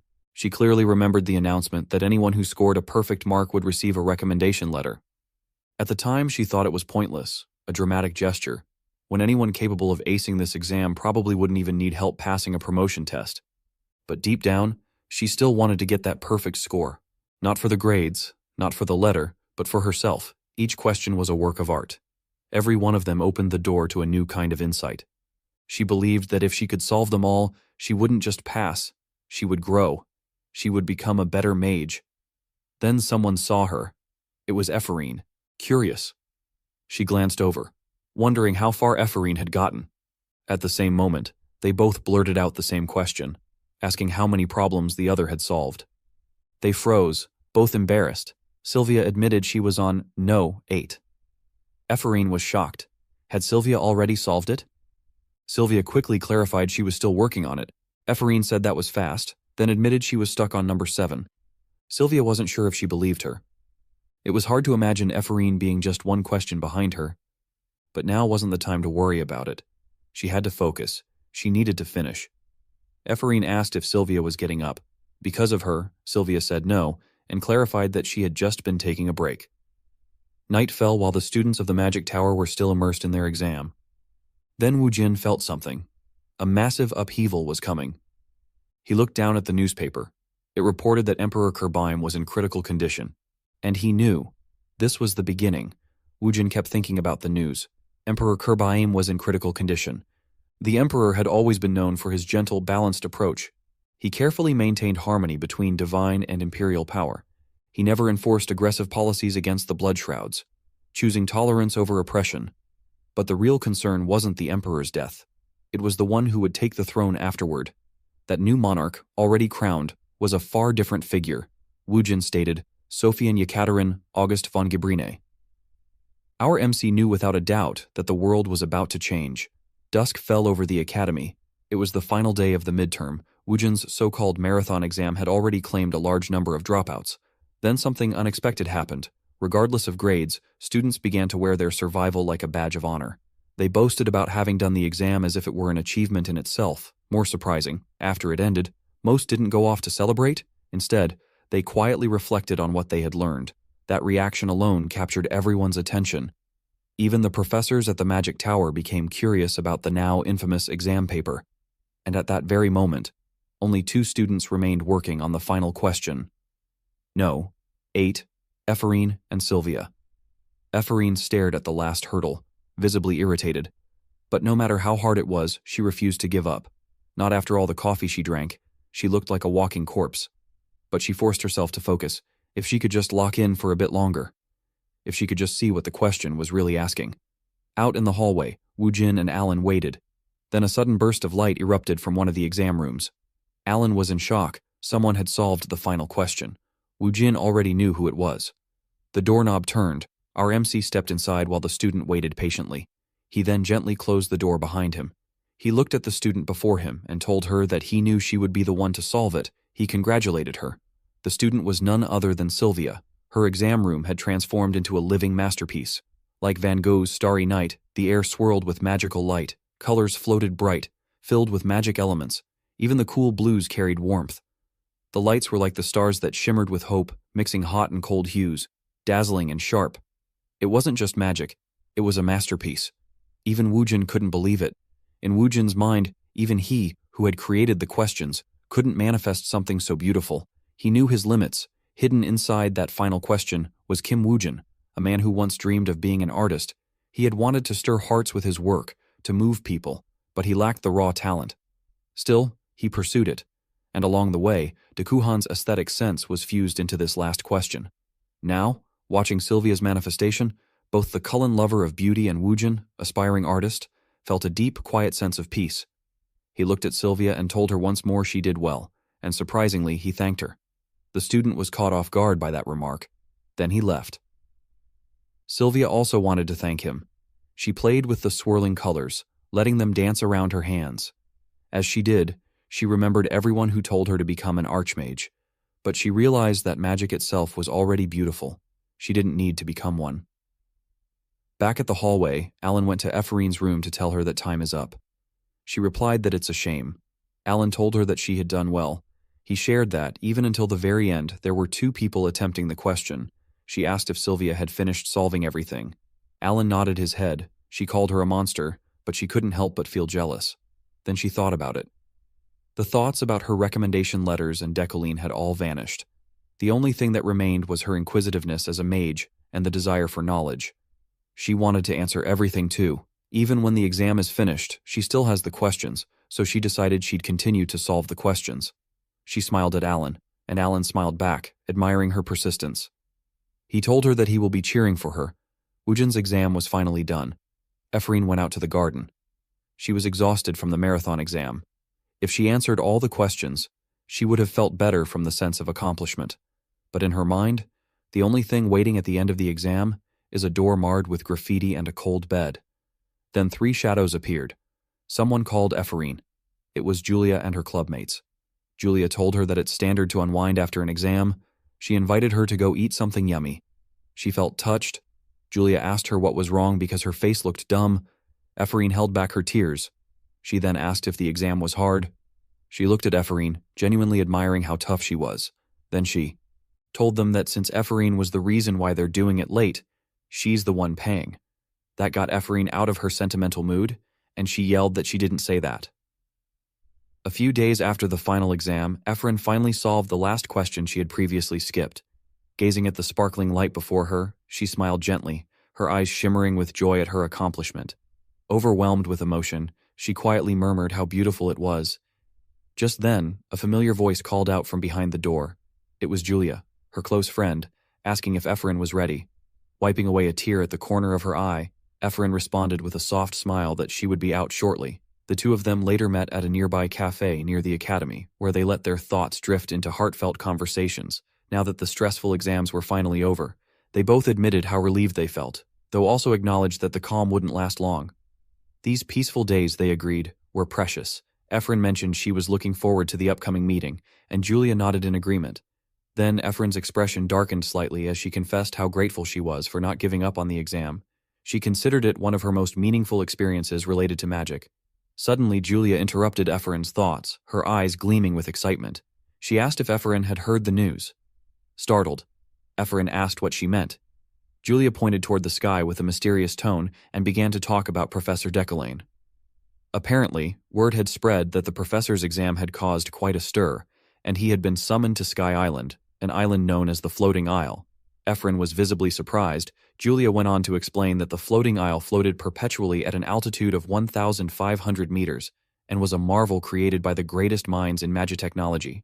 It was a haven for mages around the world, holding the most advanced magical knowledge and existing as a neutral domain that celebrated individualism. Naturally, it had become a sanctuary for eccentric scholars obsessed with research. According to Julia, Professor Decollane's exam had been praised for its creativity and difficulty, becoming a hot topic on Sky Island. He had been invited to give a lecture there, especially to explain the concepts behind his midterm exam. The scene then shifted to the floating isle. Decollane, now present there, found himself unexpectedly pleased that his exam had gained such popularity. Not only did this lecture opportunity enhance his reputation, but it also granted him a boost of 30 mana points. He considered himself lucky, and the payment was quite generous too, equivalent to 1 billion Korean won. He began to entertain the idea of pursuing this path more often. Setting down the exam paper, he stepped into the lecture hall, where familiar faces such as Professor Raylan and many mages from the Royal University were already gathered. Standing at the podium, Decollane greeted the audience with composure. He introduced himself as the chief professor of the Imperial University's Magic Tower, a mage of king rank and master of the elements. He announced that the topic of the day would be the midterm exam of the Magic Tower University, and that the lecture was expected to last 2 hours. Before diving into the questions, he said he would begin with a brief explanation about pure elemental forces. No sooner had he started than Principal Adrian was heard whispering to someone beside her, asking if they had seen the exam questions. A cold voice responded that it was clearly plagiarized. There was no way Decollane could have come up with such brilliant material on his own. The speaker was none other than Luina von Son Ross McQueen, a mage who had once competed for the position of chief professor and lost to Decollane. Despite the murmurs of suspicion, the lecture proceeded smoothly. Decollane made a concerted effort to help the attendees grasp the concepts by referencing past lectures from the Magic Tower. The audience found themselves drawn in by the fresh, organized structure of the presentation, something they hadn't experienced before. As he was about to move on to question 6, Adrian raised her hand and asked a question. She drew a magic circle in the air and inquired how one could optimally combine magic number 6 with destructive elements. Based on the distinction between pure elements and magical properties, Decollane, inwardly amused at the principal's presence, quickly grasped her intention. He recalled her reputation for mischief and suspected that her curiosity might stem from doubts about the exam's authenticity. Deciding to play along, he drew a straight line across her magical formation and subtly altered. He explained that simply adding a linear core circuit would suffice. Adrian, caught off guard, stammered her thanks in surprise, but she didn't stop there. With childlike curiosity, Adrian bombarded Decollane with a series of difficult questions. Nonetheless, he maintained his calm, answering each one fluently, using his deep understanding of magic. Gradually, some attendees began to frown, clearly annoyed that Adrian was disrupting the flow of the lecture. Noticing the shift in mood, she eventually fell silent. With only 10 minutes left, Deculain began to wrap up. He announced that due to the time spent on questions, he wouldn't be explaining the final question of the exam. All eyes immediately turned to Adrian, who pouted with dissatisfaction but remained silent. Suddenly, another voice cut through the air. It was Luina, who asked if question number 8 had truly been created by Deculain himself. Her eyes were filled with bitterness. Deculain frowned, recognizing her as the professor he had once expelled from the magic tower. She pressed him again, saying that she only wanted to know if he had genuinely authored that question. The room erupted in whispers. Was she implying plagiarism? Deculain responded coldly, saying that drawing inspiration from others was common. Then, with a surge of mana, he conjured a magnificent magical image in the air, one reminiscent of Van Gogh's Starry Night. He declared that everything in the question had been his original work, and that what he had just created was entirely different from the controversial exam question. He then turned to Luina and asked whether that answer satisfied her. Her face contorted in frustration, but it was clear she no longer had control over the situation. The lecture concluded. His task was complete. His mana had increased by 30 points. On his way back, Deculain pondered the future. According to the story, his relationship with Luina was destined to be strained, though things had ended peacefully for now. He sensed trouble was on the horizon. Just as he was mulling over these thoughts, he stopped abruptly.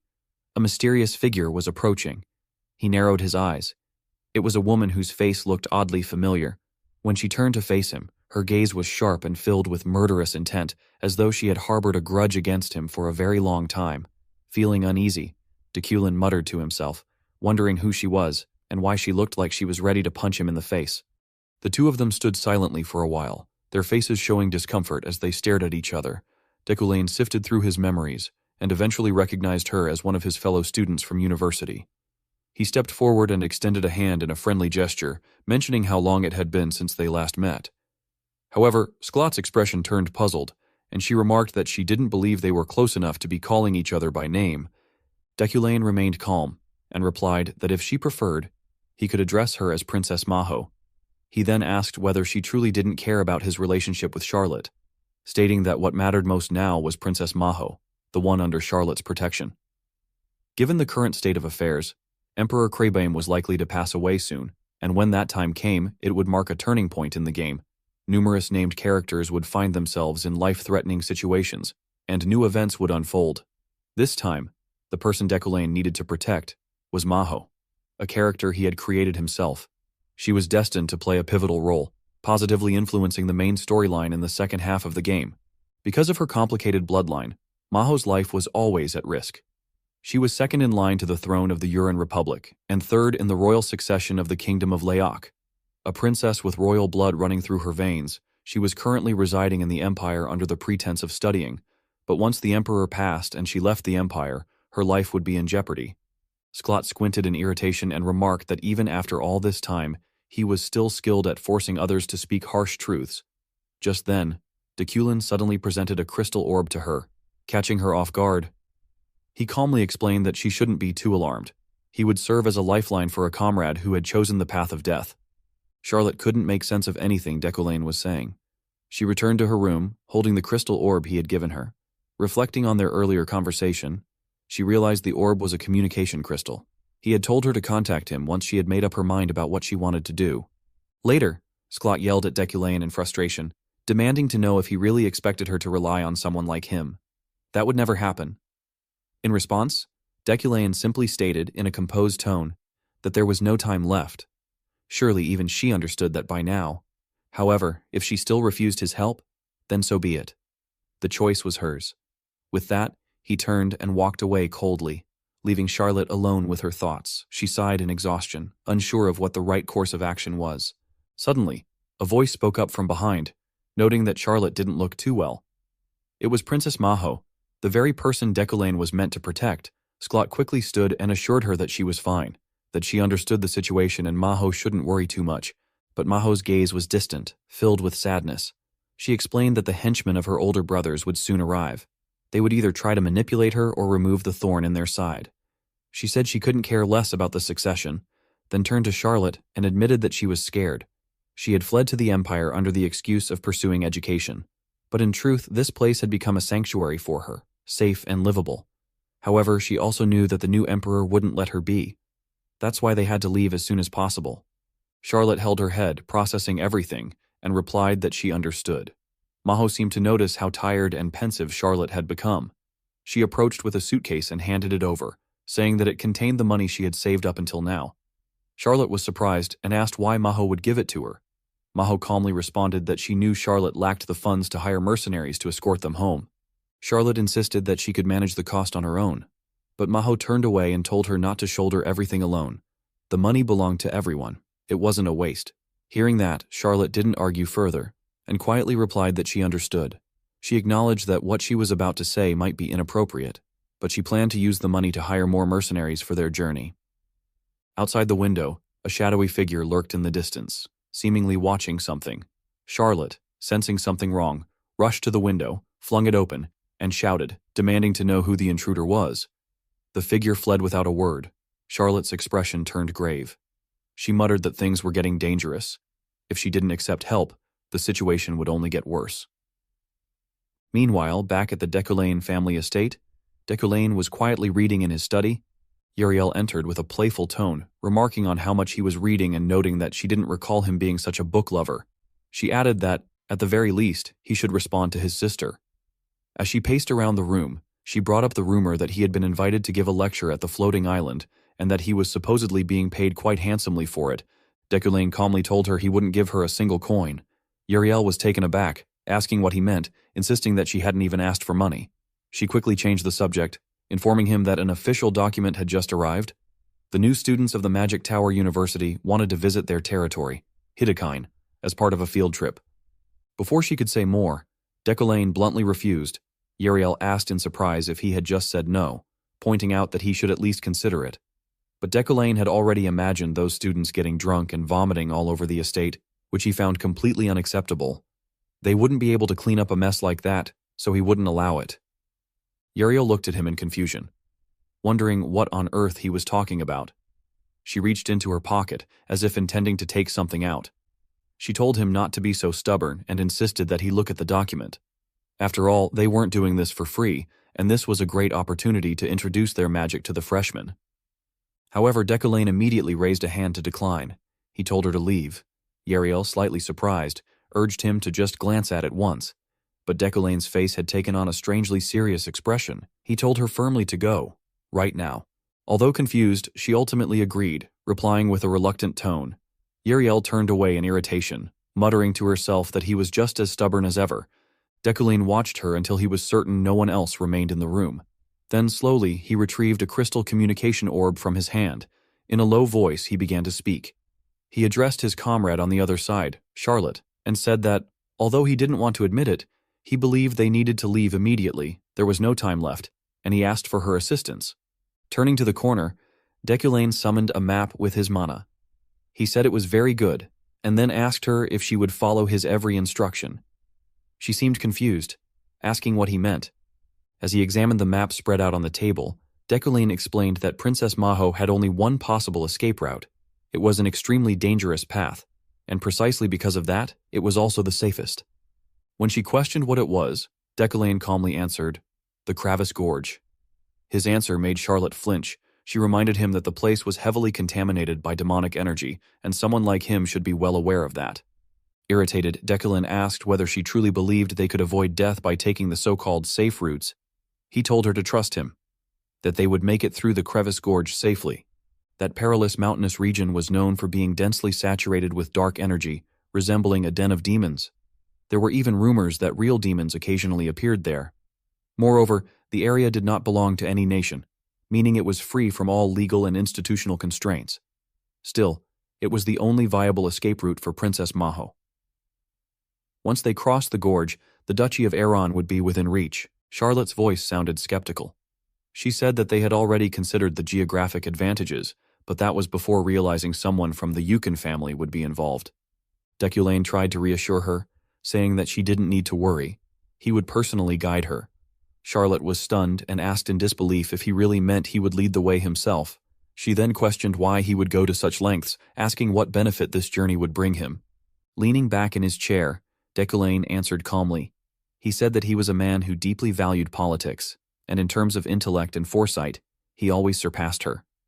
Offended, Charlotte asked if he was just boasting about his achievements, but Decoulain, his eyes narrowing, clarified that he only wished for Princess Maho's survival because it would benefit his family and territory. This wasn't about kindness, it was business, pure and simple. She shouldn't overthink it. After a brief pause, Charlotte asked about the meeting point. Decoulain responded without hesitation. 3 days later, at the entrance of Crevice Gorge, he added coldly that if she couldn't even make it there, then they weren't worth saving. On the other side, Charlotte responded with steel in her voice. She said she understood, but hoped his skills would prove to be as reliable as his bold words. A system panel appeared, marking a new independent quest. Liberation, with a pre-store reward and potential for bonus achievement. 3 days later, at the Hitokine territory, cheers erupted throughout the area. Some of the newcomers marveled, exclaiming that this was Hitokine. Others agreed, commenting that it felt like being in an entirely different country. One noted how beautiful the scenery was. Hitokine was the capital of Decoulain's domain, a tourist city filled with leisure and excellent cuisine, modeled after the most livable cities in the real world. Despite repeated requests in the past to hold gatherings there, Decoulain had always declined. Until now, Uriel teased him, asking why he had suddenly changed his mind. She reminded him that he used to say gatherings shouldn't be held there and had often ranted about how dirty those people were. Decoulain remained silent, deep in thought. The real reason was its proximity to Crevice Gorge, their secret meeting point. It was only a 3 to 4 hour horseback ride away. When the time came, M would be able to retreat quietly and without incident. He turned to Uriel and asked where the newcomers would be staying. Uriel promptly replied that she had reserved an entire floor of the Hen Romance Hotel for the arriving students and professors. Standard rooms would house 4 people each, but those who wanted privacy could pay extra for their own room. Decoulain responded approvingly. Uriel giggled and said it was only natural. As both a professor of the academy and the Lord of Hitokine, Decoulain then provided basic guidelines to the guests. He stated that gatherings should always be free and relaxed. He wouldn't interfere, no matter how much fun they had. However, he made it clear that he had a few non-negotiable rules of his own. His expression darkened and his voice turned cold and threatening. He warned that if anyone dared to defile his hotel or territory, they could forget about enjoying their future days at the Mage Tower. Following that, Decoulain began laying the groundwork to turn Hitokine into a strategic field base. Everything was already in place. Uriel arrived with the city's mages and proudly boasted about them. She asked him how the mages from their Hain Tower compared. Surely they were the best among all the regional towers. Decoulain said nothing. He simply stood there, silently observing. Thanks to the combination of his clairvoyance and divine sense for treasure, Decoulain was able to perceive a golden aura radiating around talented mages. Without hesitation, he pointed at some of them and stated that the salary for those 2 mages should be raised, while the bespectacled one should be fired. His decision drew confusion. Someone questioned aloud why such a judgment was being made. But as everyone remained engrossed in their tasks, time passed unnoticed, and before long, dusk had settled upon the horizon.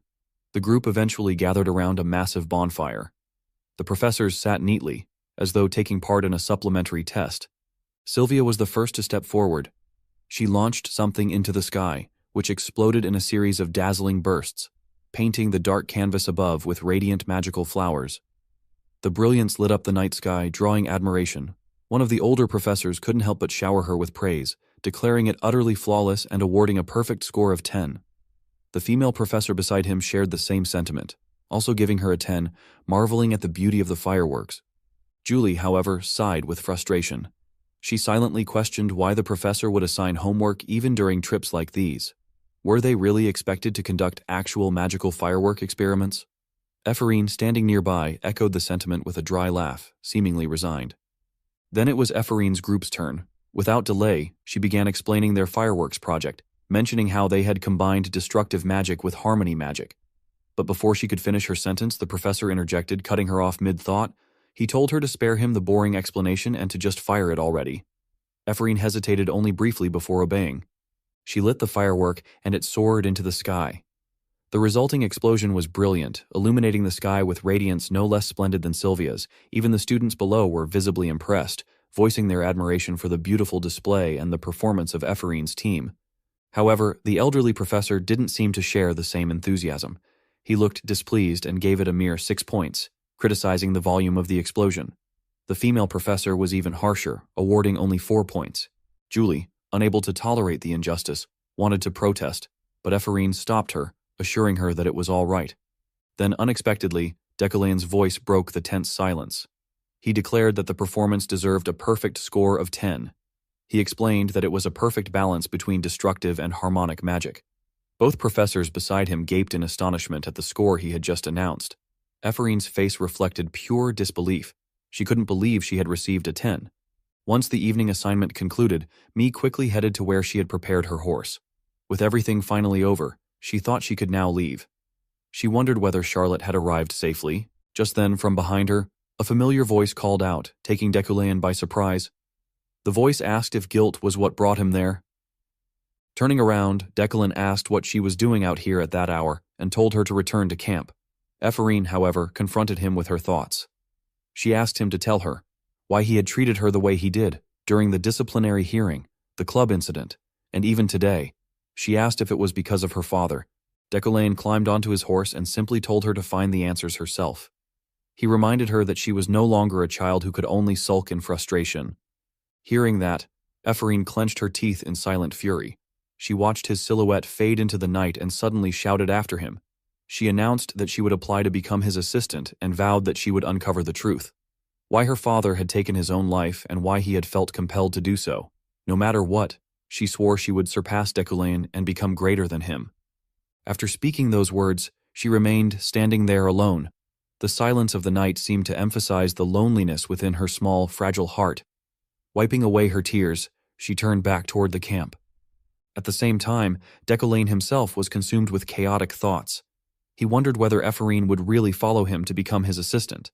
But if that were the case, his role as a villain had yet to fully unfold. He questioned just what Deculain had done to Ephorine's father. Even in this context, the answer remained unclear, and if it turned out that Deculain had truly committed something unforgivable, then he would surely be doomed. Later, Deculain arrived at the rendezvous point and dismounted. He spoke to his horse, instructing it not to proceed any further due to the presence of ominous energy in the area. He told it to return to the stables and come back at noon. Once the horse departed, he looked around, wondering if Charlotte's group had arrived yet. He considered contacting them via crystal, but before he could, Charlotte's voice called out to him. Deculain responded calmly, remarking that they must have gone through a difficult journey to get there, and asked if that was true. Charlotte appeared alongside Princess Maho. Only 2 guards remained, both of them bearing numerous injuries, though thankfully, none were fatal. After arriving at the designated meeting point as promised, Deculain encountered Charlotte's group, along with Princess Maho, who appeared heavily injured. He approached them and gave a courteous bow, introducing himself as Deculain von Grahan Uklein, the head of the Imperial Royal Magic Academy. He declared that from that moment onward, he would take charge of creating a path for the princess to escape, and reassured them not to worry. Upon hearing this, Princess Maho promptly expressed her gratitude. Deculain then remarked that the journey to this point must have been arduous, noting how weary the princess appeared. At that moment, Zalat approached and handed him a letter. Deculain, slightly surprised, asked what it was. Zalat told him to keep it, explaining that it was a piece of paper she had taken from a group of mercenaries.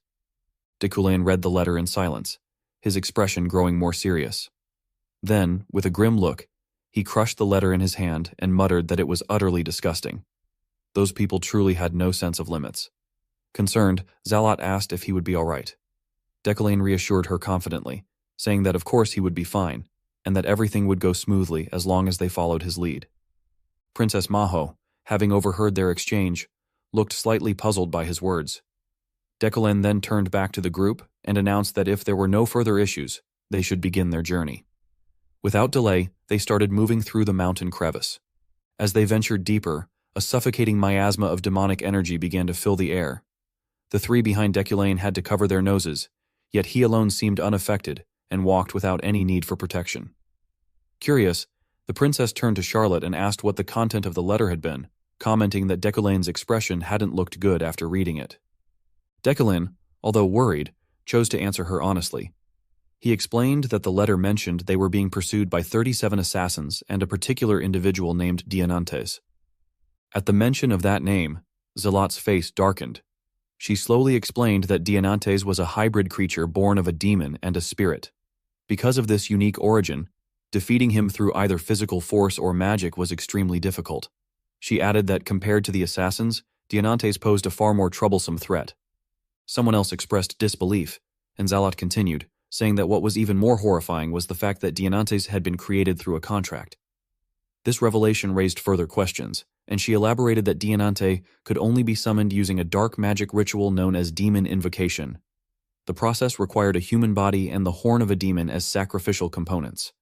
In other words, their enemies had used forbidden sorcery, dark arts so vile that only the most depraved of witches would dare employ them, to hunt them down. She questioned bitterly whether such people truly intended to become rulers of a kingdom. And yet, if there was still something for them to place their hopes in, it would have to be the man accompanying them now, a member of the Euclean family, a lineage historically revered for its demon-exorcising prowess, passed down for centuries. At that moment, a system prompt appeared. It revealed that the bloodline of the Euclean family possessed overwhelming power when it came to eradicating demonic beings. When facing demons or navigating through areas dense with demonic energy, those bearing this lineage could purify the surrounding miasma and convert it into personal mana. Once purified, the mana's quality would rise to the first tier. The deeper they advanced into the canyon, the more Deculain realized that the crevice gorge was infamous for good reason. It truly was the den of demonic beasts. The demonic energy in this place was so thick it could be distinctly felt on the skin. An ordinary person would likely suffer greatly just by breathing in such an environment. But for Deculain, it was the opposite. What would have been a danger to others became an unimaginable advantage for him. Surrounded by such dense miasma, even temporarily, his mana quality had risen to the 4th tier. Mana quality was a crucial factor. Just a difference of one level could create a significant gap in a mage's capabilities. Typically divided into 10 tiers, commoners generally had mana quality at level 9 or 10. Anyone who could reach level 7 already qualified to attempt becoming a mage or a knight. From level 5 onward, the number of individuals capable of reaching it dropped sharply. Renowned figures across the continent usually possessed mana at level 3 or 4. Level 1 was but a symbolic concept, one associated with divinity, a realm no human had ever reached. Even at level 2, only 4 individuals across the entire continent possessed it: Jekdun of Bercht, the Imperial Guard of the Gayfried Empire, the Archmage de Macan, and finally, Adrian, the headmaster of the Royal Academy of Magic. Deculain narrowed his eyes in contemplation.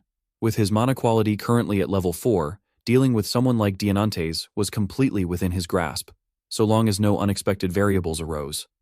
From behind, Charlotte's voice broke the silence. She asked if he could pick up the pace. Deculain turned to her and calmly responded, questioning whether she had allowed her urgency to cloud her judgment. He advised her to remain composed, warning that haste could lead to contamination by demonic energy. Hearing this, Charlotte's face fell. Just then, Princess Maho gently tugged on her sleeve and said in a soothing voice that everything would be all right and not to worry too much. Charlotte gazed at her with silent sorrow. She thought to herself how truly kind-hearted and warm the princess was. Even though Maho herself must have been more frightened and anxious than anyone else, she still showed concern for her subordinates' emotions. Charlotte swore in her heart that she would never let anyone harm the princess. If danger arose, she would stake her life to protect her. Suddenly Maho shouted and pointed ahead, claiming to have seen something.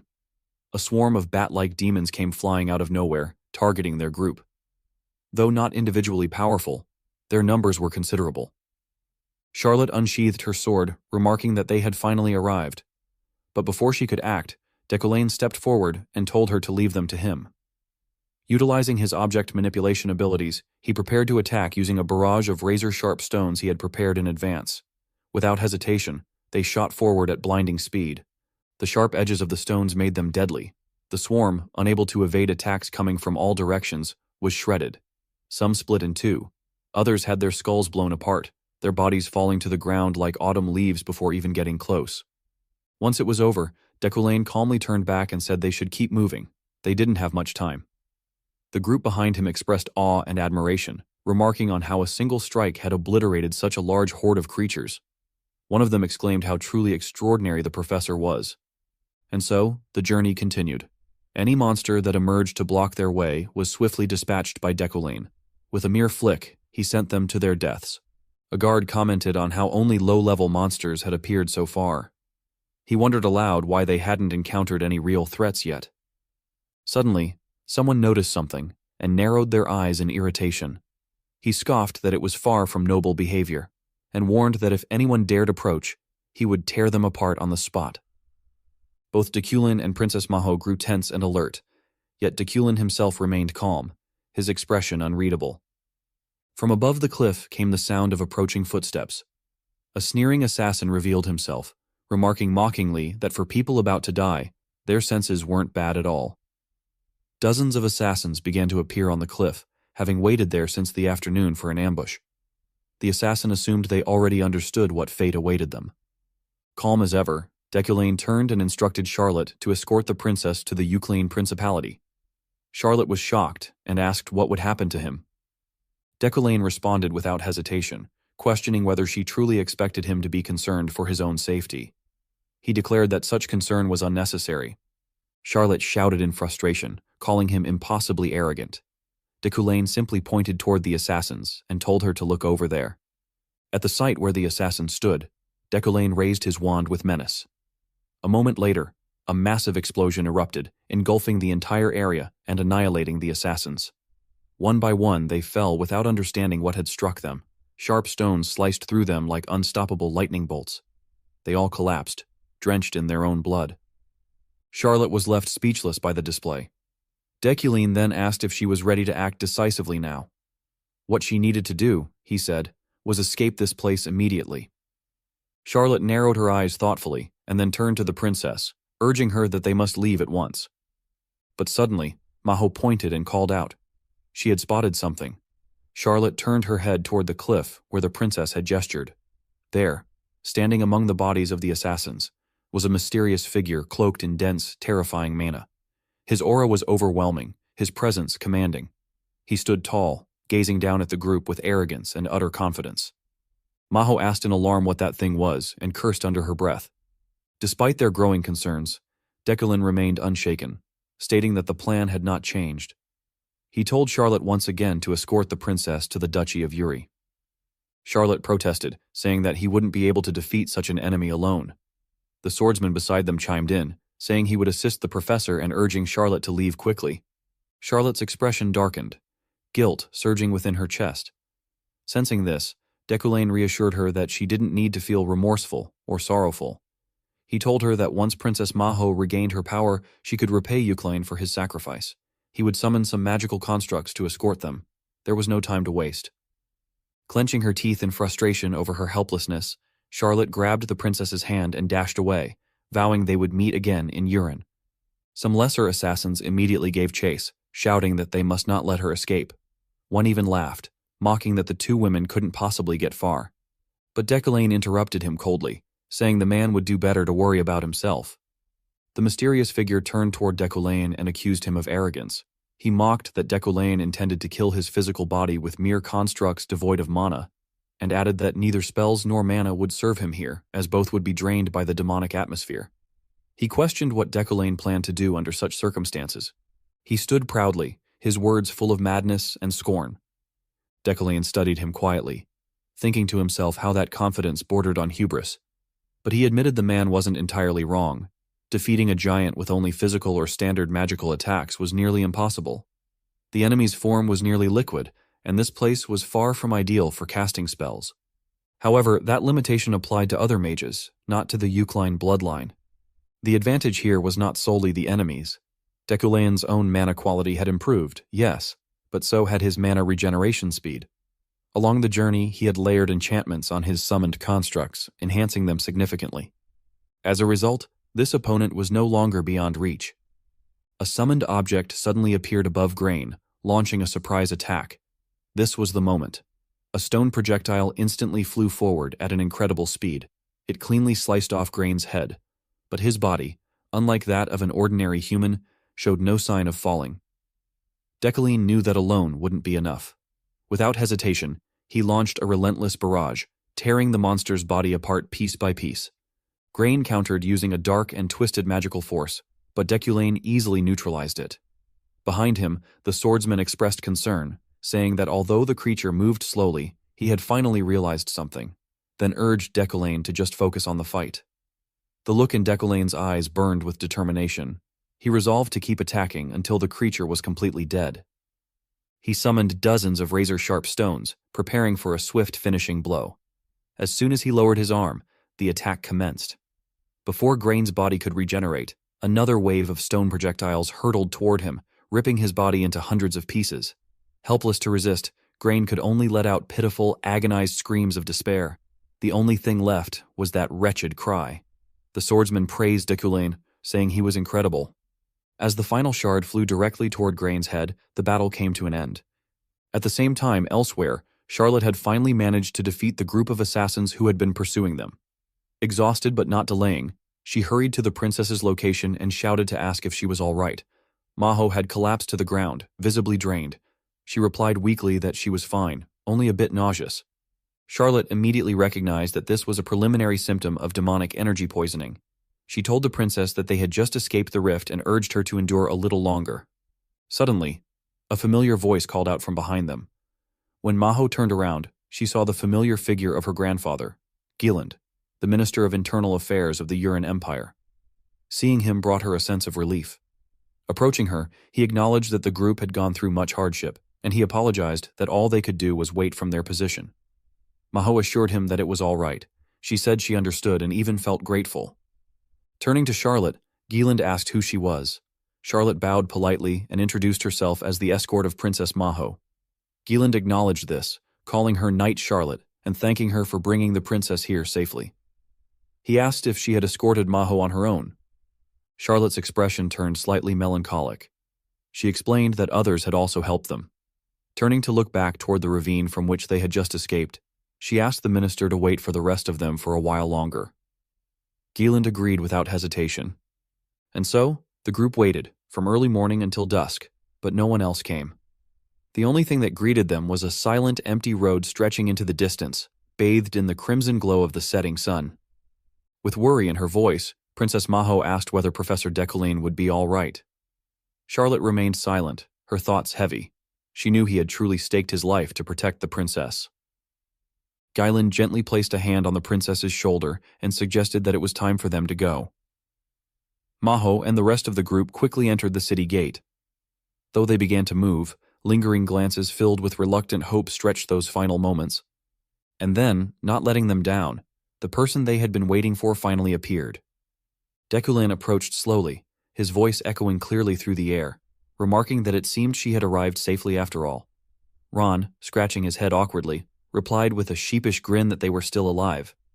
The two girls, upon seeing them, ran forward with joy under the fading light of dusk, emotions welling up within them as if they were meeting for the very first time again. After dealing with all the assassins and bringing the princess to safety, Deculain quickly said his farewell, stating that he would return. Charlotte, alarmed, immediately asked what he meant, wondering if he should at least take some time to rest. Deculain, while brushing the dust off his coat, calmly replied that there was no need. He added that the matter was already settled and that she could hear the details from John later. With that, he turned away, leaving Charlotte and the princess silently watching him from behind. Charlotte narrowed her eyes in thought, carrying doubts with her before embarking on this dangerous journey. At first, she had assumed that Deculain intended only to stir up trouble, yet he had truly risked his life to ensure her and the princess's safety. Alone, he had shouldered the dangers and guided them to safety. Despite all the past conflicts between them, she now felt she must at least express her gratitude. She quickly stretched her hand forward, called his name, and with a soft, relieved smile, thanked him. But what she received in return was only Deculain's familiar indifference. In a cold voice, he dismissed her thanks, remarking that judging by her appearance, she had probably only just arrived and had not even had the chance to wash. He said he could not shake hands with blood-stained hands. Hearing those words, Charlotte froze, grinding her teeth in frustration and silently cursing that he never seemed to change. Deculain continued his slow walk down the road, bathed in the morning sunlight, his figure gradually fading into the distance. Suddenly, Charlotte called his name again, which clearly irritated him. Wondering what it was this time, he heard her call out cheerfully, telling him to travel safely and promising that she would one day repay the favor. The Princess Maho also waved happily, thanking him warmly and addressing him as Professor. Decoulin merely looked at them in silence, his face expressionless. He turned away without answering, offering only a light wave as his farewell. A notification then appeared, indicating that the independent mission had been completed, awarding him 4 shop coins and 30 points of mana. Time passed swiftly until evening. At the minister's residence, a familiar voice rang out as Charlotte announced her presence. The minister permitted her to enter. Charlotte walked in slowly, performed the usual bow, and then took a seat before him. Her mind, however, was filled with anxiety. She wondered what he intended to say. Could it be that the Duchy of Urin also refused to accept them? Or was there another hidden scheme behind all this? Yet she reasoned that if there had been any intent to harm them, such a plot would have been carried out during their first meeting already. The minister sat down in the chair beside her and addressed her, telling her to remain calm and not to be too surprised by what he was about to reveal. Speaking with composure and solemnity, he declared that the Grand Duke wished for Maho to become his successor. He explained that a Grand Duchy was a founding noble house, entirely independent, unlike ordinary dukes who were subject to the royal family. Charlotte was stunned, unable to comprehend what she had just heard. She hesitated for several moments before stammering a question, asking if he meant that the princess would truly become the next Grand Duchess. The minister confirmed this, adding that perhaps even before receiving Maho's letter, the Grand Duke had already reached this decision. It seemed he did not place much trust in his nephew. He reminded her that this matter was of the utmost secrecy, known only to the Grand Duke, to himself, and now to her. Charlotte's eyes narrowed with unease. Could such a thing really be possible? Not long ago, the princess had nearly lost her life in the struggle for succession. She had been but a frail, powerless girl with nothing to her name. And yet now, upon her arrival in the duchy, she had been chosen as the heir. Everything was happening so quickly that Charlotte struggled to make sense of it all. Suddenly, Charlotte realized something. She turned urgently to the minister and asked if, aside from herself, anyone else knew about this matter. The minister lowered his head and replied slowly that such a thing was impossible, insisting that even he had only heard of it from the Grand Duke just minutes earlier. Hearing this, Charlotte reluctantly accepted his answer, though deep inside she still carried a lingering sense of doubt that she could not fully explain. Her thoughts wandered back to what Decoulin had once told her. He had stated that he only wanted her and the princess to survive because their survival would benefit his family and his territory. He had clarified that he was not protecting her, but rather making a deal advantageous to himself. He had advised her not to think too deeply about it, adding that if she felt guilty, then her place was not there. He had told her to repay the Euclid family once Princess Maho gained power, because the princess was an invaluable ally. The more she thought about his words, the more entangled Charlotte's mind became. She wondered what he had truly meant, for his behavior made it seem as though he had already foreseen that something like this would happen. He had once declared that he was far too accustomed to the political arena, that in intellect and understanding he surpassed her by a great margin. At first, Charlotte had dismissed those words as nothing more than arrogant self-praise, but now she wondered if he had in fact grasped the situation from the beginning and calculated everything so precisely. Her expression darkened as she muttered to herself that he truly was a monster, yet the deeds he had carried out remained undeniable facts. At that thought, Charlotte let out a faint sigh of relief and smiled softly, still unsure whether Decoulin had managed to return safely. At that very moment, within his own residence, Decoulin was lying on a warm bed. After a short rest, he sat up, realizing he had only slept for about 2 hours. He glanced out the window, where the sun had not yet fully risen. As he put on his nightclothes, he reflected that the steel-like constitution he possessed allowed him to erase all exhaustion with just a brief sleep. No matter how harsh and draining the previous day had been, his body was already fully restored. That fact alone reluctantly forced him to rise from bed. He thought that he should first test his ability to control objects with sheer willpower. People of the modern age, he mused, would surely envy such a trait. But suddenly, he froze, feeling something stir deep within himself. He exhaled a weary sigh, wishing he had cultivated this habit much earlier, waking up only to train, training without pause, never resting, never stopping, always seeking his weaknesses in order to overcome them. Perhaps this habit had formed because he had always lived at the edge of danger, but that alone did not explain everything. Discipline, an unyielding will, and a spirit of steel. These had allowed him to live a life that was never wasted. As he gazed up at the ceiling and thought, he reflected bitterly that if only he had been like this before. He recalled the expression of his girlfriend back then, the look of boredom and disappointment in her eyes. He had asked if something was wrong, if she wanted to say anything.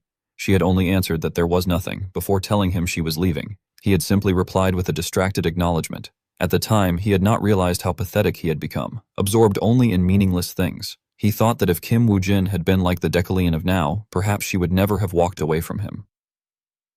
Dekulin let out a sigh, lamenting that even the simple wish to sleep a little longer became inconvenient when someone made things troublesome. For someone like him, trapped inside this game, 22 hours a day felt unbearably long. The scene then shifted to the harbor, where the students had returned to the capital. They were brimming with excitement, remarking among themselves how fun the trip had been, how they felt a little regret at leaving, and how, next time, it would be wonderful to bring their whole families along. In a narrow alley nearby, Ganesa was hiding from something. The children with her, however, were visibly thrilled. They whispered to each other that there were so many wizards around and that they wanted to watch too. Someone explained that those were the new recruits of the Magic Tower who had just come back. From the corner, Leah looked confused and asked why they were sneaking around like that. Ganesa forced an awkward smile and replied that it was only because the place was too crowded, insisting they were just standing aside for a bit. Another muttered that it hardly seemed like hiding and commented that her behavior was suspicious. Ganesa's eyes flicked toward the station gate. She cursed under her breath, wondering why Dekulin had to appear there at that exact moment. Even though there had been rumors that he had changed recently, showing up in public alongside the subject of her previous mission was hardly a good idea. Still, she could not deny that his face was so strikingly handsome that she could gaze at it endlessly, even while forced to hide. She wondered why someone like that even existed in the world. While she was lost in that thought, Dekulin passed by her calmly. He muttered that no matter how crowded it was still less uncomfortable than squeezing into this cramped alley, and announced that he would step outside. Ganesa panicked and tried to stop him, shouting in protest. Her cry drew his attention, and he turned to look directly at her. She cursed inwardly, realizing she had been discovered. When she glanced back, she noticed Leah standing frozen in astonishment, as if confronted with something beyond comprehension. Leah's face grew stricken as she looked at the man before her. Dekulin. In that instant, memories from the past surged within her like an unexpected tidal wave, sweeping away all the barriers she had tried so hard to bury. Tears welled up in her eyes as she recalled the 8 years they had once spent together, a time that could never fade from her heart. She wondered why that figure had suddenly resurfaced in her mind. He was supposed to be nothing more than a character in a game, so why did she remember him so vividly, with such aching familiarity? On the other side, Dekulin was no exception. He gazed at the girl before him, recognizing how much she resembled Yuara, the radiant smile that shone like the sun, the very thing that had carried him through countless hardships in the previous world. The two of them stood motionless, staring at each other in silence. The entire space seemed frozen, suspended in that fateful moment.